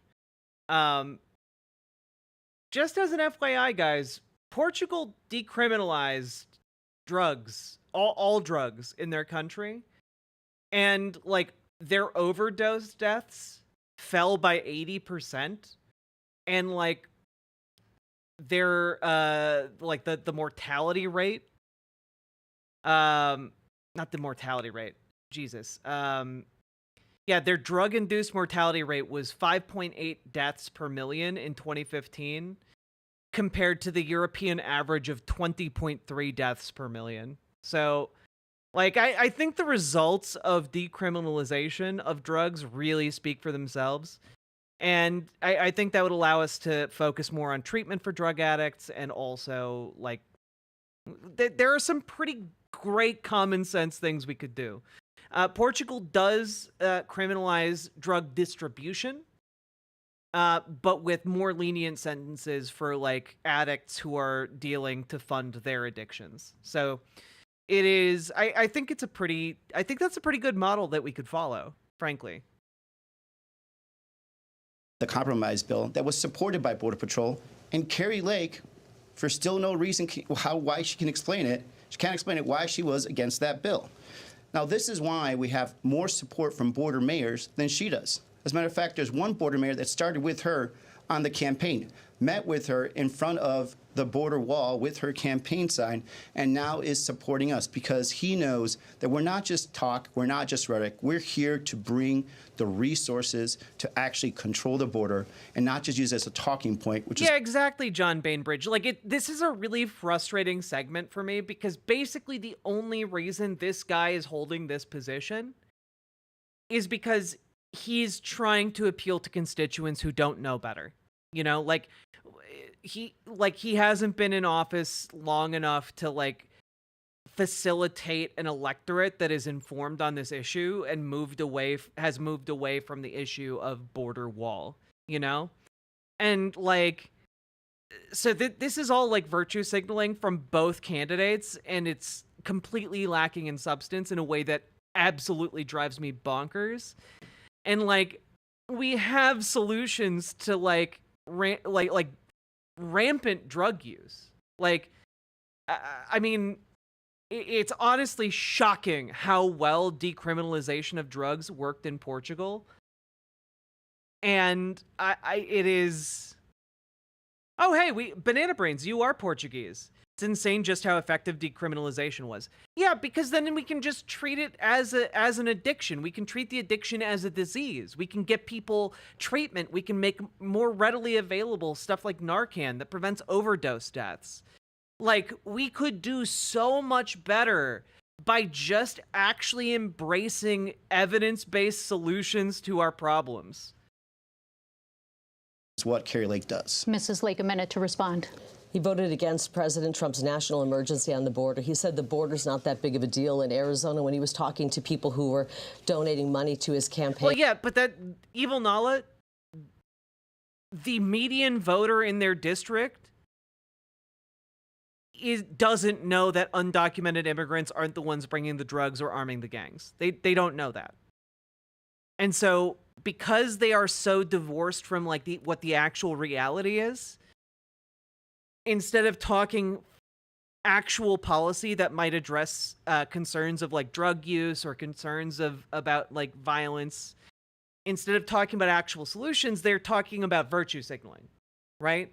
And so what I'm trying to point out is that it's really, really difficult if you're a politician to not cater to those people and still keep your job.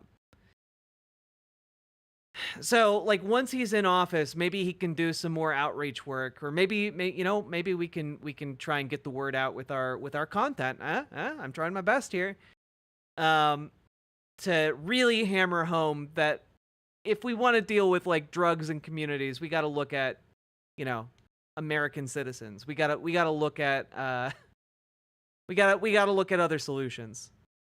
Building a wall is not going to stop any drugs. Most of it comes through ports of entry legally.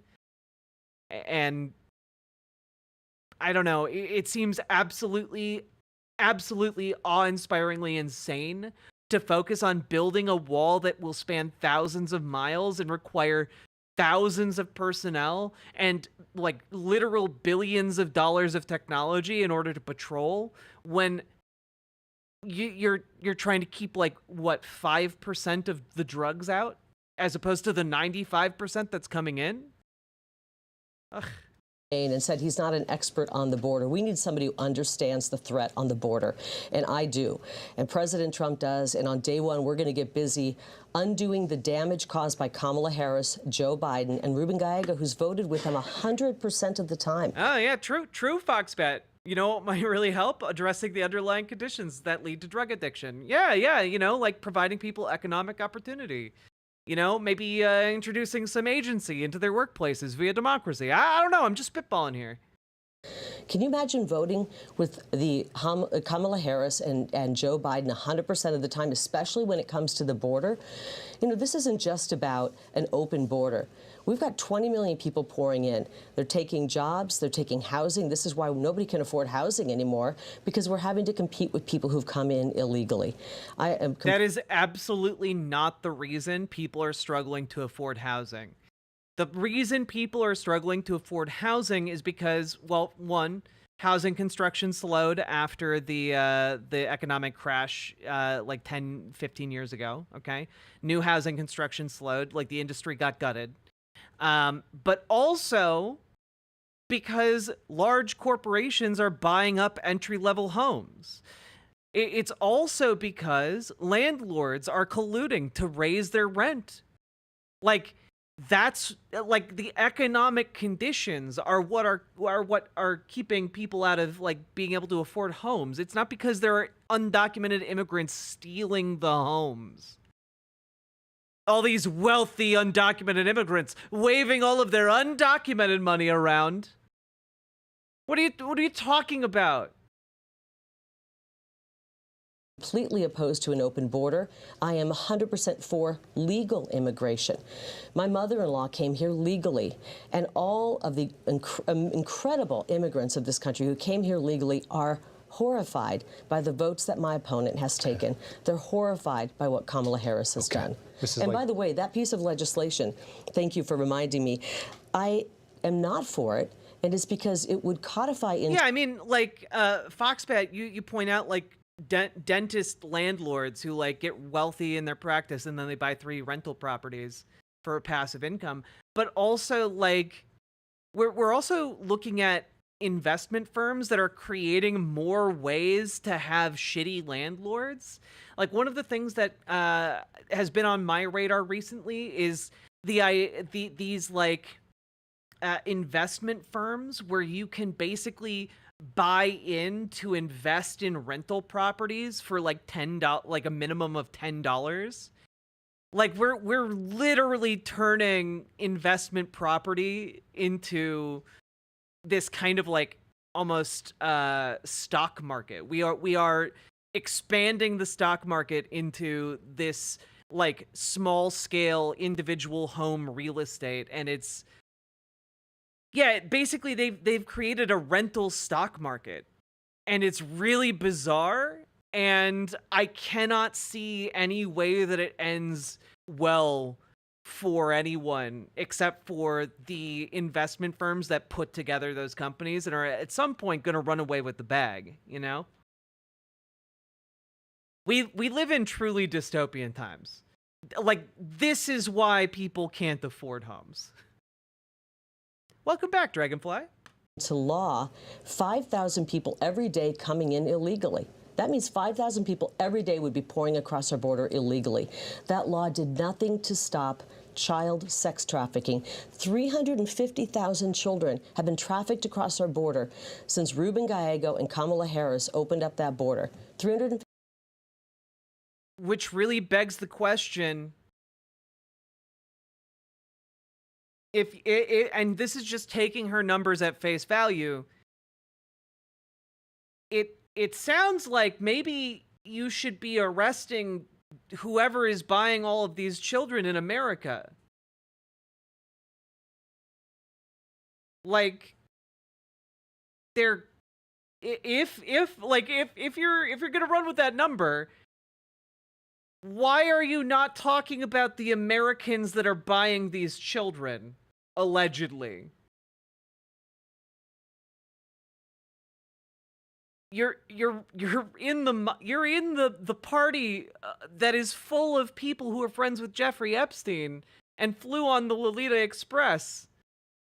Hell, Donald Trump currently flies around on airplanes formerly owned by Jeffrey Epstein.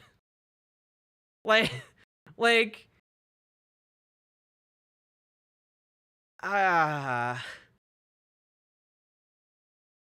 50,000, and they've lost track of them. Hey, if you're really concerned about child trafficking, why not also outlaw child marriage in the United States?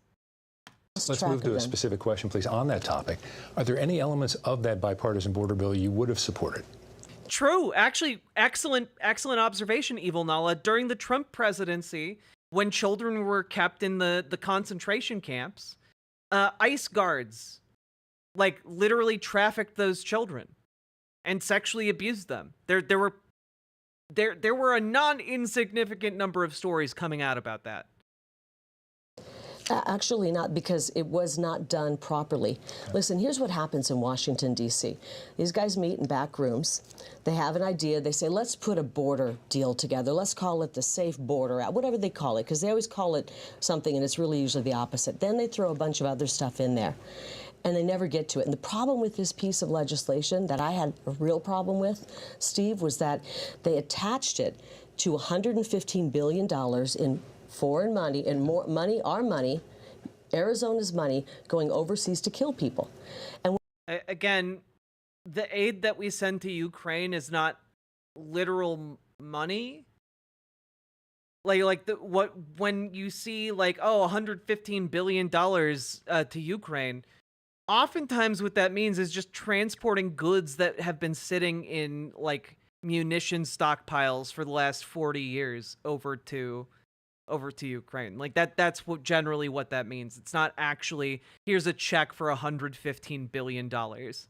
when they couldn't get this passed because there was no bipartisan support, they may have had 3 different people writing it and pushing this, but there was no bipartisan support. 3 people supporting it. The senators were not bipartisan behind it, and in the House they weren't supporting it. Yeah, the money that gets appropriated gets spent in the United States to replace with newer stuff what we're sending over to them. We're giving them old stuff from like the 80s and then just replacing it with new stuff. Like it literally benefits us. Either. And the people weren't supporting it. So what they did is they separated it out, and Ruben Gallego voted to send another $60 billion to Ukraine. And after he made that vote, he sashayed around the floor of Congress, waving a Ukrainian flag. I want to ask the veterans out there, can you ever imagine standing on the floor of Congress, standing anywhere, and waving the flag of another country? That is what this gentleman did. He sold us out. He sold us out to Ukraine. He spent $260 billion. He's voted for every penny of that, but he would not help President Trump build the border wall. Even when President Trump said to the Democrats, I want to make a deal when it comes to DACA. I want to make a deal when... Hey, you know, it's really ironic that Carrie Lake is talking about how her opponent embarrassed himself by, you know, waving the flag of another nation, because you'll never guess what flag Carrie Lake associated with herself not 4 months ago. Anyone want to take a guess? Anyone want to take a guess? Israel? Good guess. Not correct, though. Video shows Arizona Senate candidate repeating election fraud claims at an event with the Confederate flag behind her. Yeah, you know what doesn't go over? Trying to take the moral high ground because someone expressed support for another country. When you, not like a handful of months ago, gave a speech in front of a flag that represented a literal rebellion against the United States that killed more Americans than any other conflict in U.S. history. So, I don't know. I'm just throwing that out there. Just, kind of traitorous, actually.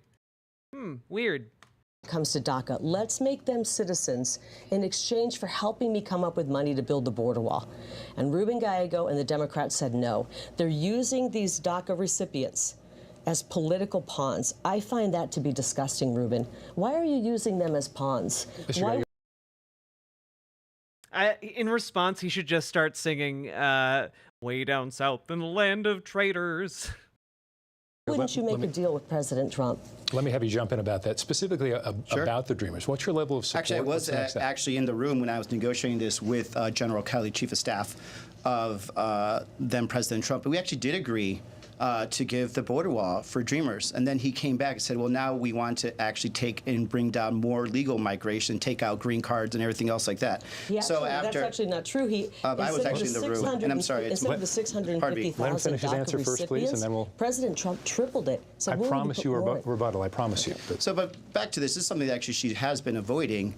Why don't we just give Dreamers status? Carrie Lake, this whole campaign has dodged what would happen with Dreamers. She talks about deportation, but she'll never answer if is she going to deport the Dreamers in this country, because I don't think Dreamers should be deported. Carrie Lake keeps avoiding these types of very, very hard answers. And back to, let's talk about this. The bill was actually separated. So eventually, once from pressure from politicians like Carrie Lake, who again just won a border problem, won the day, and a lot of Republicans walked away from a border compromise bill that did have a lot of Republican co-sponsors. They separated it out to actually have a separate bill only on the border, and Carrie Lake, again, voted no. This is why she doesn't have support of so many of those border mayors. That's why we actually now have 45 Republicans, former electeds and current electeds, have now crossed over and support us, because they understand we take this serious, not just the campaign rhetoric. This was going to codify people pouring across our border. And we know we just again, when she talks about, oh, it was going to codify catch and release. Catch and release is just they encounter undocumented migrants. They establish why they're here, and they give them a court date, and then they let them go so that they aren't just crowding prisons for no reason. Charlie, thank you for the gifted membership over on YouTube. This week, we just learned this week that roughly 35,000 people have poured across who we knew had criminal records. 50 or 60,000 of them were convicted rapists and murderers. This piece of legislation was a disaster. It would have codified catch and release. I do have a solution. It's called H.R. 2, and it will secure the border. That, along with constructing the border wall quickly, which we can do, and then dealing with the people who've poured in during the Biden invasion, the 20 million people who have come in unvetted into our country. We must deal with them. In order to save our homeland, we must send them back to their homeland. I'm talking about the people who came in unvetted in the past 3.5 years. I'm not talking about the Dreamers. I'm talking about the people who came in the past 3.5 years. Do you want to keep them here? Do you want to deport any of the people who've invaded our country in the last 3.5 years, Ruben? Do you want to deport any of do you want to deport any of them? 30 seconds. Yes, actually, we should have a proper deportation proceedings. But I also think that we shouldn't deport Dreamers. Carrie Lake, again, is avoiding 20 million of them? There's not 20 million Dreamers. So let's be clear. Yeah, let's talk about the Dreamers. You had a chance to make a deal. You are not made clear. You had a chance to make a deal and you used them President as Trump right now is saying that he's going to pawns. deport. She says she's going to deport people. Will you deport Dreamers? Just be honest, yes or no? No, Dreamers are not. President Trump wanted to make a deal when it came to Dreamers. You said no. That's such a lie. Donald Trump didn't want to make a deal when it came to Dreamers. He's outright going around the country right now talking about how they need to be deported. He wants to deport like 20 million people. And that includes Dreamers. Unfortunately, the radical Democrats, like my opponent, would rather use people as political. Who do these complete lies play to? I'm really glad you asked that question, because I actually have a good answer for you. And that answer is, let me bring it up. It's right here. Oh, God. Okay. It's right here. No, it's not. Damn it. Okay, well, this article is really good. Okay, this article right here is really good. David Wallace Wells. The truth is, it's getting harder to describe the extent to which a meaningful percentage of Americans have dissociated from reality. It's a piece in The Atlantic. It's really, really good. I highly recommend it to all of you guys. And green is best. I'm gonna link it in chat. Wo-oyo-o-o-o-oo. Wo-oyo-o-o-o-oo. Wo-oyo-o-o-o-oo.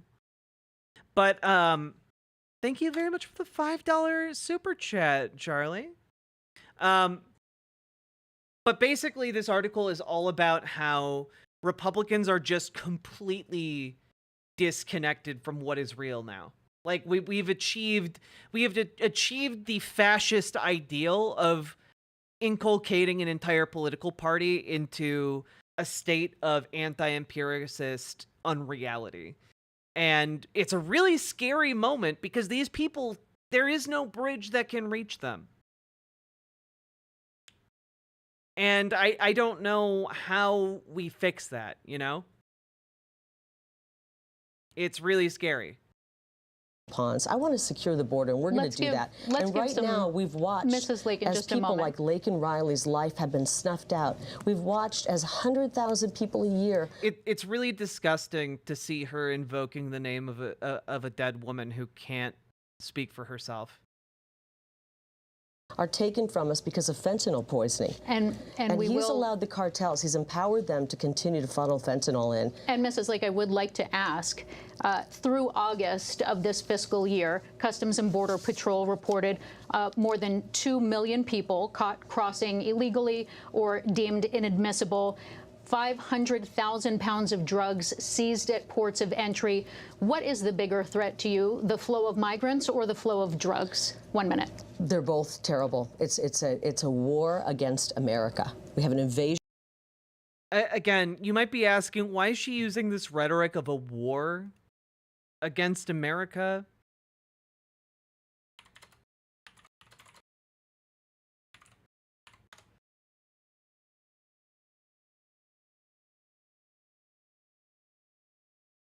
It's because, like, this idea is just getting more strength.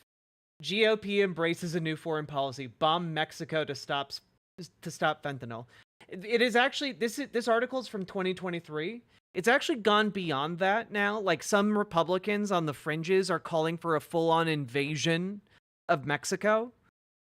Like, that's the direction our current fascist inclination wants to take us.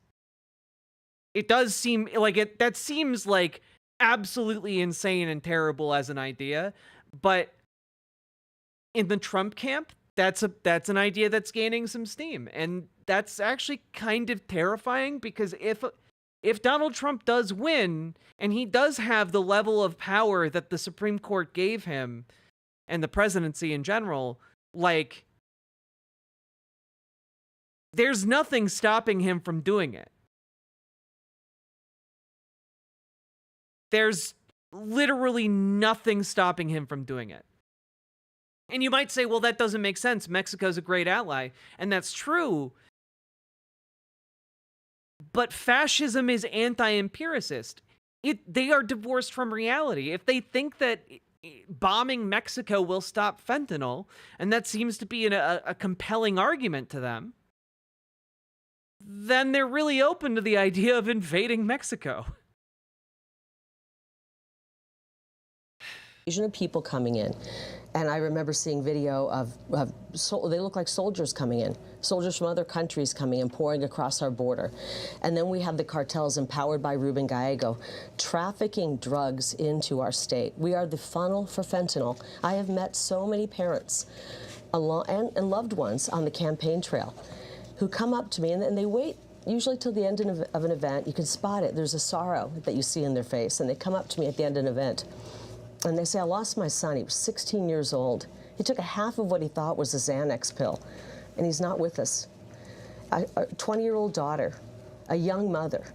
We are losing a generation of people. We're losing an entire generation of young people, and you should know better, Ruben. You've even said this. Yes, Ruben over here cackling as he infects an entire generation with fentanyl. That's him. He trafficked all of the drugs, apparently. The narrativizing, it is... You guys understand why I like Kyle Clark now, right? Like, Kyle Clark would never allow this, like, soapbox lecturing to occur when it's just coming from a place of lies. This sucks. Like, all disrespect intended to the people hosting this, they're doing a terrible job. Philip Schwartz, thank you for the $2 super chat. And yeah, that's the thing that's scary about Carrie Lake. She's able to put like I guess the term that has been growing in popularity, and I hate using it, but it's the one people use. She's sane washing fascism. She's like the narrativizing is like taking on a life of its own, and she's telling a made up story and painting Ruben Gallego as the villain. It's sick. You have admitted that you have a loved one who was a convicted felon drug trafficker who's trafficked drugs into our country. Mr. Gallego, a minute to respond to this. I want to finish this because I feel for you. You got emotional talking about that, a close relative of yours. And for you to continue to vote to empower cartels to bring in fentanyl, which is a weapon of mass destruction.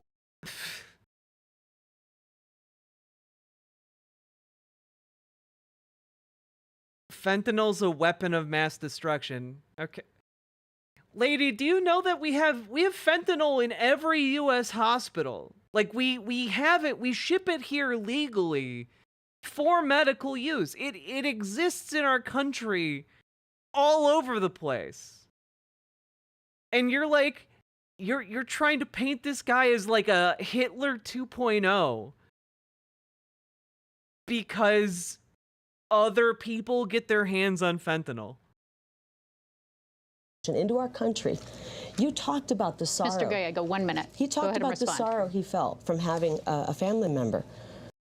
Again, these limp-dicked moderators cannot even bring themselves. Again, every moderator needs a big red button to slam. Mute. It's not your time anymore, Carrie Lake. Who trafficked drugs and how hard it was for him. And what you're doing to families right now, Ruben, is you're making that be their reality.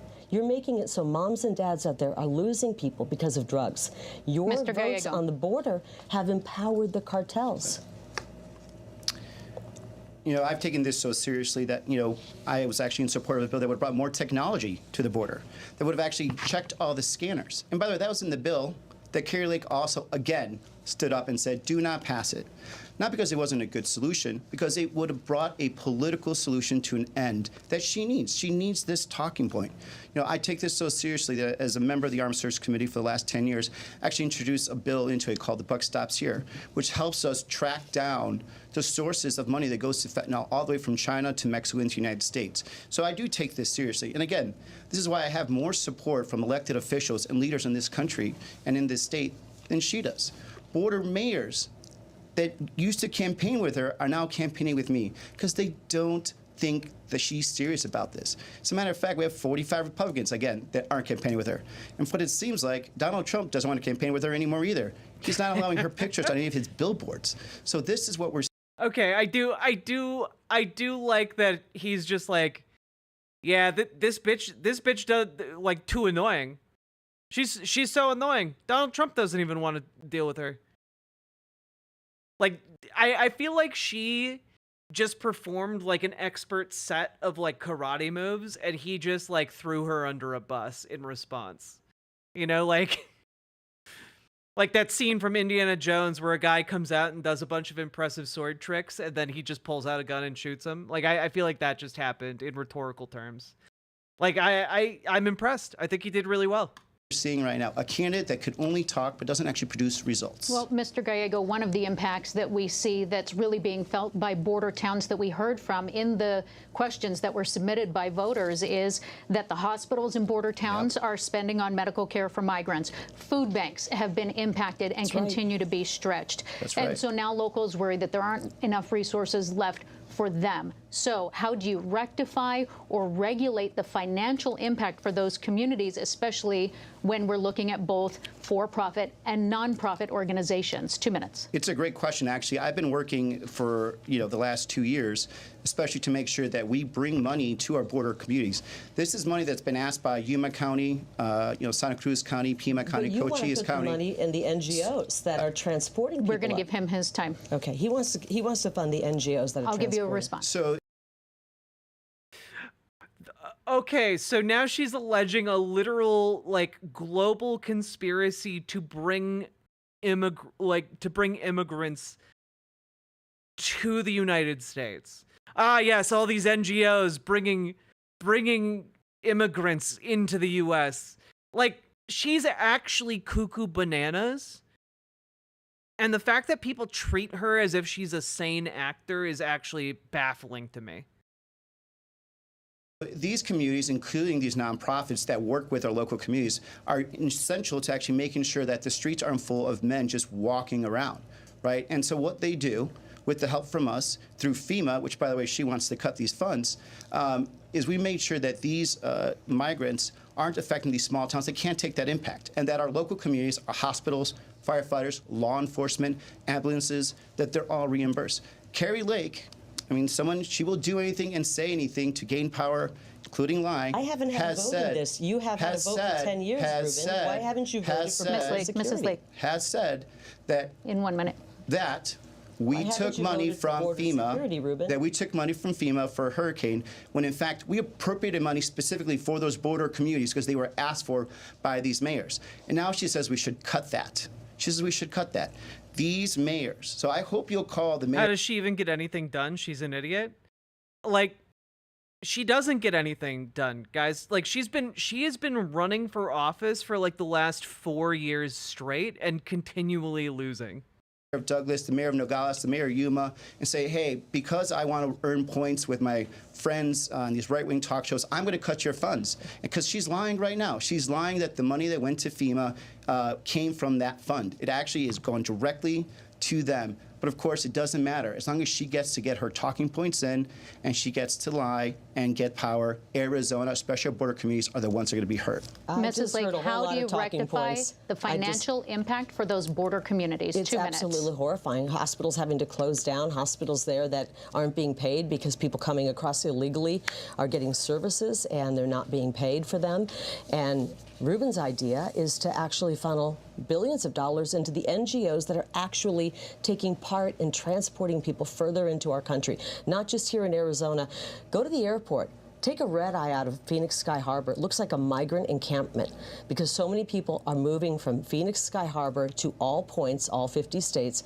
And Ruben Gallego has funded. If they have money to move, then what? Literally, why do you care? Why do you care? If they have money to fly, why do you care? Are you implying they're just flying the migrants to other places? How? Who's funding that? What mechanism are you trying to invoke here? Oh, wait, you're just making stuff up. Sorry, I forgot. That's what he wants to do. You know, the real answer, the real solution, Arizona, is not to have to pour billions into all of this, is to shut down the border. Build the border wall that he calls a dumb, stupid border wall. Build the border wall, and then, Ruben, we don't have to pour billions of dollars into the NGOs. The real solution to help these border communities so that they aren't taking a financial hit is to finally put the border wall up and get serious about border security. But Mr. Gallego would rather pour $260 billion of your hard-earned tax dollars into Ukraine to fight for their borders, not our borders. I want to protect you. That's why President Trump, my good friend, has called me Border Kari Lake. I love the nickname. I don't feel like calling You border Carrie Lake is a nice nickname. It kind of sounds like he dislikes you. Like that nickname is really bad, actually. Like if he liked you, he'd call you Killer Carrie. Like, you know, like he'd call you something like, "Oh, I love her. She's so fierce. She's a killer. She's got that killer in her. She's Killer Carrie." He'd do something like that. Something with alliteration. The fact that he called you Border Carrie sounds like he hates you. And I'm going to go there to Washington, D.C. and help him build that border wall and secure the border.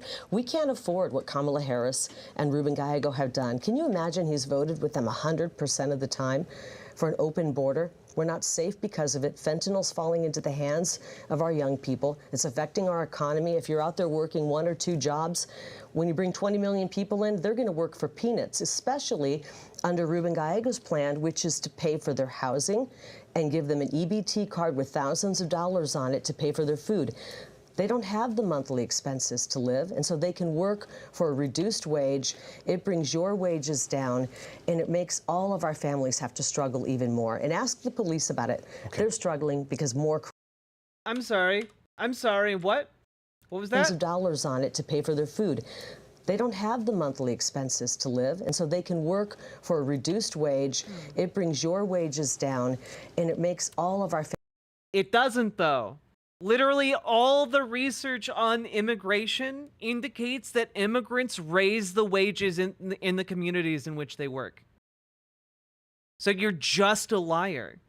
There is no data out there that indicates that immigrants lower wages in communities. Families have to struggle even more. And ask the police about it. Okay. They're struggling because more crime. How many of you out there know somebody or you yourself have been a victim of crime from... Honestly, Ruben needs to fight back harder, but also the moderation in this is so dog shit that I don't think, like, it's so bad. She does not care when they tell her to shut up. These Chilean gangs, the dinnertime bandits who broke into homes. Okay. The dinnertime bandits? What is this? A little rascals town? Are they sticking you up for pie with their pop guns? And are terrorizing people here in the valley. Okay, thank you. We're going to dramatically change. I'll give you 30 seconds and we'll dramatically change topics. Just 30 seconds. 30 seconds. Well, number one, there's been no hospital that's shut down. This money has actually been requested by the communities. This money has been requested by Nogales, by Santa Cruz. They've asked us to work with these nonprofits to release the pressure that they have. She would literally leave these towns abandoned. No, I would have you not visited? Why have you not visited them and talked to them? You've been to Mar-a-Lago more than you have to the border. If you had been to the border and actually talked to these towns, talked to these nonprofits, talked to these mayors, they would tell you, we need this or else we're going to have chaos. But you have you're more interested in the talking points. She wants the talking point and says she wants a solution. And Arizona's going to get hurt. Arizona's going to get hurt. You have hurt Arizona. I've been to the border more times. We've given you a chance on this. I've been to the border more times than you've probably been to Arizona. Mr. Gallego, let's switch. Oh my, did they mute her? Topics to no. They didn't. They just let her talk. Jesus. Reproductive rights. If you were in the Senate, would you either vote to make abortion codified in the U.S. Constitution, or would you vote for a ban, or would you find somewhere in the middle? Do you think federal officials, federal government at this point should be involved in this issue at all? I would codify Roe. Okay. It is absolutely abhorrent that my 15-month-old daughter has less rights and control of her body than her mother, and then her grandma. The fact that we have women Good answer. that are now going to sepsis just so they could get a life-saving abortion. Let's go! We have women that are traveling with their daughters that are victims I'm actually really curious to see where Carrie Lake is going to go on this one, because I don't think she's going to go states' rights. Rape out of state so they could get an abortion. A 10-year-old baby girl, victim of incest, had to leave her home state and the comfort of her family to get an abortion. And the reason we need to codify that is because people like Carrie Lake are the ones that make this a dangerous situation. This is a person who only 2 years ago, actually less than 2 years ago, said the 1864 territorial law, a law that said if you were an abortion provider, it was a mandatory 2-year sentence, and it had no exceptions for rape or incest was a great law. She said it was a great law. She said she was thrilled when Roe was overturned. And then when she was disappointed to find out that the 1864 law, again, the one that had no exceptions for rape or incest, was not going to get enforced, she said, well, I hope the sheriffs will do their jobs. Can you imagine? It's not true. We have it on tape. These are all your words on tape. Can you imagine Sheriff Joe Arpaio enforcing abortion laws? This is who Kari Lake is. She has told us what she would do. She said it. She said she was thrilled when Roe was overturned. And so do we want politicians like Kari Lake to be involved in these very, very difficult decisions when they should be left to the woman, the doctor, and the family? Okay, Mrs. Lake, you have 2 minutes. It should be left to the states. I agree with Ruth Bader Ginsburg. Okay. She's going states' rights.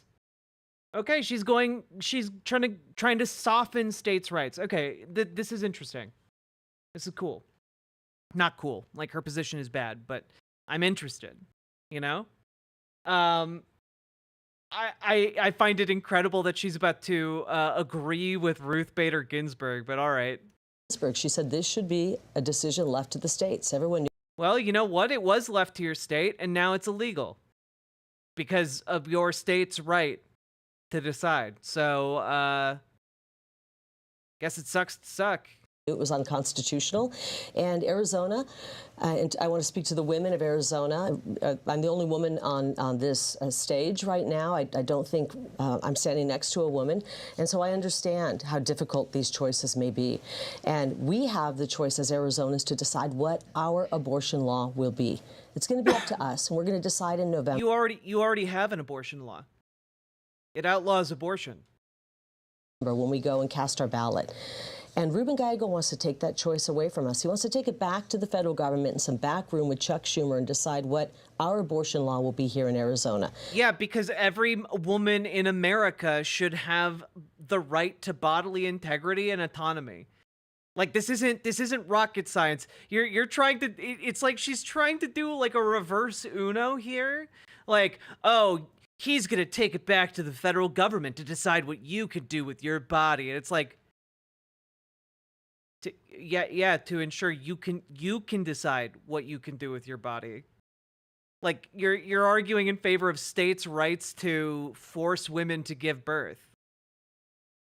It's going to be up to us. I want us to have that choice, and whatever the law ends up being, whatever our choice ends up being, I will respect. I come from a large family. I'm the youngest of 9, and we had 8 girls, so I know a lot about women. I have a daughter myself, and I want to make sure that we have the choice to decide what our abortion law is here in Arizona. He knows, and Steve, you know this as well, we're running for federal office. This isn't going to be decided in the Senate. This is not. And I will tell you this, I will never pass a federal abortion ban, nor will I approve or vote for federal tax dollars being used for abortion.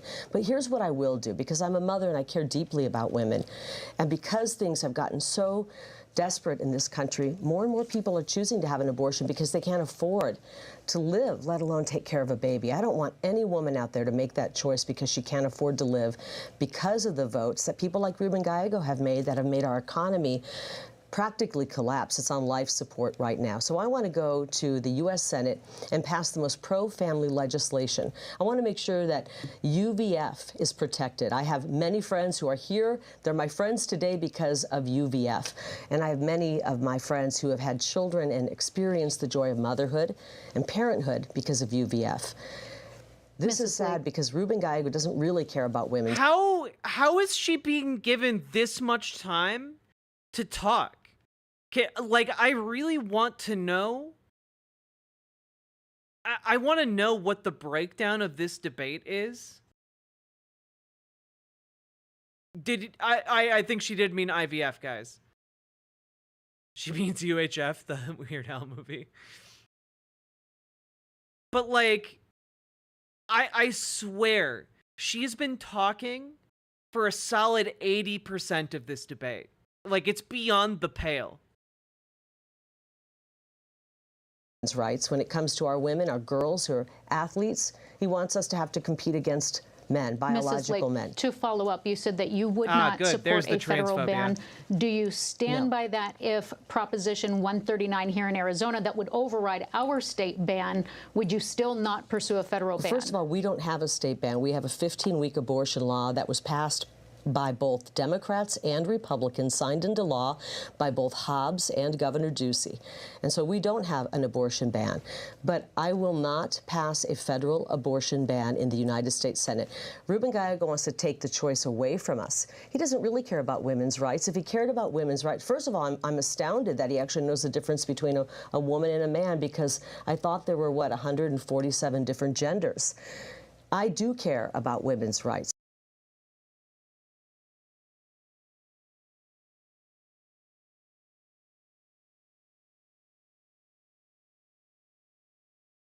I come from a family of women, and I have a daughter of my own and many nieces and nephews.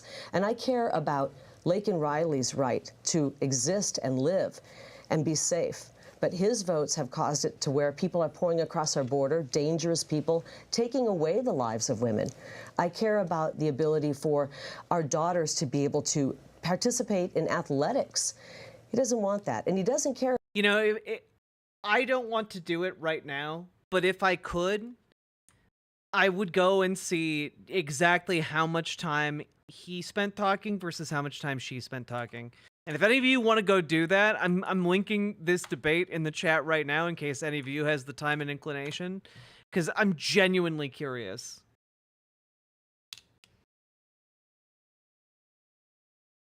About your First Amendment right to the women out there who might disagree with him politically. He wants to censor you. So let's talk about women's rights. Women care about a lot of different issues, Ruben. I know you spent, what, $40 million on attack ads regarding abortion. Think of how many lives could have been saved and how many women could have been helped with $40 million.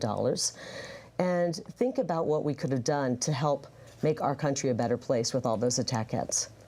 Mr. Gallego, I'm going to give you a minute to respond, and I also want you to clarify, because you said you would vote to uphold Roe on a federal level. So that means that states can only intervene. Just as an FYI, like a month ago, the We Win It backpack spent $12 million on ads to help Carrie Lake. So again, she doesn't really have the leg to stand on here. In the third trimester. That's correct. We'd go back to what were the protections we had for the last 50 years on Roe. Now, Carrie Lake also, I think, misspoke, to give her credit, where she said that the 15-week ban is good, and it's not a ban. There's also, within that current law, no exceptions for incest and rape. So again, we're going back to what she originally was saying not too long ago, when she said this very restrictive law that had no exceptions for rape or incest, that would have jailed providers, was a great law. Someone that was willing to look at a mother and say, I know your daughter was raped, but she does not have a right to an abortion. She was willing to say that just 2 years ago. And now we're going to trust her? We're going to trust her now? I mean, this is the same person that's still lying about winning the 2022 election. Ooh, okay, Ruben. I think Ruben's doing good. I gotta be honest. I think Ruben is doing good. Well, the reason my rear end, I actually think it's good for him to talk about the exceptions in this case, because he is not arguing for the exceptions. She is, because she thinks it will make herself look better. But he's kind of pointing out there, by using that against her, that, you know, she's willing to look into someone's eyes who has been raped and say, no, you should be forced to give birth. Like, I think it's a good move. He's a crow. And yet we're going to trust her. She's failed the basic test of honesty.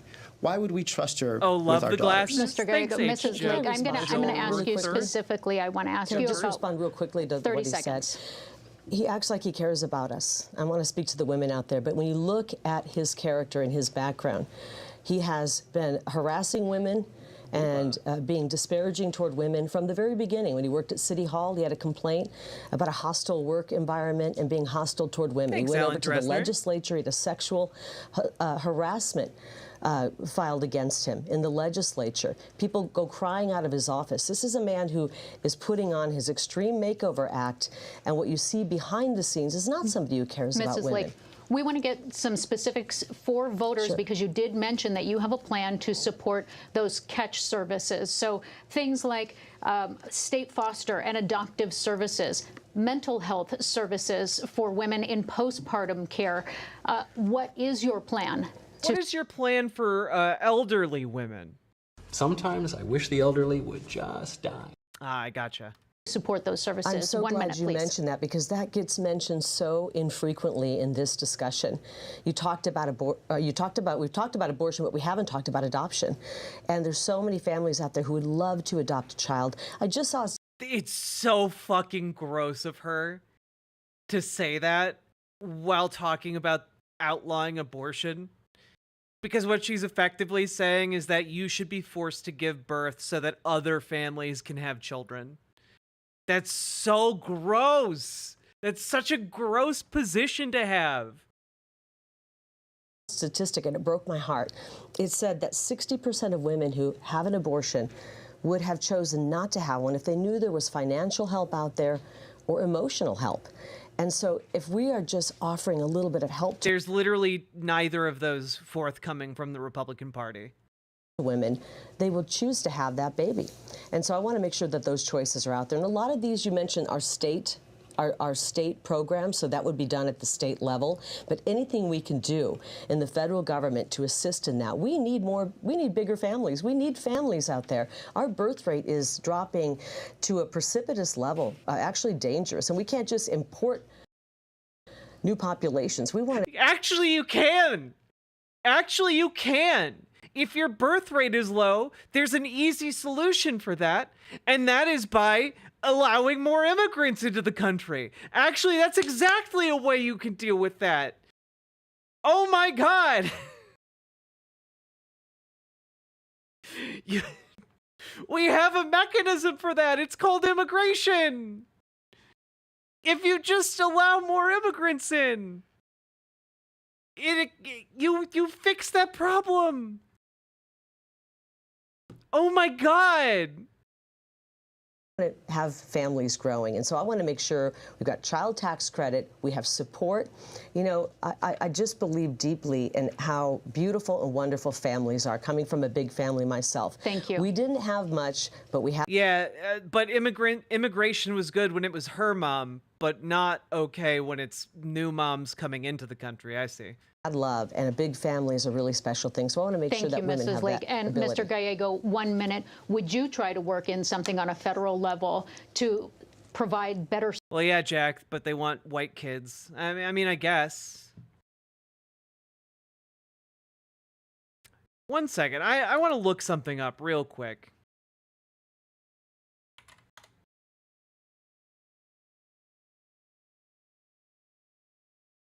I want to know.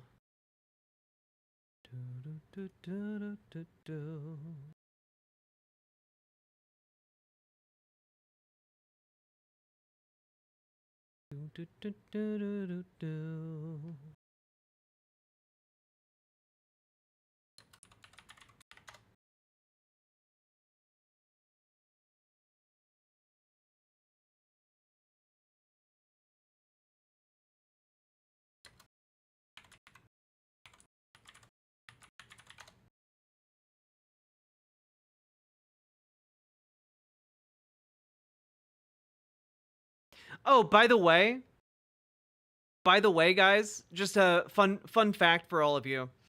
You know how a lot of you were born here in America and you just have citizenship?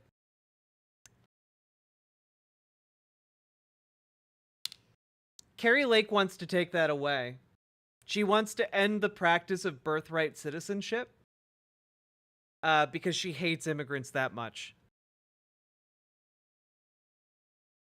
Services for families who are trying to afford their children, and if any of the stricter state abortion bans are upheld. Well, certainly we One should minute. make sure we continue with some of the great work we did with the child tax credit. That brought childhood poverty down by 60%, which, by the way, Carrie Lake was against when the bill. How would it work then? Probably in her mind, like military service and citizenship, or like public volunteer work or something. Was on the floor. We should also move into childcare. Right now, childcare is more expensive than sending your kid to ASU. So these are the things that we should be doing, as often as we can to make sure that we're making, every day a little better. I'd like to also just to point out that there was just a lot of personal hits that were just thrown there, and we won't go through every lie, but I would actually be interested in doing that because I'm curious why you have an intern fired. The current Why did state you have an representative intern fired? The state representative actually that she is talking about actually sent her an email asking her to stop because what she claims happened did not happen. We're actually friends, and she's supporting us. She's supporting this campaign. Number two, this is a trend you're going to see with Carrie Lake. Whenever she doesn't have an answer, she just goes for personal attack because she has no good answer on abortion. She will ban abortions. She was willing to tell a mom that your daughter cannot have an abortion even if she was raped just 2 years ago. We're going to move on. We're going to move on to the economy because both of you have a lot of things to say Honestly, him hitting her on this issue is like making him look real good. about that. Mrs. Lake, I want to ask you a very specific question, and I want to get some ideas from you because there are a lot of people who are in the state of Arizona who, regardless of the stock market going up or unemployment being low, they're wondering, they're struggling right now. They have to work two jobs. They're not sure what to do. But what does a living wage look like to you, and how, as a senator, would you help people in Arizona get to a point where they could afford housing? They don't feel like they're up against the wall every month. I'm so glad you're asking these questions because this is the #1 issue for Arizonans. There's so many big problems right now, but people are struggling. I was talking to a woman in the West Valley, and she'll remember the conversation we had. She talked about how she volunteers, and she's volunteered for decades at the food bank, even giving food, volunteering her time. And she said, for the first time in my life, I've had to go to that food bank and ask for help because I don't have enough money to get through the end of the week. And so we have to do something, and it starts with bringing down the cost of everything. The cost of everything. We have been affected most, especially in Rubiga. It starts with bringing down the cost of everything. That's why I'm best friends with the guy who wants a 20% tariff on all imported goods. District with inflation. Housing prices are on the rise. They've gone up 35%. I talked about when I first moved here and bought a house, a 3-bedroom house for $88,000. It's not affordable. And it goes. Okay, just out of curiosity, when did Carrie Lake move to Arizona? Okay, 1994. Okay. In 1994, inflation calculator. All right. $88,000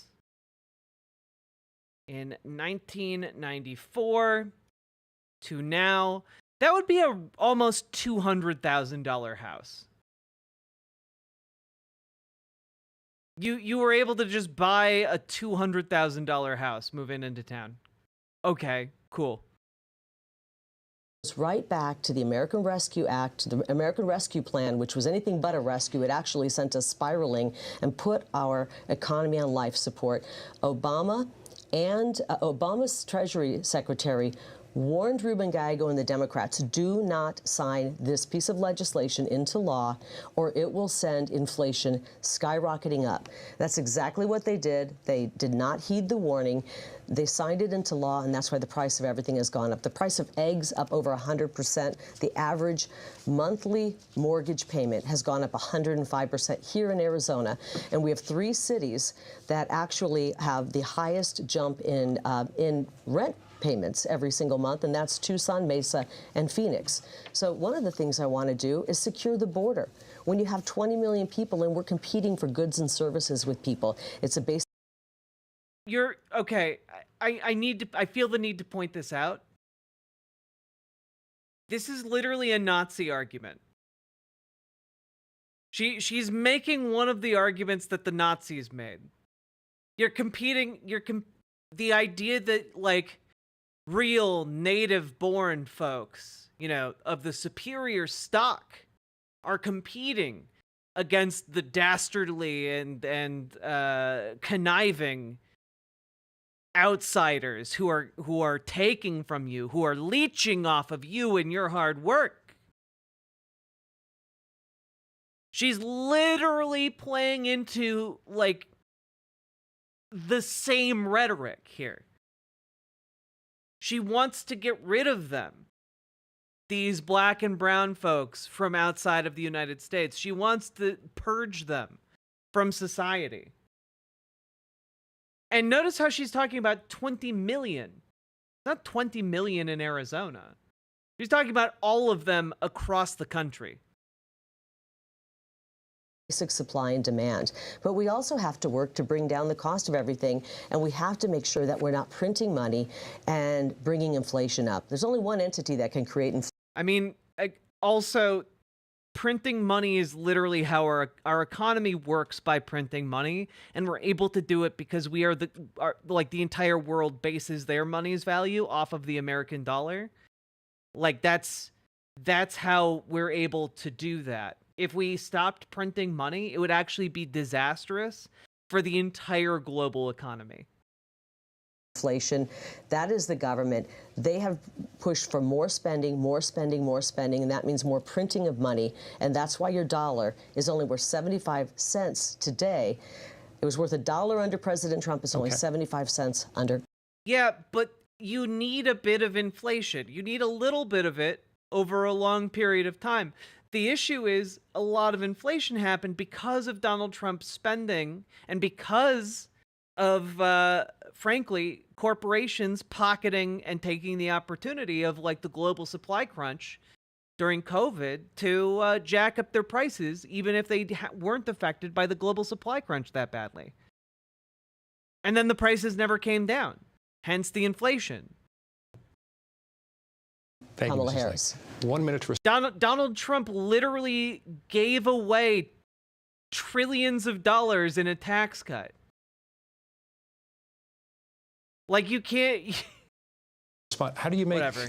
living more affordable for your constituents? Well, first of all, the minimum wage should be $15 and it should be pegged. No, it should be $30 by now. The fact that we're fighting for $15 here, just out of curiosity. When did the fight for 15 begin? Fight for 15. When did that begin? Began in 2012.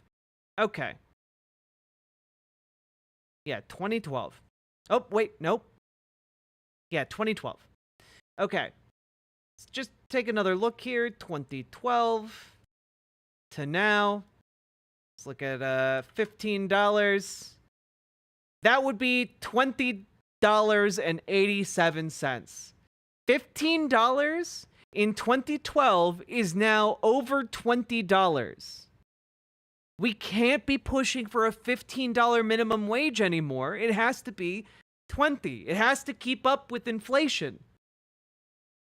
And not only should it keep up with the inflation, it should keep up with cost of living, which has skyrocketed as well.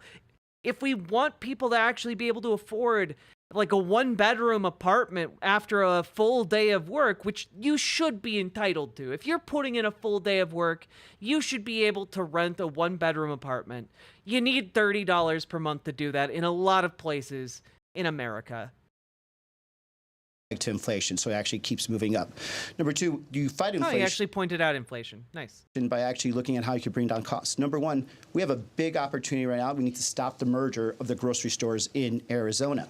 By allowing Kroger and Albertsons to merge, they're going to have 70% of all grocery store controlling customers. That's true. We should stop these corporate mergers that consolidate the market, because we are just seeing monopolies come together to a greater and greater degree. In fact, there's a really good piece over in the Prospect that I read earlier today about how the entire American medical system is currently bottlenecked because one company produces the overwhelming majority of IV bags in America.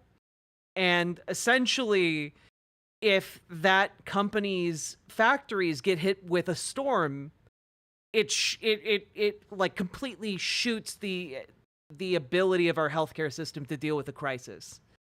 So surgeries have to be put off, care delayed. People who need to get in for life-saving treatment can't do it because one factory got hit by a storm in Puerto Rico or got flooded in North Carolina. Like, and those are the only two factories that create IV bags in all of America. Yeah, it kind of sounds like maybe one company shouldn't have total and complete control over, you know, the nation's supply of anything. Just throwing that out there. Raise prices. And we already saw a lot of the grocery stores already gouging our consumers. Carrie Lake, by the way, went on record and says she didn't think there was any gouging of consumers at grocery stores, even though executives from these grocery stores under oath said they did do it.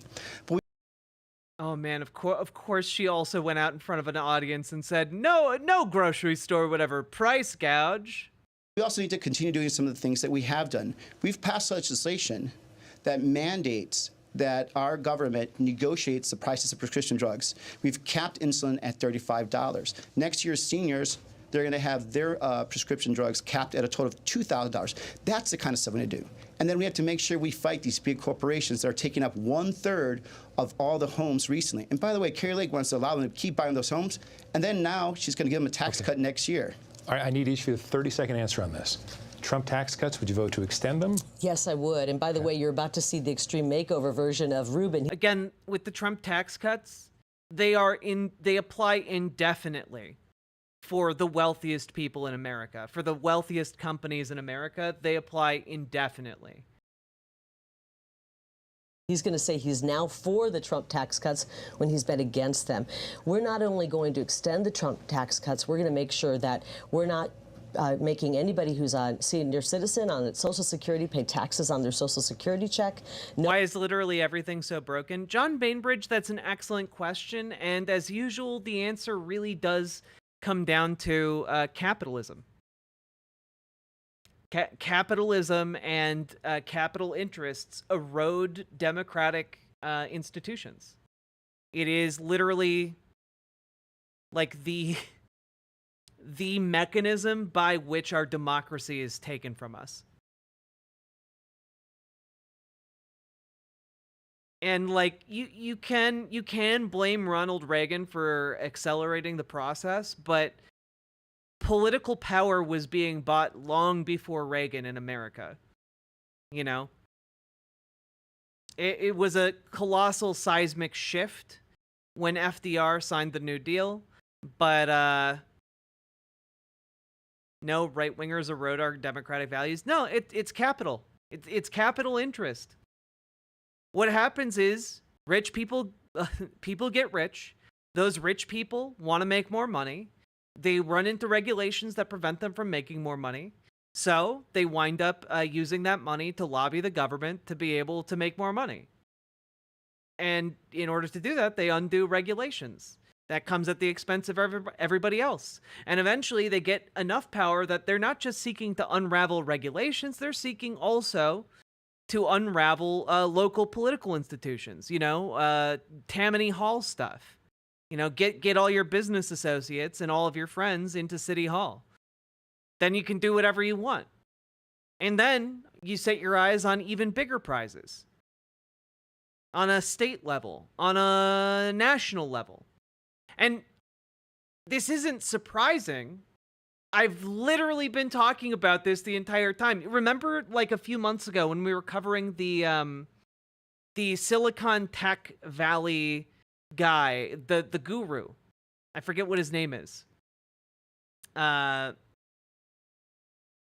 he essentially put out the idea that what tech giants should do is go out there and find a third world country where the government is not stable and effectively buy their own little fiefdom.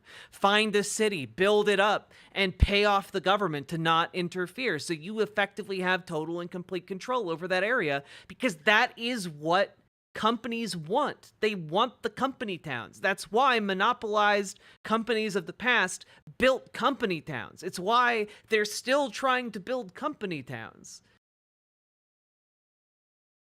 You know, like that's what they're trying to do. No, not Sam Bankman-Fried. Oh God, what's his name? Vinis Vasran.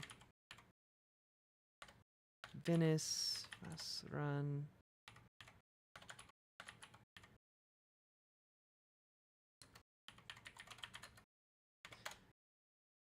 Will this help me figure it out?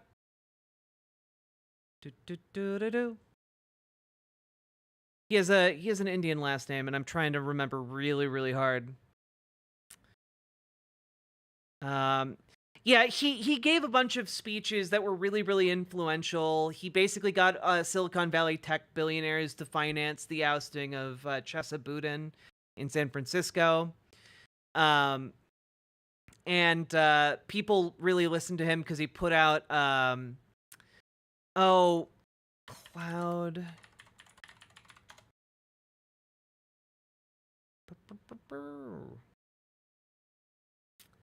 No, not tech feudalism. Oh God, what's it called?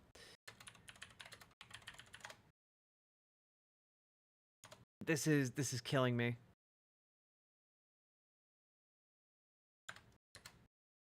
Silicon Valley. Oh my God, I hate Google. I hate how Google works now. Here we go. Yes, I found it. His name is Balaji Balaji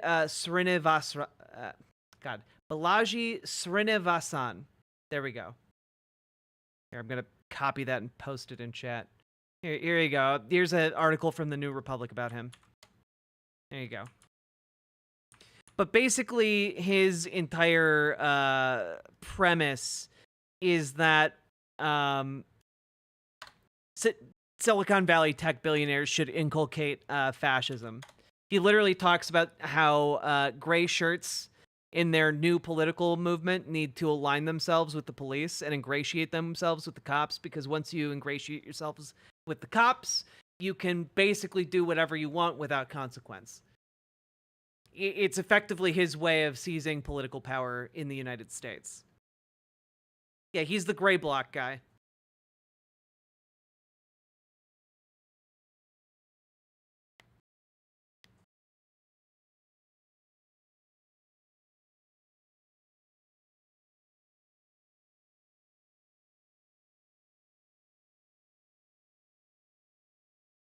I'm seeing really dumb things being posted in chat right now, and I'm trying to hold myself back. But what do you think creates the push for right-wing values in our country, guys? What do you think empowers the conservative movement in America? What pushes people to the right? Is it money? Is it money? No, it's not dumb hillbillies, you classist fuck. It's not dumb idiots. Who keeps dumb people dumb in America? Who has a vested interest in people being stupid fucks? Who has an interest in that? Who deliberately cultivates that with their resources? What class of people?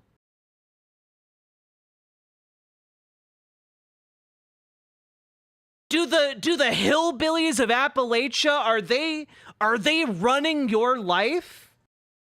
Are they out there managing your business? I'm sorry. Are the hillbillies of Appalachia the ones wielding all of the power? Have you ever seen a fucking Appalachian town?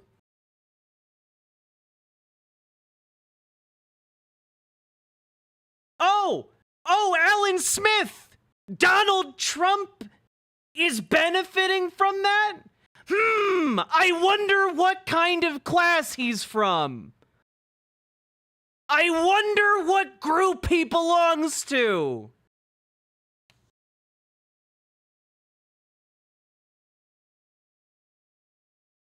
Jesus. He's a fascist, but why is Donald Trump a fascist? I'm trying really hard to walk you through it. I'm trying so hard. Is it for the money? Is it because he profits from his position and political power? Could that be it? I wonder if that applies to other people of his fucking class status. He wants tax cuts. That's right. He wants to make more money. And he wants to keep making more money. And the best way he can do that is by consolidating political power. Because ultimately, capitalism is anathema to democracy. That's the thing. That's the entire conflict here. When you can buy ideological power, that is a problem for democracy.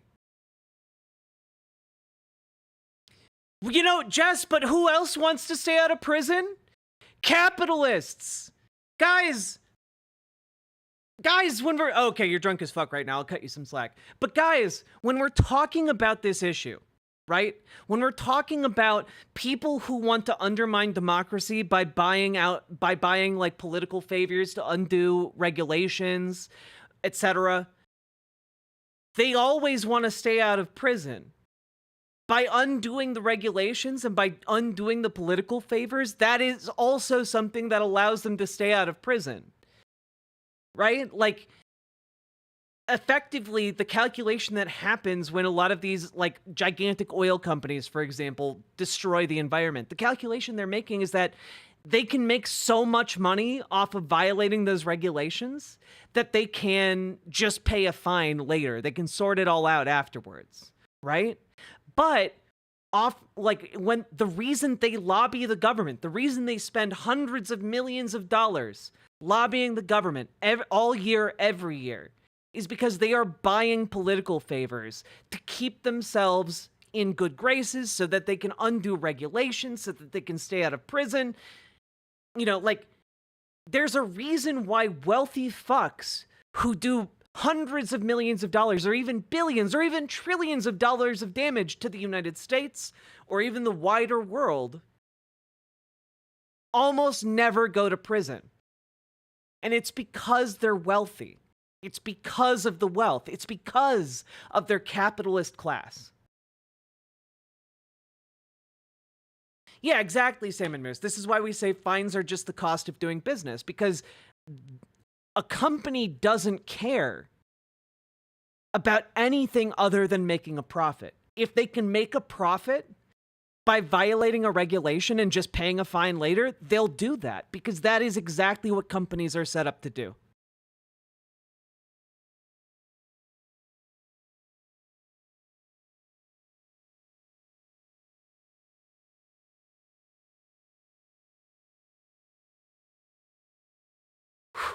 Okay. We're going to move back on. I'm very passionate about this.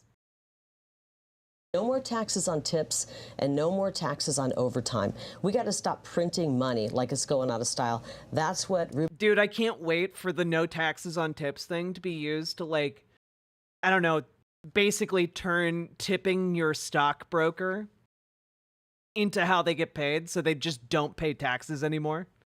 Gag, Kamala Harris and the Democrats have done, and we're going to start cutting back on the wasteful spending in the government. It's outrageous what they want to spend money on. For example, I gave you 30 seconds. I apologize. 30 seconds on tax policy, Mr. Gago. 30 seconds. We need to keep the middle class portion of the tax cuts. The tax cuts to the corporations that made billions of dollars off price gouging, those need to go up. She actually wants to give them a bigger tax cut than they already have. That's ridiculous. Arizona, we need to negotiate. We need to also make sure we also need to bring in a child tax credit as part of that Trump tax cut. Also, we're good, Alan Smith. No worries. But giving more tax cuts to people that haven't been paying their fair share and price gouging our Arizonans at the same time is unfair, and Kari Lake will do that. Thank you. Mrs. Lake, I'm going to ask you because you mentioned it specifically. You mentioned Social Security specifically. Yeah. How do you maintain it? Because Arizona has one of the highest populations of seniors, and they're worried about this. How do you maintain Social Security without privatizing it? 30 seconds, please. I want people who are on Social Security to know you have paid into that. That is an insurance benefit you've paid into, and we are not touching that. Ruben Gallego, Kamala Harris, and the Democrats will decimate it. They want to make it so you can't, the age that you have to be to qualify to get your Social Security, they want to raise that, and they also want to take Medicare. He promised he wouldn't touch Medicare. They wouldn't raise or ruin Medicare and touch it, and they have. He wants Medicare for all, which really means Medicaid for all, and that will be a disaster for Arizona families. I have to mention the prescription drug prices. He touts that he brought that down. His vote in the Inflation Reduction Act actually caused medications to go up for people on Part D. Thank you. 57% increase in price. Thank you. Because of Mr. his Gallego, vote. I'm going to give you 1 minute to Republicans are the ones who want to destroy these programs. The fact, like it's literally, she's literally just lying through her teeth this entire time. respond to that and also talk about. And there's no fact checking whatsoever from the moderation team. Honestly, a hearty fuck you, buddy, to the moderator team on this particular one. This is driving me nuts. About Social Security. Sure, and you know, this has been fact checked. We did not support, did not raise Social Security. As a matter of fact, we've actually increased the solvency of Medicare by negotiating for drugs. For the first time, our pharma has to negotiate. Also, if Kari Lake is so concerned about the solvency of Medicare, there's a really easy way to do it. We can solve the solvency problem of Medicare and Social Security. We can do that. We just have to remove the cap on income tax. You know, we can do that. We can make it basically indefinitely solvent. But something tells me I don't think she actually cares about solving the problem. For the cost of drugs to our seniors. The fact that she wants to keep that, I don't even know where to go with that. Social Security has to be saved. I've been working since the age of 14. The money that I put into Social Security when I was working in the meatpacking factory is the money that I've earned. My mom's about to join the community too. She's about to be retired. I want her to have Social Security, and there's so many Arizonans that rely on it. But the way to do that is to be realistic. We need to raise the cap when it comes to security. People that make more than $400,000. Hey, oh my God, he actually said it. I didn't think he would. I didn't think he would actually drop this. Oh my God, it's so refreshing to hear a Democratic lawmaker actually say the solution of just raising the cap. It's such an easy fix. A year, raise the cap when it comes to security. People that make more than $400,000 a year are going to have the caps raised, and that's going to increase the solvency and payout of Social Security. Good. Like the fact that there is a cap on what you get taxed for Social Security is insane to me. Like, make that cap that at like $10 million. Jesus. 100% all the way to 2060. That's how we bring security. That's how this is done. And this has been like he's talking about like raising the cap to 400 people who make over $400,000. Raise it up to people who make over $10 million a year. Okay, like if it's gonna be solvent until 2060, fuck it. Let's just do it until it's forever solvent. Backed by economists, and that's the best way you could do that to make sure it happens. Done this? You have a Democrat president. He's got a Democrat president. I think we have a Democrat. Oh, we have a Democrat president. Can anyone think of why it might not have been done yet with Republicans in office? Can anyone put it together? Oh,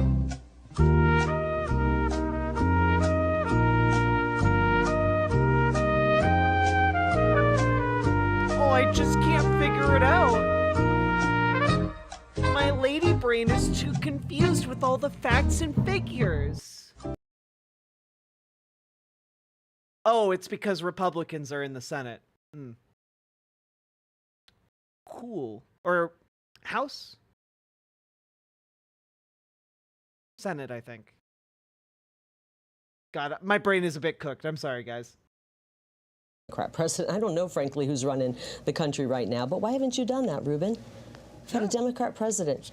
Your first day on the job. Actually, do have a first day bill on the job was 10 years ago. So I actually do have a bill, Social Security Act of 2100, that exactly does that, and love to. Oh my God. She picked a fight with the wrong one on this particular issue. He literally has a bill ready to go. Let's go, dog. Have the Republicans not stop the bill and filibuster it also, but of course I'll continue working on that. And this is the difference between me and. Good. He also mentioned why it's not happening. The Republicans stopped his bill. Carrie Lake. Like, I actually try to work on things. She just has talking points. So just talk and not really know what she's saying. Well, it's interesting because he's only voted, he's voted with Kamala Harris and Joe Biden. Arizona, you got to know this. He's voted with Kamala Harris and Joe Biden 100% of the time. He wants to act like he's bipartisan. He was the leader of the Progressive Caucus. That's where all the ideas that we scratch our head and go, who came up with these crazy ideas, come from. This is like, I'm going to cut you off so we can move on to other topics. We're almost running out of time. So, two hottest summers in recorded history, last couple of summers in Phoenix. Whether it is human caused or whether it is cyclical, there certainly is a climate difference going on here in Arizona. What are some ideas you have to make sure we're ready to have enough energy and enough water here in the state if, in fact, we do get hotter? Well, I wouldn't do what the Democrats did, which was take a great energy policy that President Trump had put in place and decimated on day one, hour one, like Joe Biden did with the support of my opponent. I would love to know exactly what she means. In hour one of Joe Biden taking office, how was the energy policy decimated? Be specific.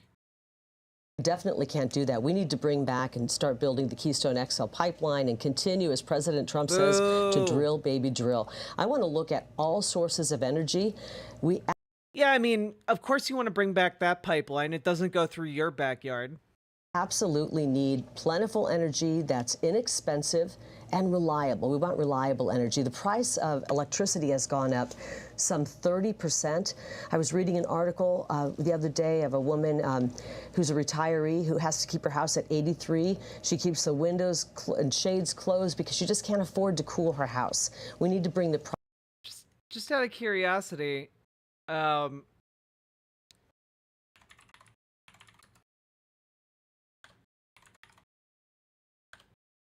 just out of curiosity here. So you're saying your energy costs increased by 30%? Because you've been talking a lot about inflation. Inflation's 22%. So a lot of that is already accounted for, I guess. Price of energy down, and unfortunately with the moves the Democrats did right when they got into office, it caused a spike in energy prices. Only now are they realizing they're in trouble and they're starting to drill once again. But the Democrats want us to be reliant on foreign energy. With Middle East and Venezuela. They don't want us to have our own energy. We've got to look at all sources of energy. I want to look at everything. Everything should be on the table to use that's, like I said, cheap and reliable. Mr. Gallego, we'll give you 2 minutes to respond to that. Environment plus energy. Well, look, we have to first accept that climate change is happening. And so, I can't help but notice that the price of energy might be a bit high.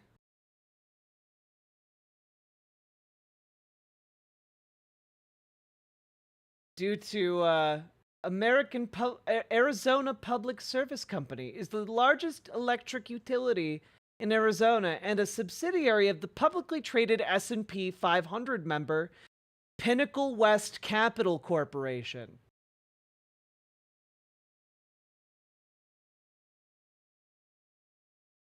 In 2019, it acknowledged spending millions of dollars to elect corporation commission members as part of a dark money scandal in 2014. Interesting. I wonder if your privately owned utility company might not be gouging your customers, i.e. your constituents. So we prepare by that by actually having a very resilient grid. We need to bring in a publicly traded utility company. more baseload energy, and that's going to have to be nuclear. And that's the quickest thing we could do to make sure that we could continue the growth that we have in Arizona with manufacturing and residential to make sure that we can meet that.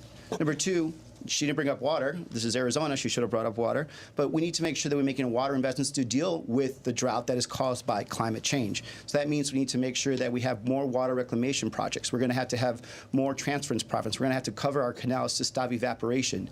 In the 2026 negotiations that are coming up, we're probably going to have to cut about 760 acre-feet of water, which is going to be very dangerous to some of our farmers. Are going to be shut off from that.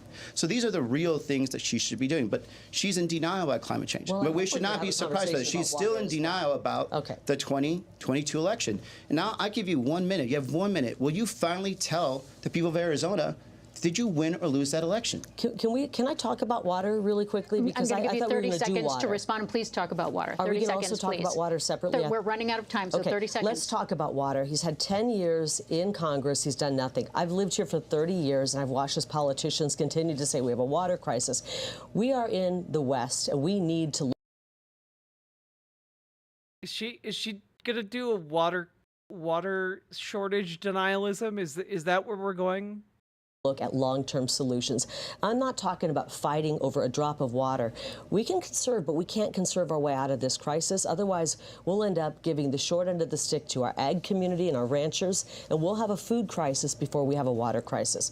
I want to go to Washington, D.C. and work on true solutions, piping in fresh water, desalination, but finally, for once and for all, bringing in new sources of water to the West. You want to take other people's water. That's your main solution. That was the first thing you listed, and you want to do desalination plants in Arizona? Now, guys, granted, I am a little bit rusty here, but Arizona's landlocked, right? I don't think they have salt water to use for desalination plants. So... Oh, Harold, Arizona Energy and Water is kind of your thing? Okay.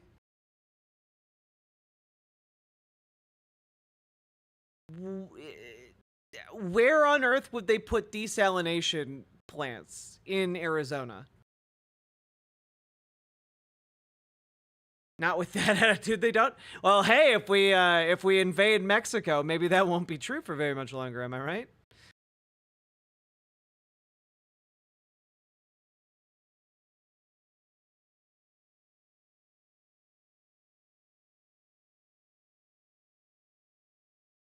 Not that far from the ocean, actually. That said, it's still a bad solution. Yeah, like, it's not far from the ocean.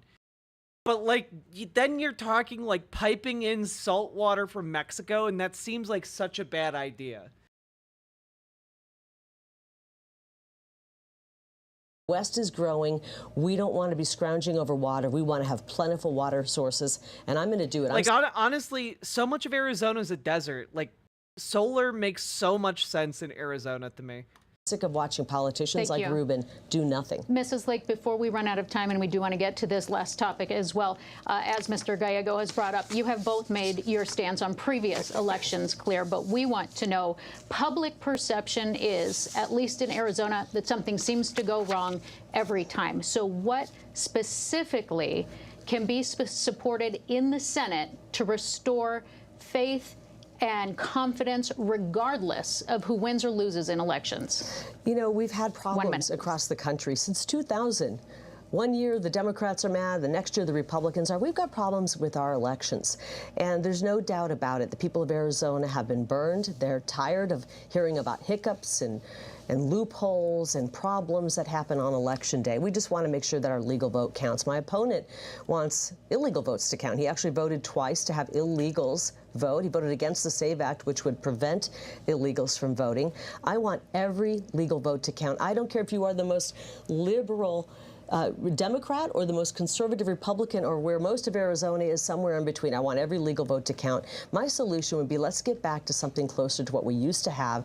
Election Day, paper ballots, and we know the results right there on the night of the election. But we already have that. We already have that. Like, the reason you're able to know the results on the night of the election is usually because there's a very clear winner. But when you're talking about the amount of votes it takes, it can take the night to count them because the polls close at night. And then the millions of ballots need to be counted. Definitely can't have people pouring across our country illegally voting. Not only does he want to let them vote, he wants to give them all asylum. And we've got to stop this nonsense at the border and restore our country. 1 minute to respond. This is Carrie Lake. Whenever she doesn't have an answer, she goes to the border to a personal hit. Number one, this has already been fact-checked. I'm not for illegals voting. Number two, this is a person that has shown no leadership and has been quite the opposite. She has caused harm to Arizona. She's caused harm and has made it a laughing stock, and that's dangerous. She has 14 lawsuits. She's currently suing to be reinstated as governor. She has caused Steven Richer, a Republican, a good Republican, to have to go get private security because of all her threats that she caused upon him, to the point where he sued for defamation, and she admitted that she lied about him. Now she's just waiting for the judge to say how much she's going to have to pay him. And Bill Gates, another Republican, and Clint Hickman. So this is what we're talking about. She just also said that she wants to get rid of vote by mail. So what we're seeing here is Carrie Lake, again, who still has not accepted that she lost the 2022 election. Yeah, Carrie Lake literally doesn't want people voting. She wants to limit the number of people who can vote so badly in this election, because the fewer people that vote, the more likely it is that a Republican wins. That's just facts. That's just how the numbers break down in America. She is dangerous to Arizona. She will say anything. She will do anything to win. But Arizona is the one that is losing right now. 30 seconds. How do you address public perception when it comes to elections and feeling confident? Well, what you do is what you actually have seen. Go, Ruben, go. Secretary of State Fontes, Republican county supervisors. No, you know what though? You know what though, Holly? To me, I look at that and I'm like, he's not saying that Republicans are good. What he's saying is that there are good Republicans and there are bad Republicans. And I think that there's a very clear difference that we can see, right? There are openly fascist Republicans and then there are conservative folks, you know? Does that make sense as a distinction? Like, there are Republicans who still believe in democracy. They're bad. I don't like them. But fundamentally, they aren't a threat to, like, the next election actually happening and being fair-ish. Fair-ish at the very least. You know, your Liz Cheneys, your Mitt Romneys. They're not good. I disagree with them on, like, all the issues. But fundamentally, they aren't trying to break our system and make it impossible for conservatives, or make it impossible for, like, future elections to happen. As well as kind of recorders. You show leadership. You go and you go through the process. Yeah, fuck them all. You work in a bipartisan manner. Fuck them all. Fuck all those people I listed. But you know what? I'll take them as temporary allies in a fight against fascism. To actually instill trust and have people learn about the process, not actually do what Carrie Lake does. Elena Connor, that's a great way of putting it. Lib Republicans versus fash Republicans. She exploits it. She has a nonprofit to fight the steal, but we don't even know what she's been using the money for. As a matter of fact, she's still holding up the judge in terms of discovery so he could see how much she owes Steven Richer for lying about the election. Right, thank you. And 30 seconds to respond. I've never lied to the people of Arizona. I want to put that out right now. Unfortunately, that's like demonstrably untrue. We're watching the great, extreme makeover Mrs. of Lake. Ruben Gallego. But I've never lied to the people of Arizona, and I Mute just want her. to have Mrs. honest Lake, I elections. apologize. I want to make sure Ruben's that I vote get to to your count, my closing vote to count, and your vote to count. Because it is time. Our time is up, so we want to get to your closing statements. Make sure that you have that full minute to keep us on time. We will politely cut you off when we get to the end of the minute.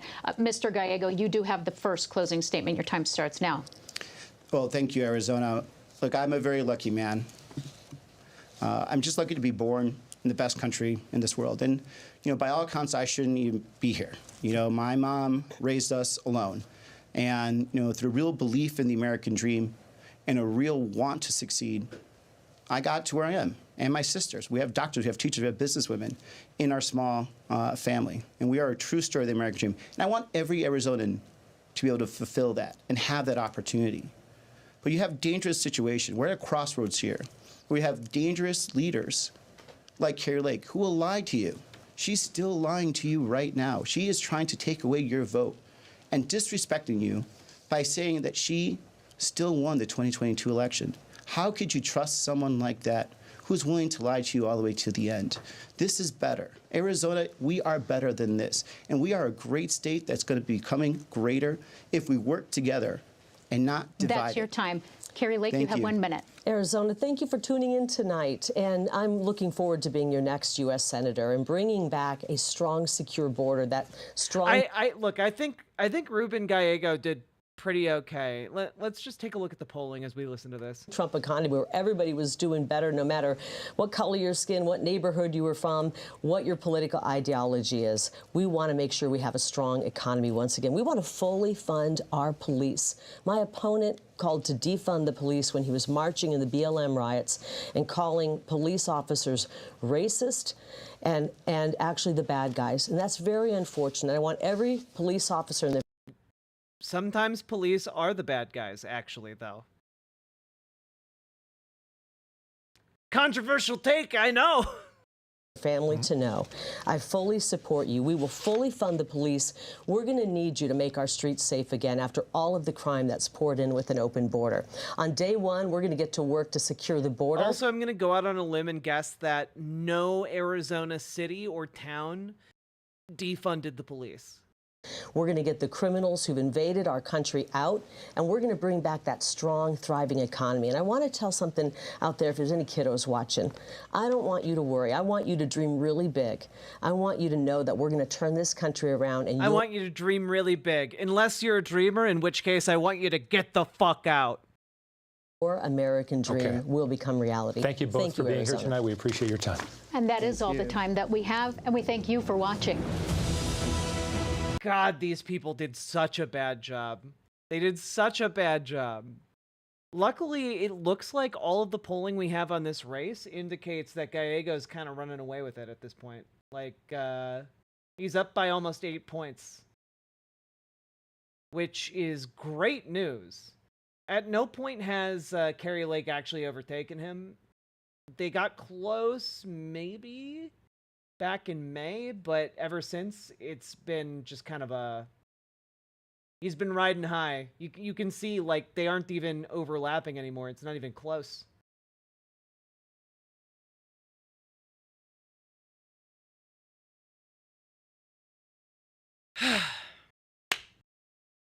That was great and absolutely infuriating. That was both of those things at the same time, and I am really glad that Ruben is doing pretty okay in this race, because if he wasn't, Kari Lake is deeply and disturbingly unhinged. And I think that she would really cause some damage if she got into office. God. Anyway, I hope you guys understand how capital influences elections and our politicians. And also enjoyed my coverage of the debate. So, that being said, let's hit the button. That's a segment, baby! Whoo! Folks, if you've been enjoying the show, we've been going for almost 6 hours. Please hit the follow button on Twitch, hit the subscribe button on YouTube, like the goddamn YouTube stream. And consider dropping those subs and don't knows. That's right, folks. Stone Corbel. Thank you for the 500 biddies on Twitch. Segmented indeed. And we're not even done yet, folks. We're not even done. We got to do the Montana debate. Whew. My God.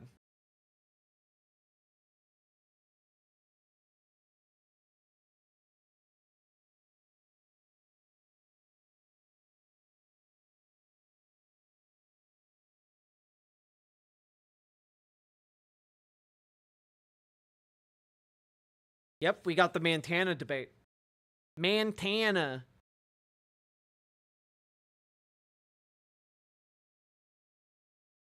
Home of armed standoff with the cops and transphobia. Yep. Only things it's known. Only things it's known. God. Only thing it's known for. Okay.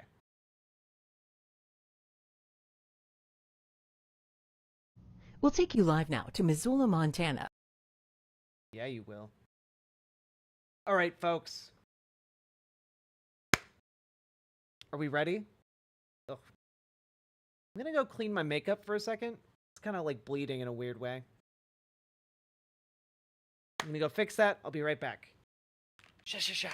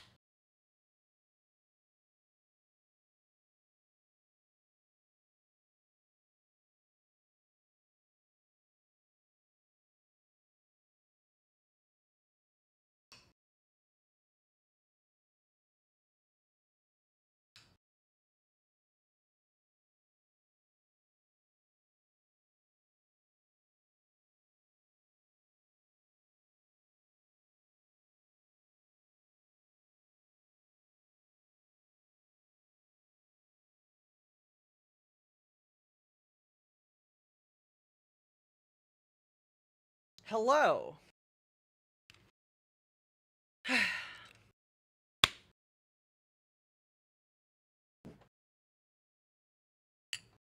I got some beans and rice and potatoes.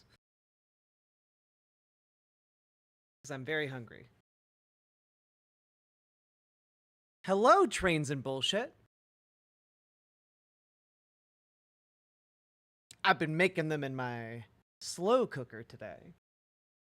And I ran like 14 miles today, so I need food. Okay. Folks, we are about to embark on a journey into the debate between Jon Tester and Tim Sheehy. And frankly, Tim Sheehy is a racist piece of shit who denigrates indigenous people. I did a segment on it. I think it's going up on the YouTube in a day or two, but he's awful. He talks about how Native Americans are just drunks all the time. He's really, really disgusting. And I hate him, and I really want to see Jon Tester just mop the floor with him in this debate. So that's what I'm hoping to see tonight. Let's go see. What are his pronouns? She, he, apparently. Where three-term Democratic Senator Jon Tester is facing his Republican challenger, Tim Sheehy, in a debate. The Cook Political Report with Amy Walter rates this U.S. Senate race as leans Republican. The debate is hosted by Montana PBS and should begin in just a moment. You're watching live coverage on C-SPAN.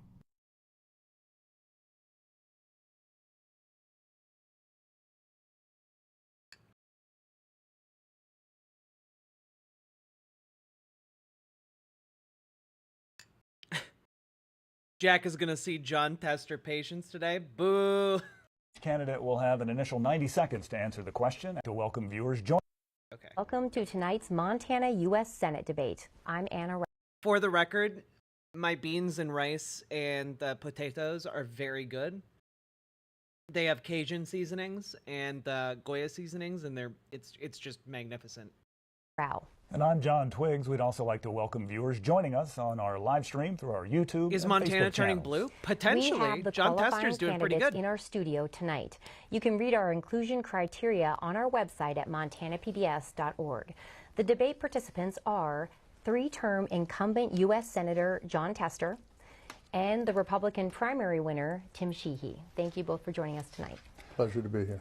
We have a slightly different format tonight. Each candidate will have an initial 90 seconds to answer the question. Afterwards, there will... Unfortunately, Sheehy is currently up by about 5 points, so things are not great at the moment for Tester. There will be a follow-up discussion period for that particular topic with a chance for rebuttals, follow-up questions, and direct exchanges. We'll finish the debate with a 90-second closing statement from each candidate. One other note, we're also partnering with the University of Montana School of Journalism. They'll be fact-checking tonight's debate. Their work will be on our website shortly after the debate to provide additional context. So let's get started with tonight's first question. We're going to begin with what's top of mind for Montanans, and that's the economy. Well, recent data does show some improvement there, but one aspect absolutely seems to remain out of reach for middle-class Montanans, and that's buying a home. The market, that process just isn't working for most of our citizens. So the question for the two of you to start tonight is, what do you think is the root of the problem, and should the federal government get more involved in the solution, or will the market correct I'll believe the fact-checking when I see it, guys. itself? And based on the coin toss, we're going to start with Mr. Sheehy. Well, first of all, thank you for having us tonight. Senator Tester, thank you for coming, and thanks for your long years of service to the state and to the country. Housing from coast to coast is a huge issue right now, especially for Montanans. As we've seen a large influx of people, especially during the COVID years, housing is getting more and more out of reach for working class families. And we hear a lot about the three I's, which is interest rates, inflation, and insurance. And as we know, in wildfire-prone areas, insurance is becoming an increasingly hard thing to get for home coverage. And that affects your mortgage, because oftentimes you can't get a mortgage if you can't insure the home. But the fourth I we don't hear about much is immigration.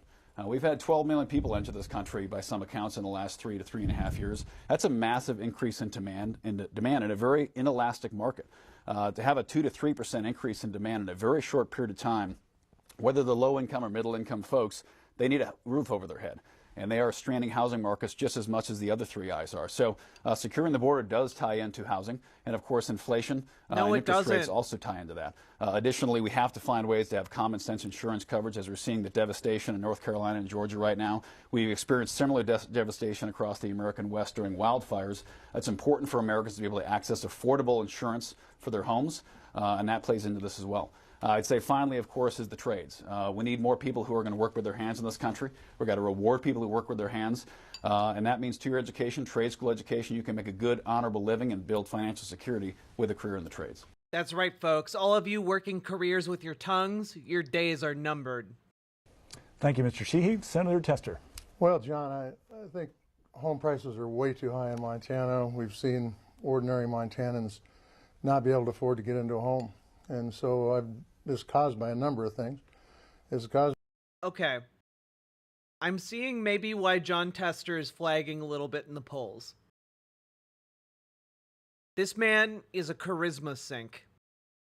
By people who have hundreds of millions of dollars coming to this state and buying home after home after home. It's caused by hedge fund folks coming in, buying homes and kicking Montanans out. But the bottom line is we got to have solutions. I've done some things. I've got a bill right now, as a matter of fact, that would offer a $15,000 tax. This is literally as loud as I can make the video. I'm sorry. Credit to first-time home buyers, and they could use that tax credit for a down on the home, which would help them get into the home. I've got another bill that would stop the hedge funds from buying up the homes and kicking Montanans out and jacking up the rents, which absolutely needs to be done, and we've been doing that through the tax code. And then, of course, tax credits to be able to empower the private sector to be able to build more homes.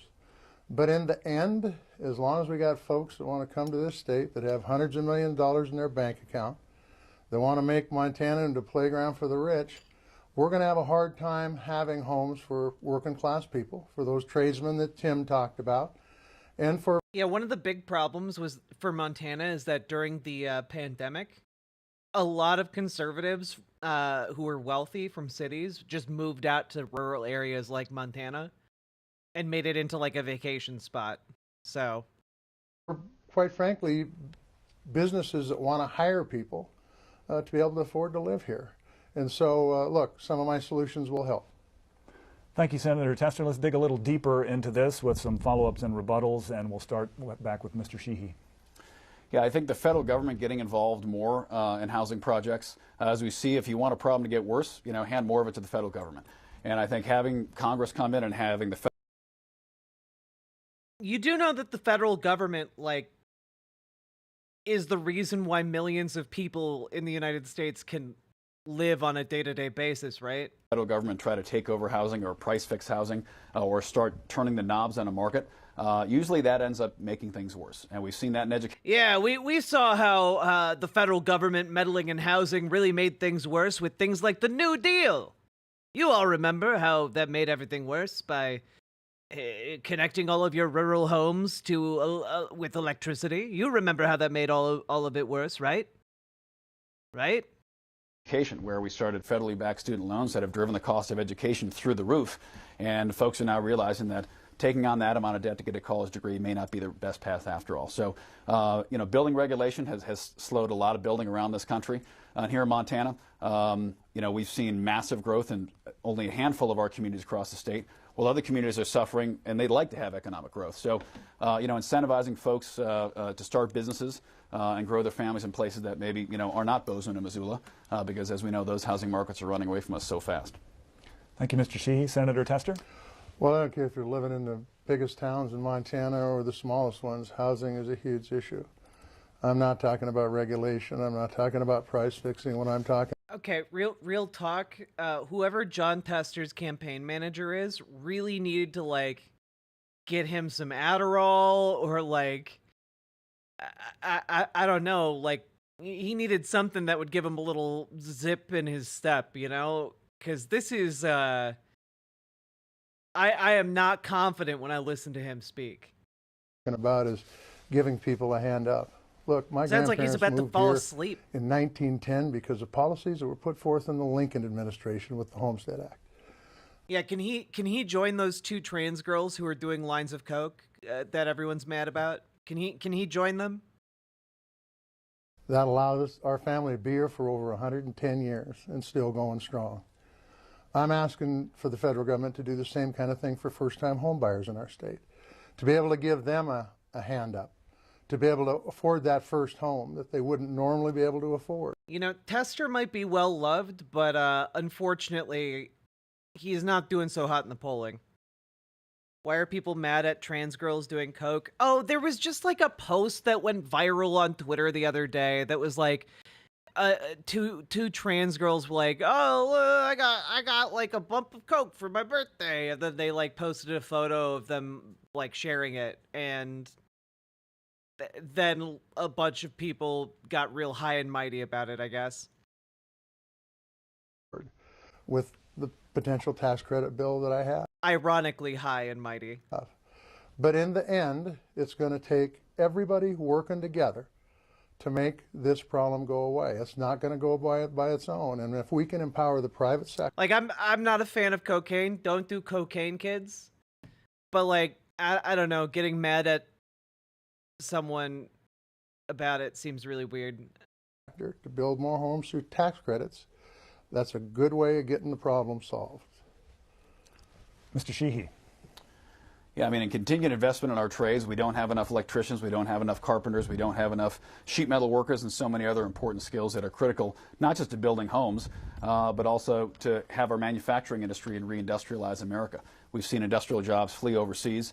We need to start bringing them back. And whether it's our defense industrial establishment or whether it's food security, you know, we need to bring skilled labor back here to America. And that starts with educating them here in Montana as well as around the country. That also starts with timber. I mean, a lot of people don't always connect the dots, but we need timber to build homes. And we used to have dozens of timber mills across the state of Montana. Now we're at about 5 or 6 of them. And we're seeing that problem across the West, where timber leases are being injuncted by extremist environmental lawsuits that are stopping common sense logging projects that aren't going to clear cut these forests, but provide good paying jobs for some of these rural towns, and also provide cheap, affordable timber for our communities, as we saw during COVID. I mean, timber was quadrupling in price sometimes, making it unaffordable for people to even do DIY projects. And final word to Mr. Tester. It's all circular. And I can tell you, it's been 10 years ago, and a lot has happened in the last 10 years, and Montana's grown a lot in the last 10 years. But even 10 years ago, in a town like Havre, Montana, I was hearing from businesses that even when they could hire people, there was no place for them to live. And so everything needs to work. You're right, we need to have tradesmen. That's why we need to support things like the Job Corps and our tech schools throughout the state of Montana. And they do a great job, and they do a great job of really moving where business needs them to move. He's picking and up we need momentum. to continue to support them at all levels. Here he goes. But the bottom line is we've got to have houses in the end. And if we don't do things to incentivize more houses on the market and make sure that those houses are affordable for working families, for young families, then we'll never get it to a point where this problem is solved. Thank you both. We're going to move forward now. Okay, I think he's finding his stride. I think he's starting to pick up steam, okay? And on to our next topic. Right. Montana has a ballot initiative this fall that would enshrine abortion rights in the state's constitution. 9 other states have initiatives seeking to secure abortion access this fall, while 1 state has competing initiatives. Across the nation, there's a patchwork of laws and limits. Do you believe there should be a single national law on abortion in the United States? Why or why not? Senator Tester, you're... I believe women should be able to make their own health care decisions. Based. That's the bottom line. It shouldn't be the federal government. It shouldn't be a bureaucrat. It shouldn't be a judge. Women should be able to make their own health care decisions. That's what Montanans like. You know, we talk about Montanans and Republicans and Democrats, but the whole lot are libertarian. And they don't want the federal government or any government telling them how to live their lives. True. And so I want to see Honestly, Tester strikes me as kind of a libertarian whisperer. I bet he's pretty good with libertarians. Reinstated. And I think this initiative, this ballot initiative that's going to be on the ballot, will do exactly that. It will enshrine it into the Constitution so that women can make their own health care decisions. My opponent, on the other hand, feels exactly the opposite. He feels he's more entitled to make that decision than the women are. Look, these are complicated decisions. And as I said before, a U.S. senator or a judge or a bureaucrat shouldn't be making these decisions. The woman should be making those decisions.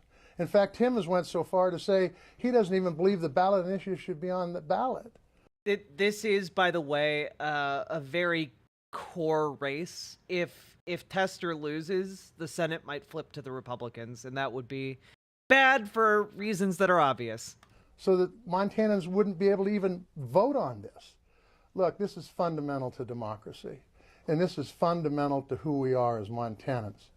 In my entire lifetime, I've never seen a freedom stripped away like the Supreme Court did with the Dobbs decision removing Roe. We need to have Roe reinstated. Thank you, Senator Tester. Mr. Sheehy. Well, the ballot issue will be, if it passes, will be the will of the people. I'm a law and order candidate who believes in our Constitution, both of our state and our federal government. And if the people of Montana vote for it and it passes, then it's the law of the land. But what the Democrats have been pushing is, quite frankly, the most extreme abortion legislation in the world. And I'll not apologize for wanting to protect. It is absolutely not. Holy shit, my guy. Protect the life of an unborn child. You know, my position on abortion has been common sense. I support the exceptions, rape, incest, life of the mother. I support the right of a mother to make those challenges an incredibly challenging, you know, tumultuous time in their life. Oftentimes without the support of their family, they're being forced to make these extremely challenging decisions, and they ought to know they have the right to do that. No question about that. But at some point when there's a viable life, another viable life included, that life also has the right to protection. And my wife and I have supported standing up the neonatal intensive care unit in Bozeman Health. Part of the reason for that is oftentimes if you have a fetus that may have health complications, this gives the mother security to know that that child is going to have the best possible chance at living. And I'm proud of that. But at the end of the day, common sense life legislation is what I support. That's what most of our party platform is supporting. And this particular initiative, should it pass, it's the law of the land. So certainly I'll respect it. But the reality is, at some point, we have to protect the life of the child. It could be the next Albert Einstein, the next Michael Jordan, the next. Yeah, at some point we have to protect the life of the child. After that point is birth. That point is birth. That is the point at which it becomes a child as opposed to a fetus. Like when it is viable outside of the womb, they don't just go in and kill a viable baby. Like if it's viable outside of the womb, they just deliver the baby. Like, also, it's really interesting that he's talking about how, you know, oh, baby is born here might be the next Michael Jordan or Albert Einstein, but all those immigrants couldn't possibly be one of those. You know, like, they never apply the same kind of logic to people that they're just bigoted against. John Tester, for all we know, that life also deserves to be protected, and I'll do that. Thank you, Mr. Sheehy. Let's continue on with this topic as we'll have follow-ups and rebuttals, and we'll go back to Senator Tester. Well, the bottom line is this. Whose decision is it to be made? Is it the federal government's decision, the state government's decision, Tim Sheehy's decision, John Tester's decision? No. It's the woman's decision. Let's go, Tim Tester. Sheehy has called abortion terrible and murder. That doesn't sound to me like he's supporting the woman to make that decision. The fact of the matter is that this is fundamental to who we are as Montanans. The most intimate decisions we have to make are decisions about our health care.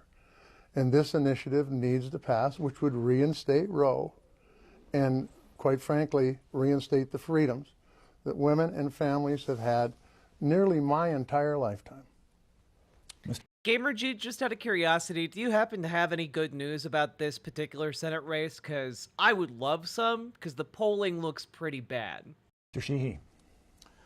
Again, common sense. Absolutely. These young women are in a very challenging stage of their life. They need to know we have their back.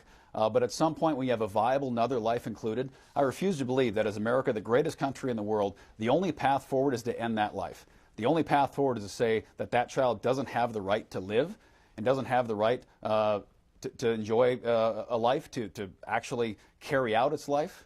We should protect that. We have an obligation to protect the most vulnerable people in our society as well. So I support common sense legislation around the issue of abortion. Again, 3 exceptions all the way through, and early term abortions when they have to happen, absolutely. But ultimately, at some point when we have a viable baby involved, that child also has the right to protections. And the Democrats have refused to even entertain a born alive bill. When a baby is born alive, they refuse to enshrine protection for that life.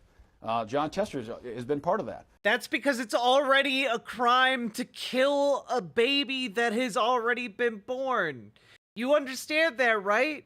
Like, it's not currently legal to just walk into, like, the NICU and just start capping babies. That's already illegal. Abortion up to and including the moment of birth in the Women's Health Care Act of 2021 has been championed by John Tester and the Democrats. That's also among the most extreme abortion legislation in the world, and yes, I'm against that. Thank you, Mr. Sheehy. But should it be? Yeah, those babies have had it too good for too long. Follow up? Well, I'd like to follow up. I was going to say, I feel like he was... That born alive statement that Tim Sheehy just made is total bunk. It's a lie. It doesn't happen. Those lives are already protected, Tim. You know it. Get him, Tester. To try to politicize this issue more than it already is. The bottom line is this. If we want situations not to happen like just happened in Georgia with a woman dying because doctors were afraid to treat her, because she was afraid to go get help, then he's your man. If you want somebody who's going to make sure that women can make their own health care decisions, I'm your guy. Because I think it's fundamental to who we are as Montanans. I'm your fella. We don't want the federal government dictating to us what medical decisions we can make. Final word to Mr. Sheehy. I guess that exception to that is COVID, when we were kicking people out of the military for not getting a shot, forcing them to repay their training costs in the military, kicking people out of the workforce because they wouldn't get the shot. Now all of a sudden medical liberty is the top of libertarian John Tester's list. The truth is we do need to protect women in a very vulnerable place. Breaking news, everybody. Breaking news. I have some incredibly good and funny news. And that is courtesy of the New York Post. Top German neo-Nazi plummets 200 feet to his death while hiking on Hitler's favorite mountain. Good! Go fuck yourself in hell!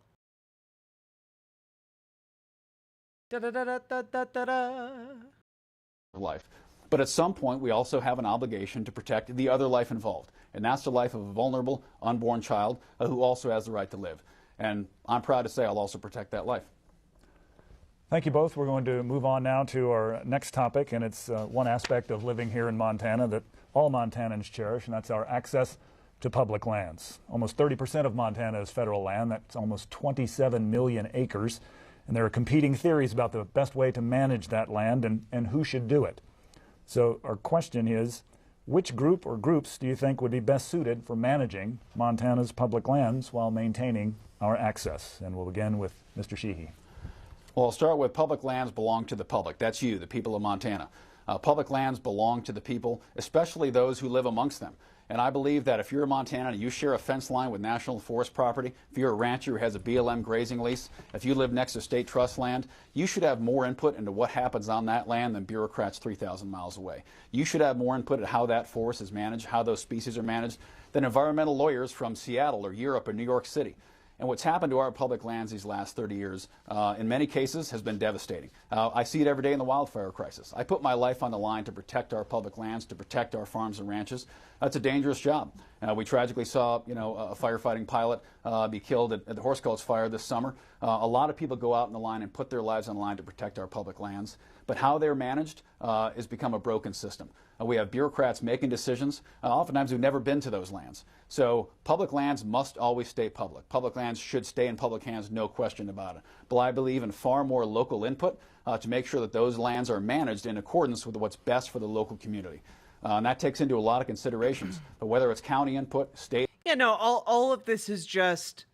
Look, we need to spill oil all over your lands, okay? Like, make sure make sure you're okay with us spilling oil into your drinking water, folks. Input or local land boards. We need more local input into how those lands are managed. Montanans see it and breathe it. Yeah, he's a local Montana businessman. He's very wealthy. Like, I don't doubt that when he's talking about the local community, what he actually means is his wealthy friends across Montana that are looking to drill for oil or chop down more trees or, you know, pollute the water systems. Every summer with a wildfire crisis, instead of let it burn, we should manage it more effectively.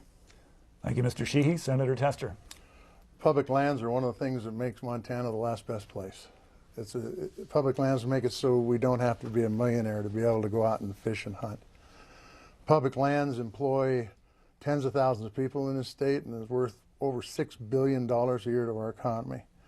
The reason all this is true is because they're public lands and they need to stay in public hands. You know, Tim has made an Yeah, because basically what Tim is suggesting here is that those public lands should be made not public. incredible transformation i.e. on this private. issue. Because when he first started running, he said that public land should be turned over to either his rich buddies or the counties, remove protection. Bad idea. And it would change Montana in a way that is never make this state the last best place. And in fact, Tim even served on a think tank on their board of directors that's job was to privatize our public lands. You know, Tester might not be the most charismatic speaker, but he's absolutely nailing Sheehy on all these issues. This is great. Many of his donors or politicians that have been trying to privatize our public lands. Either they don't understand the value of it or it's just wrong. In Tim's case, his view of turning these lands over to counties or open them up for his rich friends to buy them is just the wrong direction to go for Montana, and it would impact regular Montanans in a very negative way. I've fought for public lands during my time in the U.S. Senate, even going back to my time in the state legislature, and I'll continue to fight for those public lands moving forward. Thank you, Senator Tester. Let's follow up on this and back to Mr. Sheehy. Yeah, which donor are you talking about that wants to sell public lands? We can get you a list if you like, sure, Tim, but I'm sure you know who they are. So the truth is, public lands belong to the public. This summer, actually, I was risking my life flying a fire outside of Fresno, protecting one of the oldest sequoia groves in the nation. Public lands belong to the public. They don't belong to bureaucrats 3,000 miles away. They don't belong to environmental groups who are going to tell us how to run them. What Senator Tester just said was blatantly incorrect. The organization he's talking about advocated for better private management of our public land service. Yeah, private management of the public land. Fuck off, you corporate ghoul. Services organizations like, you know, at Yellowstone National Park, when you go down there and stay at a hotel or enjoy the amenities, you may know those are run by a private company. So the policy paper he's talking about was actually taken and put into use by the National Park Service to enhance services on our national parks for the visitors. No one, including myself and that organization, has ever advocated for selling our public lands, never have and never will, but I do absolutely will every day advocate for more local control of those lands because I believe they belong to you, not the government. The government owns the public stuff. If it's not owned by the government in our society, then it is owned privately. He really thinks Montanans are dipshits.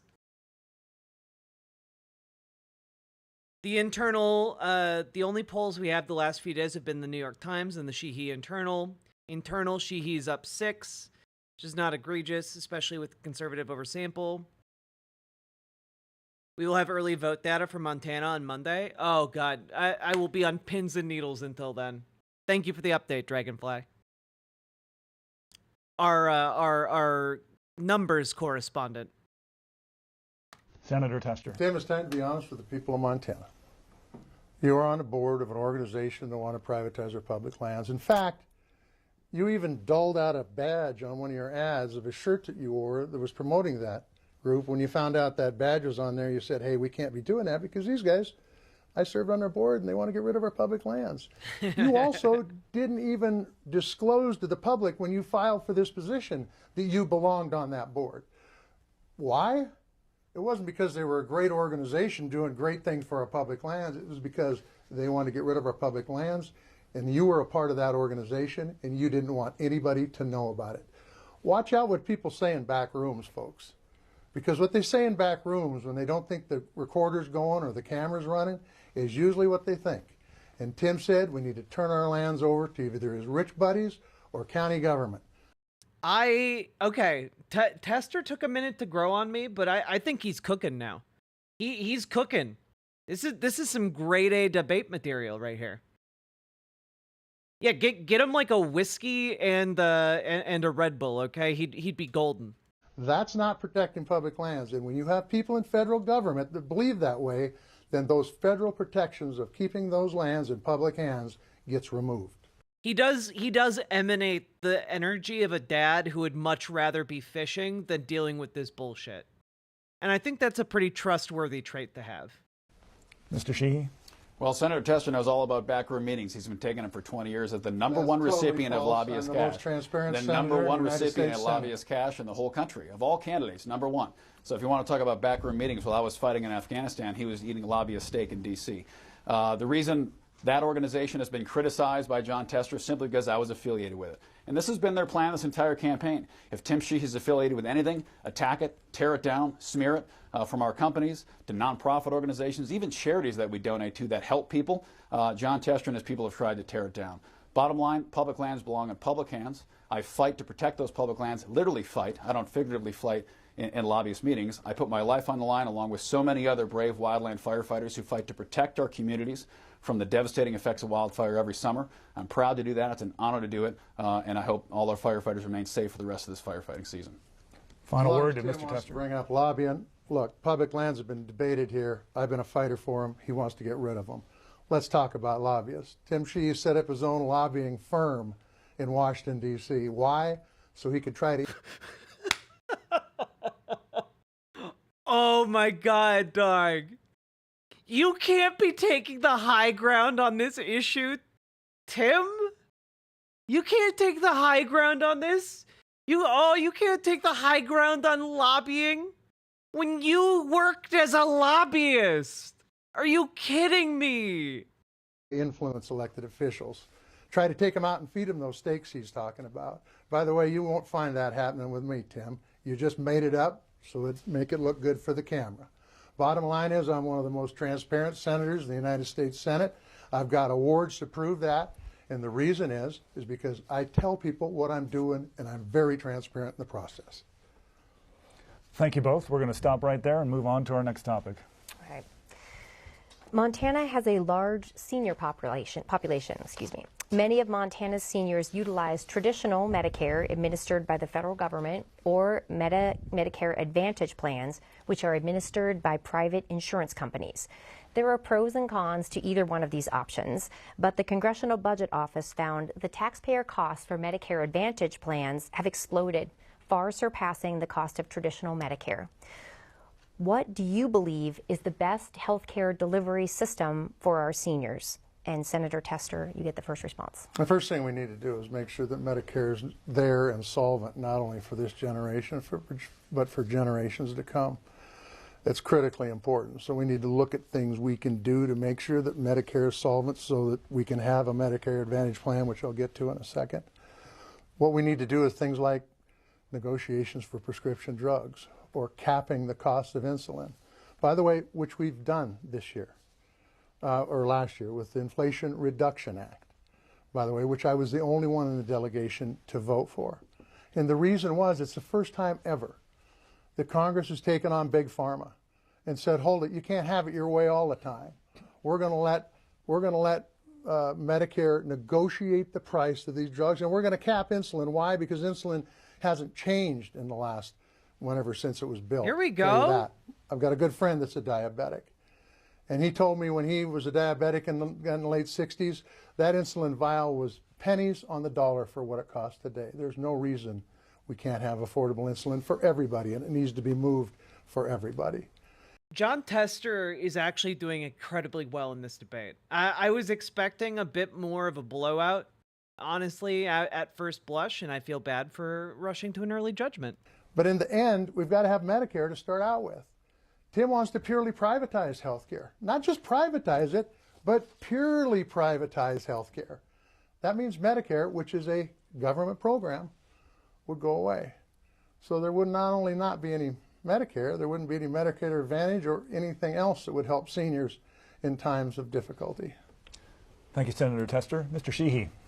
Well, healthcare, especially rural healthcare, is an absolutely critical issue for Montana.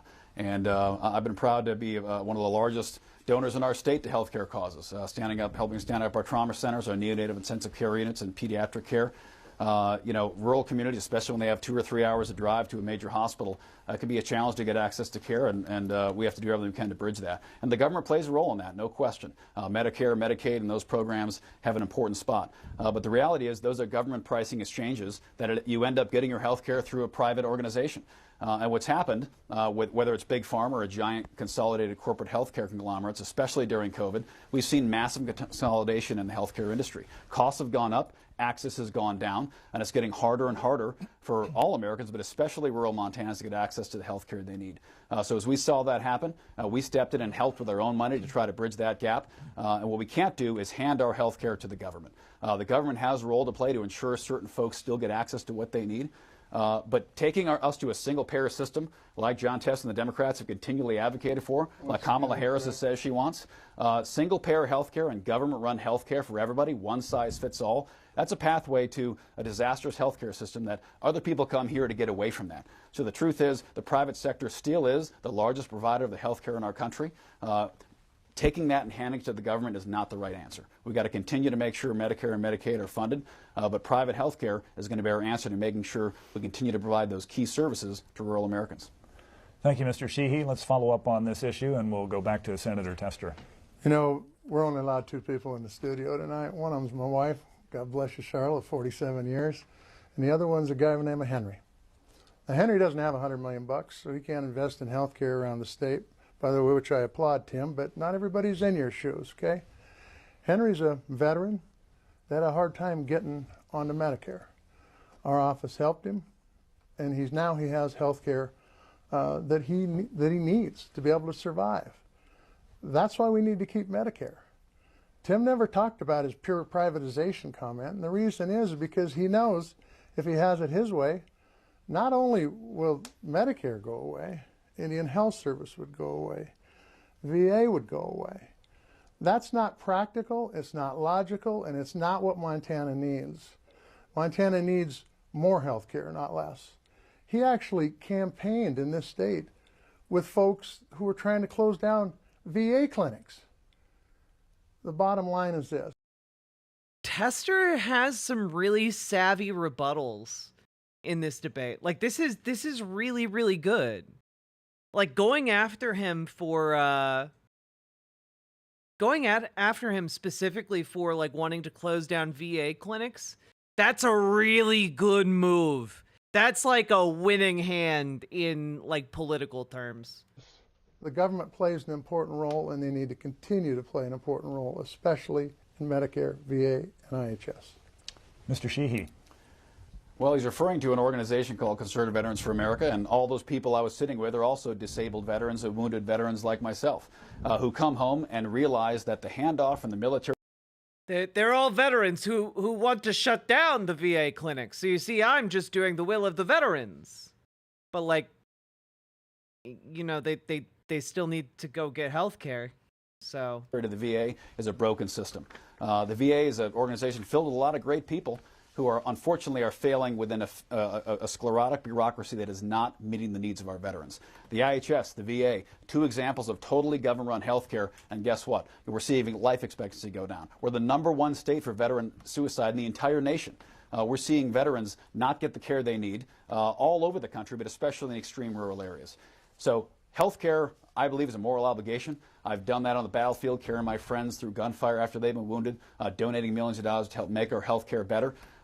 But the private sector is going to be able to do it better, faster, and cheaper than trying to build a government system that will not be able to handle the caseload, not be able to make the reimbursement payments needed to actually sustain those systems. Well, it sounds like what you're advocating for is just more funding so that they can have a functional bureaucracy. Like,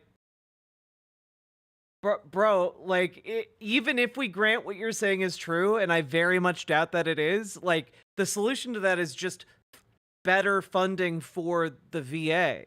And you know, we can't shift to a single-payer system. We cannot hand our health care to the government. That's a pathway to disaster.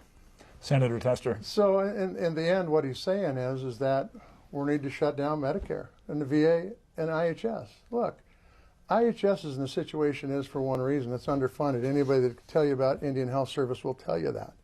Yeah, like the solution to making these better is just to fully fund the programs that have been, I bet, I don't know this for a fact because I'm not up on Montana politics, but I bet they've been getting slashed for years. It has its problems because it doesn't have the money. VA, it's not perfect, but it's come a long ways over the last time I've been in the United States Senate. Take a look at the clinics that have been built around the state. Take a look at the number of additional doctors we've got in the state and nurses. Now, do we need to do more with mental health? You're damn right we need to do more for mental health for our veterans. That's why we passed a bill called the John Scott Hannon Bill, named after a veteran in Helena, Montana, that took his own life because of PTSD. It offers alternate ways of mental health, yoga therapy, equine therapy, fishing on the river. Some of this stuff is far, far better than laying on a couch talking to a shrink. So we're making advances. But to pull the government out of healthcare would totally destroy the healthcare system in this country. Yep. Final word to Mr. Sheehy. Well, I'm tired of hearing politicians use veterans, you know, as a political prop. The truth is, the VA is not doing very well. I have plenty of friends combat wounded, one without any legs, who's on his 119th surgery, I think. And I don't know, I think 25 surgeries ago, you know, he stopped dealing with the VA. They took away his caregiver status for his family for a guy who lost half his body on the battlefield in Afghanistan. Our veterans are not getting the care they need from the VA. That's been the case for a long time, and as a member of the VA committee for many, many years, Senator Tester knows that. We are not meeting the needs. And building more VA... Yeah, I do have to ask, though, do you think your friend would be better off if he had no access to the surgical care that he clearly needs for those hundreds of surgeries? Because I don't know if you know this. Surgery is really expensive. And most people would be bankrupted by like 3. Most people would be bankrupted in the United States by 1 emergency surgery. A life savings can be wiped out by like 5 surgeries. The reason he's able to get all of those surgeries is because of the VA. So just fund the VA. VA clinics isn't the answer. Building VA clinics we can't fill isn't the answer. And he's resisted community care options in the VA. When veterans groups have come in and tried to enhance community care to give veterans more control over their health care instead of having it controlled by the VA, he's worked against that. Because instead of caring for the veterans, it's about the federal employee unions at the VA. It's about time we put veterans first in our VA management policies. We got to make sure they're getting the care they need when they come home from war. And right now in Montana, we're failing. Yeah. So fund the VA. The solution isn't taking the health care away from them, you sick fuck. Gentlemen, this conversation. We're going to have to stop it there, I'm afraid. Because I'm telling you, what he just said about community care was total horse. Just say it. Just say it, Tester. Just say shit. You know you want to. We're going to move on to our next topic. Okay. Montana, like the rest of the nation, has a growing fentanyl problem. U.S. Customs and Border Protection officials say the vast majority of the drug is coming in at normal ports of entry, carried by legal U.S. citizens who are paid by the cartels as drug mules. Given this, how do we keep fentanyl out of our country and out of our state? First response on this question goes to Mr. Sheehy. Well, I think the flow of fentanyl across the border has something to do with legal immigration. Also has a lot to do with illegal immigration. You know, the data we get from federal agencies, oftentimes we heard, you know, the Biden administration created 800,000 jobs. We found out they didn't. So also, when they're classified as asylum seekers, oftentimes they're called legal. They're still coming across the border in droves in a fashion that would have formerly been classified as illegal. The fentanyl coming into this country is devastating our rural communities. It's devastating our cities and our tribal communities all across the nation, but especially here in Montana. Illegal immigration and the drug trade is a core part of this. We saw numbers just released recently that say, you know, upwards of 13,000 convicted homicide offenders from countries have come into our country crossing the border. About 500,000 of the last 10 or 11 million that have come in have been convicted of crimes in their home country. So the mass migration that's happened in the last 3.5 years that we've had the opportunity to stop many times is having devastating impacts on our communities, not just across Montana, but across the state. We need to secure the border. We need to empower our joint interagency task forces to have a more aggressive approach to these drug cartels, as well as, and I don't even like to call them cartels because they're really multinational, multi-billion-dollar corporations. They're massive organizations, very sophisticated with a lot of money and a lot of technology. We need to up our game to oppose these organizations, because right now they're running circles around us and they're killing 10, 20, 50, 100,000 Americans a year sometimes with terrible opioid fentanyl-related overdoses. It's time to put a stop to it. Thank you, Mr. Sheehy. Senator Tester. Fentanyl is a huge problem in this country. There's no doubt about it, and government can play a role in stopping it. Got a bill passed called the Fend Off Fentanyl Bill. The precursor elements for fentanyl are coming from China, and they're going into Mexico. Mexico's making the fentanyl and shipping it across the border and poisoning, and it is poisoning our people. This puts serious trade restrictions, tariffs, everything we can on China to make them stop doing that. They need to clean up their act, and they're trying to destroy this country. And it's not by accident. The other thing is we need to secure the border. We had a bill 6-8 months ago, a bill that would have put 10,000 more troops on the southern border. Some of those would also went to the northern border, by the way, which we also need. It would have put x-ray machines at our ports where these cars and trucks with the fentanyl coming through that you're talking about would, so we could stop the fentanyl right there before it got into this country. It would tighten those asylum laws that Tim Sheehy was just talking about, so you wouldn't have, you would just say 3 magic words and get across the border. It would have made it so we could have shut down the border if they had become overwhelmed. It was a good bill. It was a bipartisan bill, negotiated by a conservative Republican, a liberal Democrat, and an independent. The best legislation possible. Tim Sheehy said he wouldn't vote for that bill even before it was out to be read. We need solutions, not politics in Washington, D.C. Let's follow up on this, and we'll go back to Mr. Sheehy.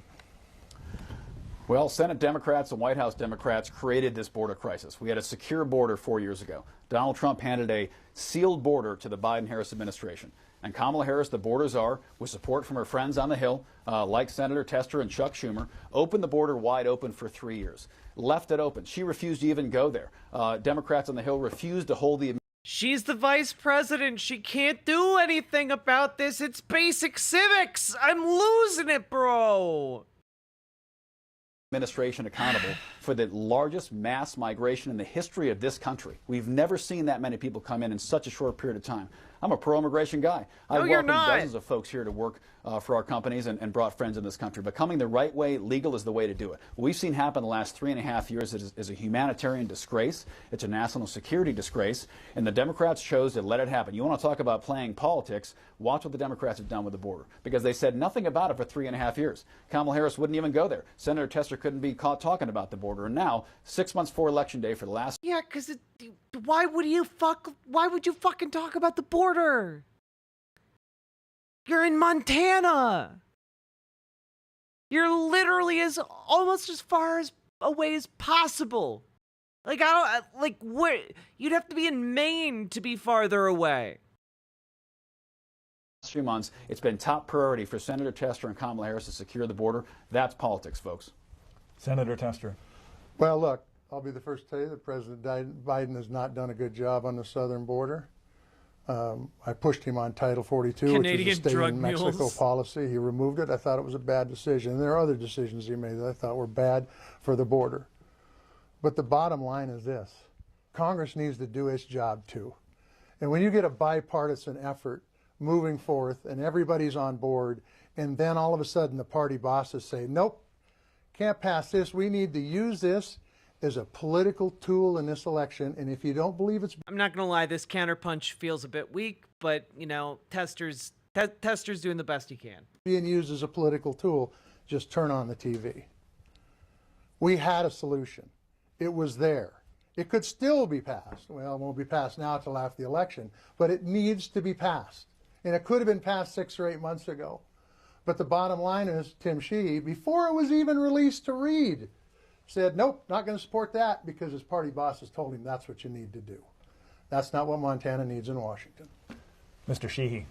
Well, it's remarkable. According to Senator Tester, it's my fault a Senate bill didn't pass when it wasn't even a senator. Apparently, I've also sold our public lands in the last week and closed our hospitals. It's amazing how much influence I have for not being a senator. You're running for the office, yeah. Tim. Your statements matter. Yeah, they do matter. And the statement is secure the border. You could have done it 4 years ago. You were handed a secure border. You guys have stood there and watched it happen for 3.5 years. It's led to murders across the country, fentanyl spiking all over the place, possibly 12, 13.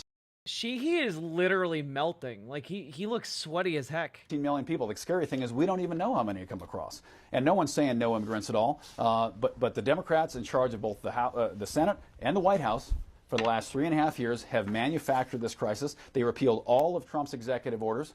And then they proposed a bill that would have legalized millions of asylum-seeking illegal immigrants still coming into this country. The bill Senator Tester's talking about would have enshrined a massive level of continued illegal immigration. They simply would have legalized it and called it legal. It wouldn't have fixed the problem at all.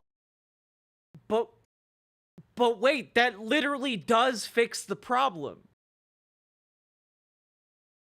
You understand that you said you were a big proponent of people being legal immigrants. You like immigration. You said that. And now you're saying, but if it would simply make them legal immigrants, and that's a problem. So you don't care about whether or not they're illegal immigrants or undocumented immigrants. You are just racist. Thank you for going mask off, Tim Sheehy. We all knew you were racist. It's nice to see you at least being mask off about it, I guess. Or rather, hood off about it. And that's why I opposed it, because when it became apparent that it was going to legalize millions of people still coming into the country a year under the faux asylum-seeking regulations that they're abusing right now, I said no, absolutely, and I'd say no again. Final word. I did not vote once to repeal any executive order, so that's flat wrong. That was done by the White House, and I didn't approve of it when they did it. Number two, you must have read the bill sometime, because you didn't read it when you said you were going to vote against.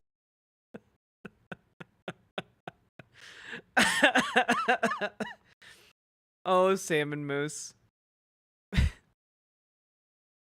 Way to bring it full circle. Way to bring it full circle. I've been here for almost 7 hours doing content, and you've been holding on to that for at least 5.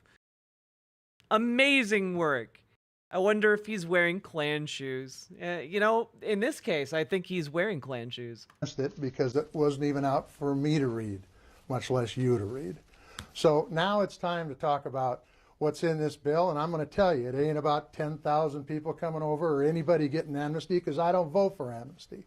What it would have done, it was have sealed the border, which is what this country needed. Well, should it have been done 3-4 years ago? Sure. Should it have been done 10 years ago? Sure. But the bottom line is, it could have been done. The bill was on the floor. It was there for the taking. And because the party bosses said to Tim Sheehy, this isn't what we're going to do, and him and a lot of other Republicans in the Senate did too. In fact, all but I think 1 or maybe 3 actually. Jesus Christ, said, no, what was that? We're not going to vote for it.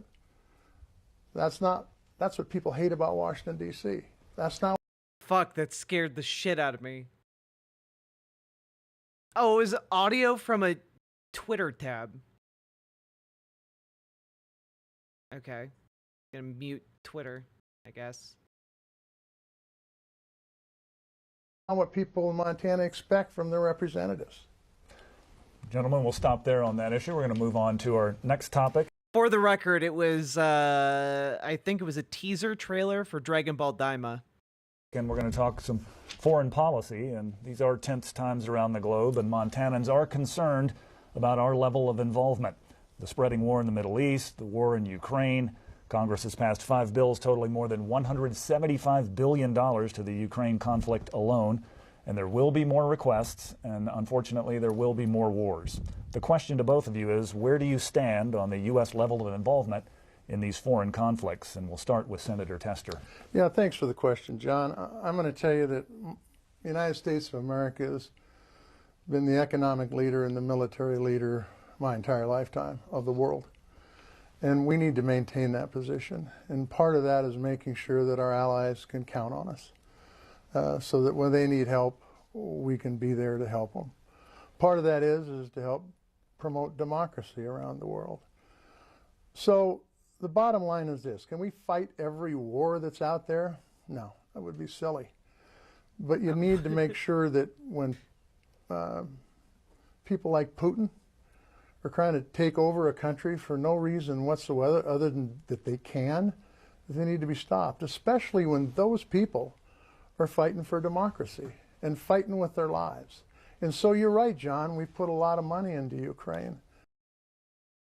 My gut instinct is to like oppose him here, but he's right on everything he's saying. I'm just so used to like seeing an old white guy and being like, he's bad and evil.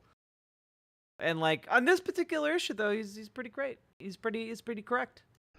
But there is not one bone in my body that says when Putin gets done with Ukraine, he's not going into Poland and go right through Europe. And that would be incredibly a disaster for the United States and for Europe and for the world. In Israel's case, Israel's been one of our best friends in the world.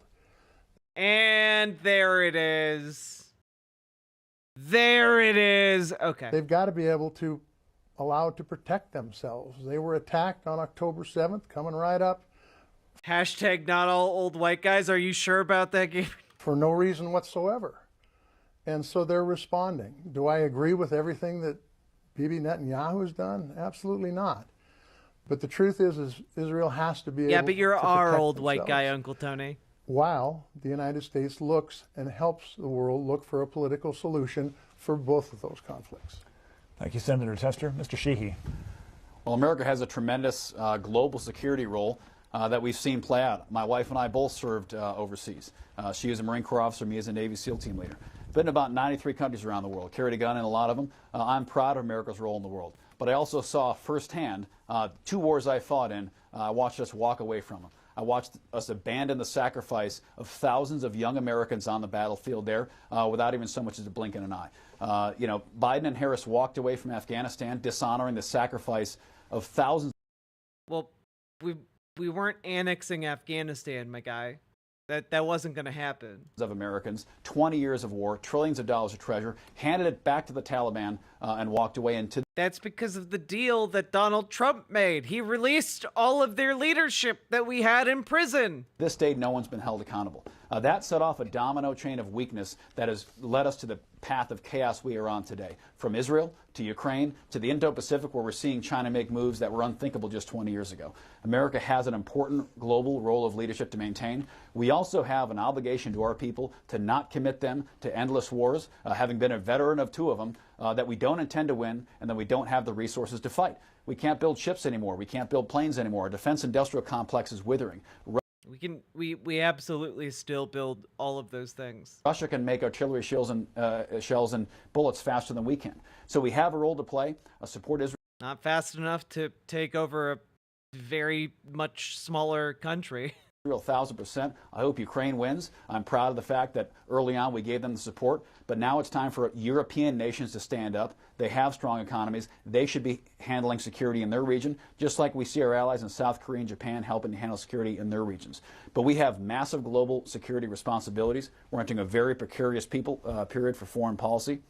We need to be very deliberate about what we're going to engage with and what we're not, because we can't fight all the wars in the world right now. We don't have the capability. Thank you, Mr. Sheehy. We'll follow up on this right now and go back to Senator Tester.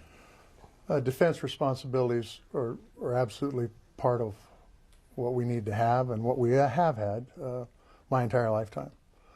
What we've seen China do over the last 20 years plus, trying to take over our position as the world economic and military leader, is incredibly threatening for us as a nation, whether that's on the water, the Army, Air Force, satellites, all the above.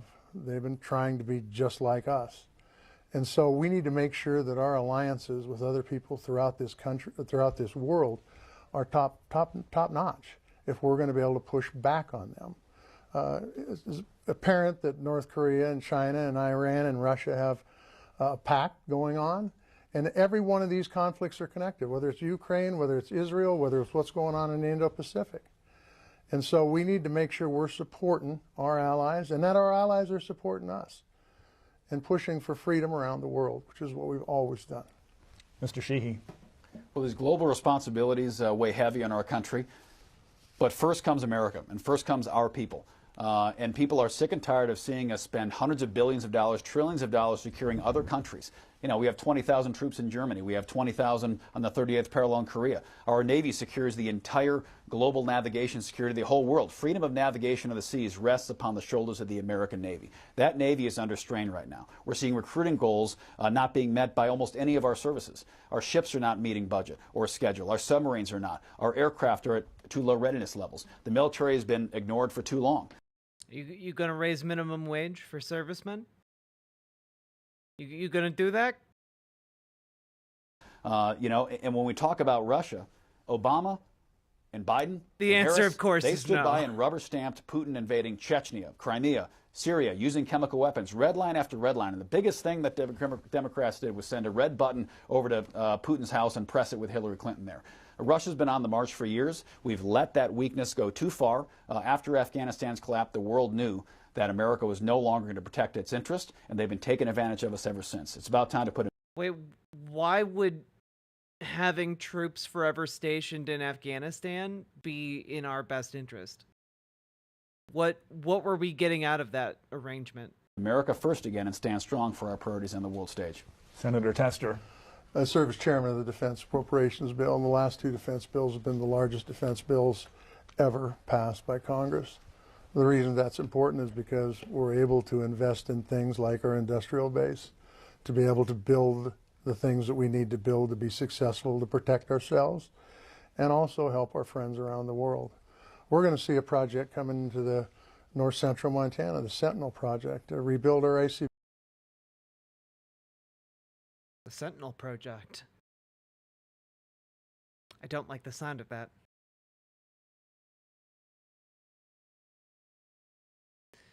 The giant robots, the end of mutants as we know it. ICBMs. That's the big deterrent that needs to be done. That's why we fund it. Because it's to protect the United States and help our allies. Those kind of things are being done over and over again around the country. And the bottom line is we need to make sure we have the strongest military in the world and that China does not overtake us. And that's why I've been pushing hard to make sure these investments are made. Final word to Mr. Sheehy. Defense acquisition and defense funding is absolutely important. But the most important thing, as the Marine Corps says, every Marine is a rifleman first. We must be investing in combat lethality for our troops. Their number one priority needs to be their ability to close with and kill the enemy. And we've seen, whether it's DEI initiatives or ESG initiatives or kicking Navy SEALs and Marines out of the military for not giving a COVID vaccine, we've seen priorities change for our military in recent years. And that's unfortunate. It killed 1 million people. Yeah, if you aren't vaccinated, you can't be in the military. Sorry, you don't get to choose. You're in the military. Fortunate because the people who pay the cost for that will be 17, 18, 19-year-old kids who've deployed overseas. We saw that in Kabul, when disastrous foreign policy decisions made by the Biden-Harris administration cost 13 brave young servicemen their lives. I was on my cell phone with interpreters and American citizens desperately trying to evacuate them out of Afghanistan before the Taliban will hunt them down and kill them. This administration has exhibited more weakness on the world stage than any American administration in a generation. And now we're paying for those with global conflicts from Israel being attacked by Hezbollah, Hamas, and Iran directly, the Houthi rebels shutting down trade through the Red Sea, and of course, Putin invading Ukraine and China on the march. It's about time we reorient our military, we stand strong and protect. You know, the way Republicans talk about fentanyl is like the way World War I generals talk about mustard gas. You know, it like as if it's being like weaponized as a vapor that's going to like just seep into your home at night or something. Like it's really bizarre. Protect our interests on the world stage. Thank you both. We're going to move forward now to our next topic. All right. Native Americans die much sooner than their white counterparts here in Montana. In fact, across the nation, Native Americans have the shortest life expectancy of any minority group. None of this is new, yet there never seems to be sustained federal commitment to improving these statistics. Should the federal government be doing more to turn the tide on this issue? And the first response to this question goes to Mr. Sheehy. Well, I've heard from all over the state the IHS is in challenging times. We really need to do better by Indigenous people here in America. And I remind Montanans, because many folks don't remember this, but our Native brothers and sisters serve at 5 times the regular rate of any other ethnic group in America. American Indians join up with the warrior spirit, and they fight more. With the warrior spirit? Okay, bro. God damn it. He can't even avoid being racist in the debate. It's almost comical.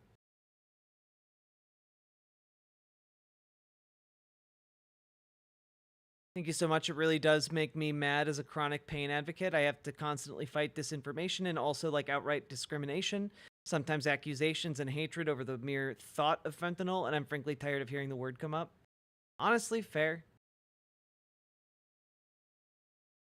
Than any other ethnic group by a factor of 5 in this country. Been proud to serve alongside many of them in both wars in Iraq and Afghanistan. Shared foxholes with them, shared spoons with them, spent a lot of time alongside them on the field of battle. And when they come home, a lot of times, the only way they're able to get health care is through the VA. And although it's not perfect, that's their chosen path of health care because the IHS isn't meeting their needs. So it's absolutely critical that we start rebuilding so much of the infrastructure that's key to our tribal communities. They've been left out far too long of a lot of pieces of legislation that are not investing in basic public safety. One of the issues that we all know, unfortunately, all too well is missing murdered Indigenous women. And there's not enough law enforcement out of reservations to provide a basic level of public safety. By one account, a tribal council member was talking to me on the Crow Res where they had sometimes as low as 4 or 5 full-time police officers to cover an area almost twice the size of Connecticut. And it can be critically difficult for... Okay, not to point fingers here or anything, but the most likely people who are contributing to the missing and murdered Indigenous people are not the people from the Indigenous community. Historically, it would definitely be, I don't know, some kind of white outside invader. And I think that likely carries through to today. I don't know that more cops are going to solve that issue. It needs to be a revamping of the cops already in Montana, For them to provide basic public safety and public services to folks, whether it's a traffic accident, domestic violence, or a drug overdose, when they don't have enough people there to provide basic level of public safety. So healthcare is critical, but also public safety infrastructure that allows us to respond to those incidents is also critical. I wonder if Tester is going to bring up his comments about Native Americans. Thank you, Mr. Sheehy. Senator Tester. Look, and our Native Americans or First Americans are a big, big part of this country and certainly a big part of the state of Montana. And we have trust responsibilities to those Native American people that are certain to them. And we need to make sure we're living up to those trust responsibilities. Jesus. What the fuck was that? Why would you do that? It's critically important. When I first got elected, I sat down with a bunch of large land-based Indian tribes from throughout the West, including the 7 tribes here in Montana. And I asked them what their challenges were. By the time they went through healthcare, law enforcement, water, housing, schools, I finally just said stop because the list was too long. I said we're going to have to prioritize. And their top priority at that time was healthcare. Diabetes is killing them far too regularly. Poverty runs rampant in Indian country to a big extent. And just like the housing situation we talked about earlier, all this stuff is circular. If you're going to have good health care, you got to have good schools, you got to have good housing, you got to have a safe community, you got to have good water. And so that's why I've worked to make sure we get water settlements done and make sure that VA and IHS has a partnership so that Native Americans have a choice. But in the end, it's funding. And you can take a look at the amount of money that's spent in Indian country. Yeah, I know that like it's cringy that he's saying Indian country, but keep in mind we still have an entire part of our government called the Bureau of Indian Affairs. So, you know, like it's kind of baked into our system to be like that. And frankly, our system should change, but that's where it is right now. Country for health care, and it is a pittance compared to what's spent in the private sector. And if you're gonna, you get what you pay for, and we need to step up. We need to let the Native Americans drive the bus here, but we need to make sure we're funding it in a way that makes sense for health care for Indian country. Let's follow up on this topic. We'll go back to Mr. Sheehy. Well, I agree with Senator Tester. I guess we found something we agree on. But it's critical we invest in our reservation communities. It's honestly insane that Tester didn't bring up this guy's comments about indigenous people. One of the big issues I hear from them continuously, as we discussed earlier, was fentanyl.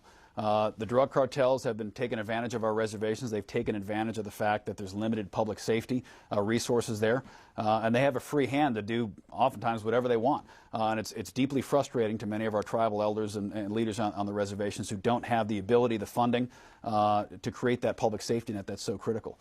And when it comes to the IHS, you know, there's a long history there of almost a century now of a lot of challenges, but a lot of it does come down to funding and access. You know, these reservations are by definition very remote areas, and oftentimes they don't have the ability to access, especially our veteran tribal members, to get easy access to the VA. So for our veteran tribal members, we have to ensure we can get them the VA care they need. And for our non-veteran tribal members, making sure the IHS is properly funded and resourced so they can get the health care they desperately need. I do not believe the guy who constantly talked about how, you know, Native Americans were drunk all the time. I don't believe that he's going to fund the Native American health initiatives. I don't believe that. Sorry. Senator Tester. Tim, if we'd have passed that bill that was up 6 to 8 months ago, it would have made a huge difference in fentanyl across the United States, including Indian country. We also need to plus up the FBI budget, something that, quite frankly, your party has been trying to take money away from. We need more FBI agents in this state. Why? Because it will help fight crime in Indian country. The bottom line is this, though. Tim, if you really feel this way about Native Americans, you ought to apologize for the statements you made about them that were totally inaccurate. But yet you won't. And you're going to say they were cut up or taken out of form. Look, that's on tape once again. And you didn't think anybody was listening, but believe people when they say stuff in a back room. Get them! Well, the back room was a gathering with about, I don't know, 5 dozen people there. But the reality is, yeah, insensitive. I come from the military, as many of our tribal members do. You know, we make insensitive jokes and probably off color sometimes. And you know, I'm an adult. I'll take accountability for that. But let's not distract from the issues that he's said it multiple times in campaign appearances. Our tribal communities are suffering. The border bill that I wasn't even able to vote on didn't pass, and the border's been wide open on the Democrats' watch, controlling the White House and the Senate. They've had an opportunity to close that border. I love how his response was effectively, yeah, well, you know what? We're racist in the military. You know, my indigenous veteran buddies all know how racist I can be. They have not closed the border. They'll point to a bill that maybe would have done something that didn't pass and have yet another messaging opportunity to distract from the issue that they selectively and intentionally opened the border, stood by and let it stay wide open for years. And then when we actually try to close it and talk about closing it, they call it politics. What I call politics is creating a massive issue that was already secure, creating the problem, and then trying to scramble to have a solution right before Election Day to claim that you fixed the problem that you started. Truth is, the Democrats opened the border. They kept it open for years. They have not been able to close it. And this fall, when we win November 5th, we're going to close the border day one. Final word to Senator Tester. The reason we weren't able to close the border 6 to 8 months ago is because the party bosses told Tim Sheehy and other folks, several which he's had in the state, by the way, of my colleagues, to vote no on the bill. And they did. In Tim's case, before he even read it. He said no. But let's talk about our Native Americans here for a second, Tim. The statement you made degrades Native Americans across this country. And you can say, look, I'll take responsibility. But you know, apologies matter. And how you treat people matter. And if you treat them with disrespect, other people will disrespect them. So like I said to begin with, you're a big guy. Just apologize. You apologize for opening the border? I didn't open the border. I've been trying to get the border fixed from the get-go. And in fact, when we had an opportunity to fix the border, you were the one that said, hey, we want to play politics with this. And if you don't believe me, turn the TV on and see what you see. Yeah, blame me for a Senate bill I wasn't even a senator to vote on. No, That's pretty but you remarkable. did. You're running for the Senate, Tim, and you came out and you said, well, you are a this senator, is a, and the this, border's and been I open voted for for the 3 bill. years. I voted to close that border down. It took you 3 years to do it. 3 years of a... Notice how Tim Sheehy has effectively pivoted away from the fact that he called Indians like drunks. Like he went out there, was like, yeah, they're all drunks, and like everyone in that room laughed along with him. It was disgusting. I fucking lost it when I listened to that clip. Like, it is terrible. And he did it not just one time, but multiple times over a course of months.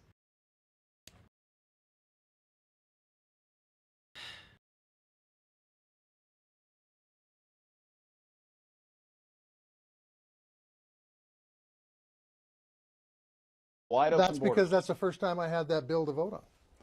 Gentlemen, we're going to stop right there. This hour has flown by, but we do have time now for closing statements from each of our candidates, a chance for them to summarize things, and based on our coin toss, we'll begin with Senator Tester.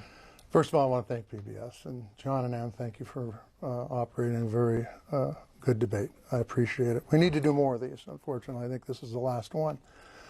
Nonetheless, the voters out there that are watching this show, and hopefully you'll talk to your fellow friends, the decision here is stark.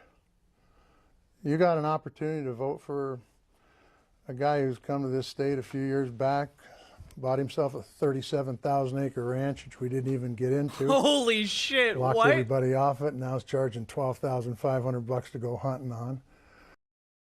He only moved there a few years ago and bought a 37,000-acre ranch. Jeez. A guy that wants to purely privatize healthcare, which would destroy the healthcare system in this state. A guy who's sat on a board of an organization and advocated himself to take the protections away from our public lands, which is the only reason I believe Montana is truly the last best place. And also a guy who wants to take away a woman's right to choose, that thinks he's in a better position to make that decision than the woman is, which would end up in not only taking freedoms away from Montanans in a way that's never been taken before, but it would eliminate doctors from coming to this state, would eliminate our recruitment of medical professionals from coming to this state. Or you got somebody like me, somebody who's been raised within 100 miles from where I was born, who will support public lands, support our healthcare system, support a woman's right to choose. November's coming. I'd appreciate your vote. Thank you, Senator Tester. And I think that was a really good closing statement. I'm worried about what Tim Sheehy is going to say. He's probably going to be a huge piece of shit here, but like, Tester got in some good jabs. That was good. I think, you know, Tester isn't doing as well as I would hope in this debate or in the polling, but like, this wasn't an embarrassing blowout like I was expecting from the get-go when I saw the disparate energy levels, you know? final closing thought from Mr. Well, Sheehy. thank you, PBS, and thank you again, Senator Tester, for coming and for your decades of service to the nation and to the state. America's at a crossroads. We're facing unprecedented challenges across the board, from record inflation to a wide open border to global security challenges that are threatening our very way of life. Yeah, to be fair, KG, I didn't really feel like he got his sea legs until a solid 20 minutes into this. It's time for a new generation of leadership. It's time to actually solve these problems and stop talking about them. I'm not going to go through the list of inaccurate things the senator just said. I'll let the fact checkers speak for themselves. Truth is, I wasn't lucky enough to be born in Montana. I sure would have loved to have been. Couldn't control where my mother's womb was when I crawled out of it. I couldn't control when the military sent me for a But you sure would have controlled it if you could, decade. But I'm proud to say that when my wife and I left the service, we put down roots here. We started a company, created hundreds of jobs, and have tried to invest in the betterment of our community. Can I just say? Here, we started a company, created hundreds of jobs, and have the captions, man.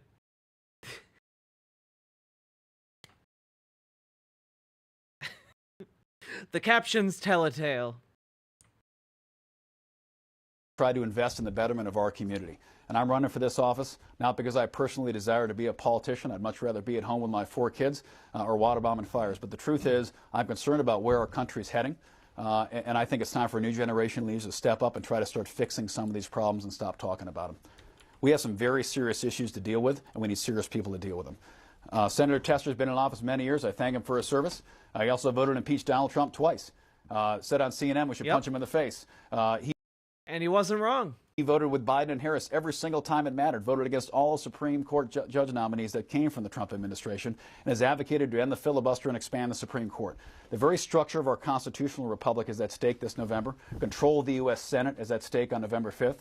Montanans have a tremendous responsibility on their shoulders to preserve our republic and take America back. I humbly ask for your vote. I've spent my life serving this country, and I hope to do so for another 6 years. Thank you.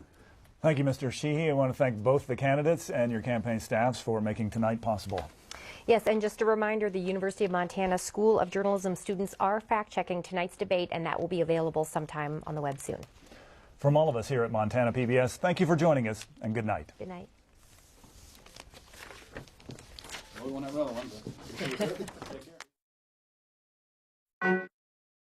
He said we shouldn't.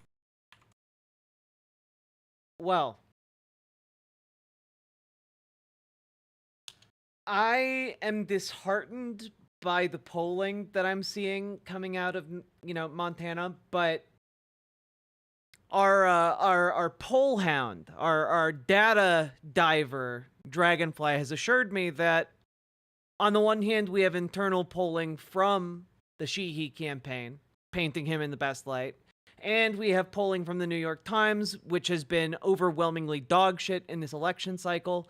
So I guess we're left with kind of leaning towards a Republican win. So if you're in Montana, get out there, knock on doors, more likely phone bank. Montana's a big place. We need a lot of people out there. I think we can still pull out Montana. And it's kind of critical that Tester wins for us to control the Senate. So we need a Democratic Senate if we want to do any of the cool stuff we want to do. I have hope for Kuntz winning over Holly. Whew, Smelanie, I hope so.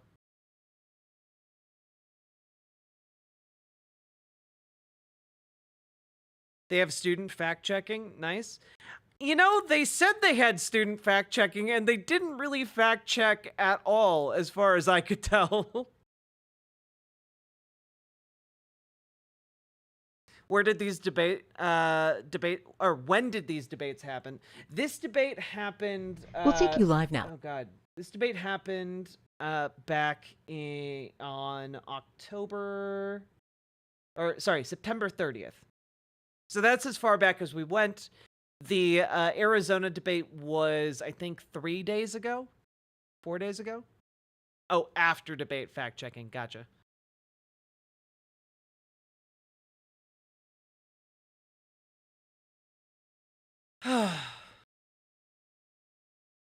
Thank you all. I think this was a good segment.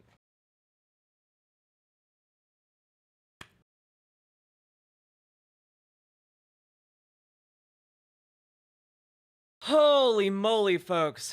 We have been going for over 7 hours. Seggy done, baby. Seggy done. If you've been enjoying the show, please hit the follow button on Twitch, hit the subscribe button on YouTube, like the goddamn YouTube stream, and please consider dropping those subs and donos. Win B, congratulations on beating Mesmer. That's a huge accomplishment. You got this. You're a good segment. I'm trying my best.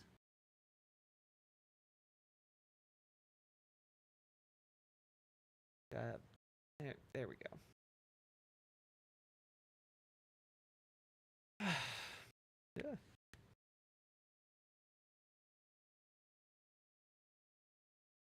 Nailed it. Good night, John Smith. Oh, wait. Good night, Sweetness. There we go. Fester for Tester. Hey, Tipster. Thank you.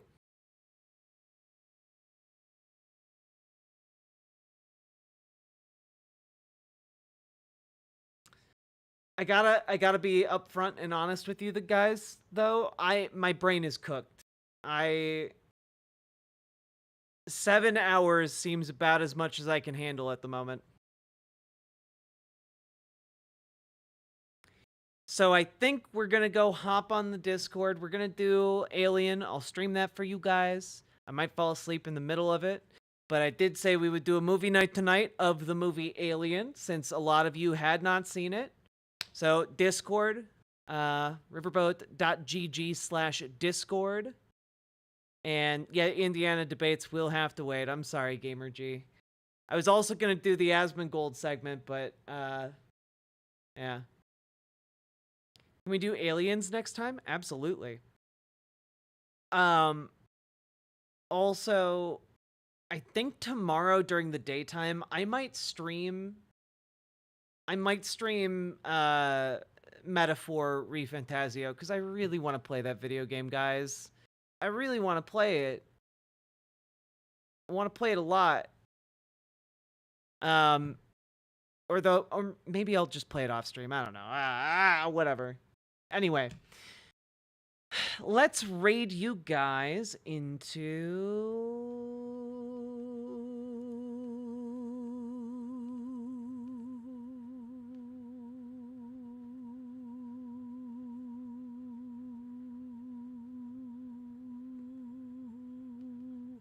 Miss DeVille.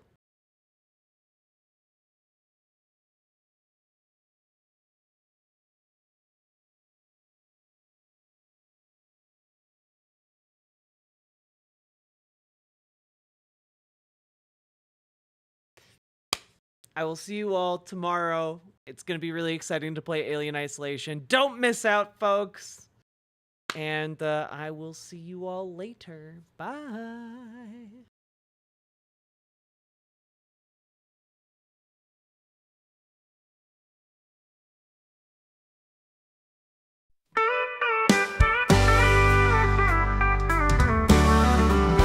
Riverboat Casino where the whiskey's running dry. I met a woman named Jack with a fire in her eye. She had cards in her hand and a look of pure control. They said she's got the devil's look, taking hearts and souls. You gotta know when to bet 'em, know when to fold 'em, know when to stay away when you feel the burn. She'll take all your money, leave you broke and lonely. There ain't no second chances, girl, when it's her turn. Now Riverboat Jack, she's a legend on the rise. With every hand she dealt, another fool met their demise. She smiled that wicked smile, and you'd think she was your friend. But once the chips were down, your luck would need its end. You gotta know when to bet 'em, know when to fold 'em, know when to stay away when you feel the burn. She'll take all your money, leave you broke and lonely. There ain't no second chances, girl, when it's her turn. They say she's got no mercy, she don't play by the rules. But still you'll chase her shadow like all the other fools. Her heart is cold as steel, but she's got you in her grip. The queen of hearts, the ace of spades, she's sinking every ship. You gotta know when to bend, know when to fold, know when to stay away when you feel the burn. She'll take all your money, leave you broken, lonely. There ain't no second chances, girl, when it's her turn. So if you see Riverboat Jack and the lights are shining bright, best keep your wits about you or you're losing every fight. She's a heartbreaker, a gambler, and she's never looking back. When the river calls your name, you'll be chasing Riverboat Jack. So if you see Riverboat Jack and the lights are shining bright, best keep your wits about you or you're losing every fight. She's a heartbreaker, a gambler, and she's never looking back. When the river calls your name, you'll be chasing Riverboat Jack.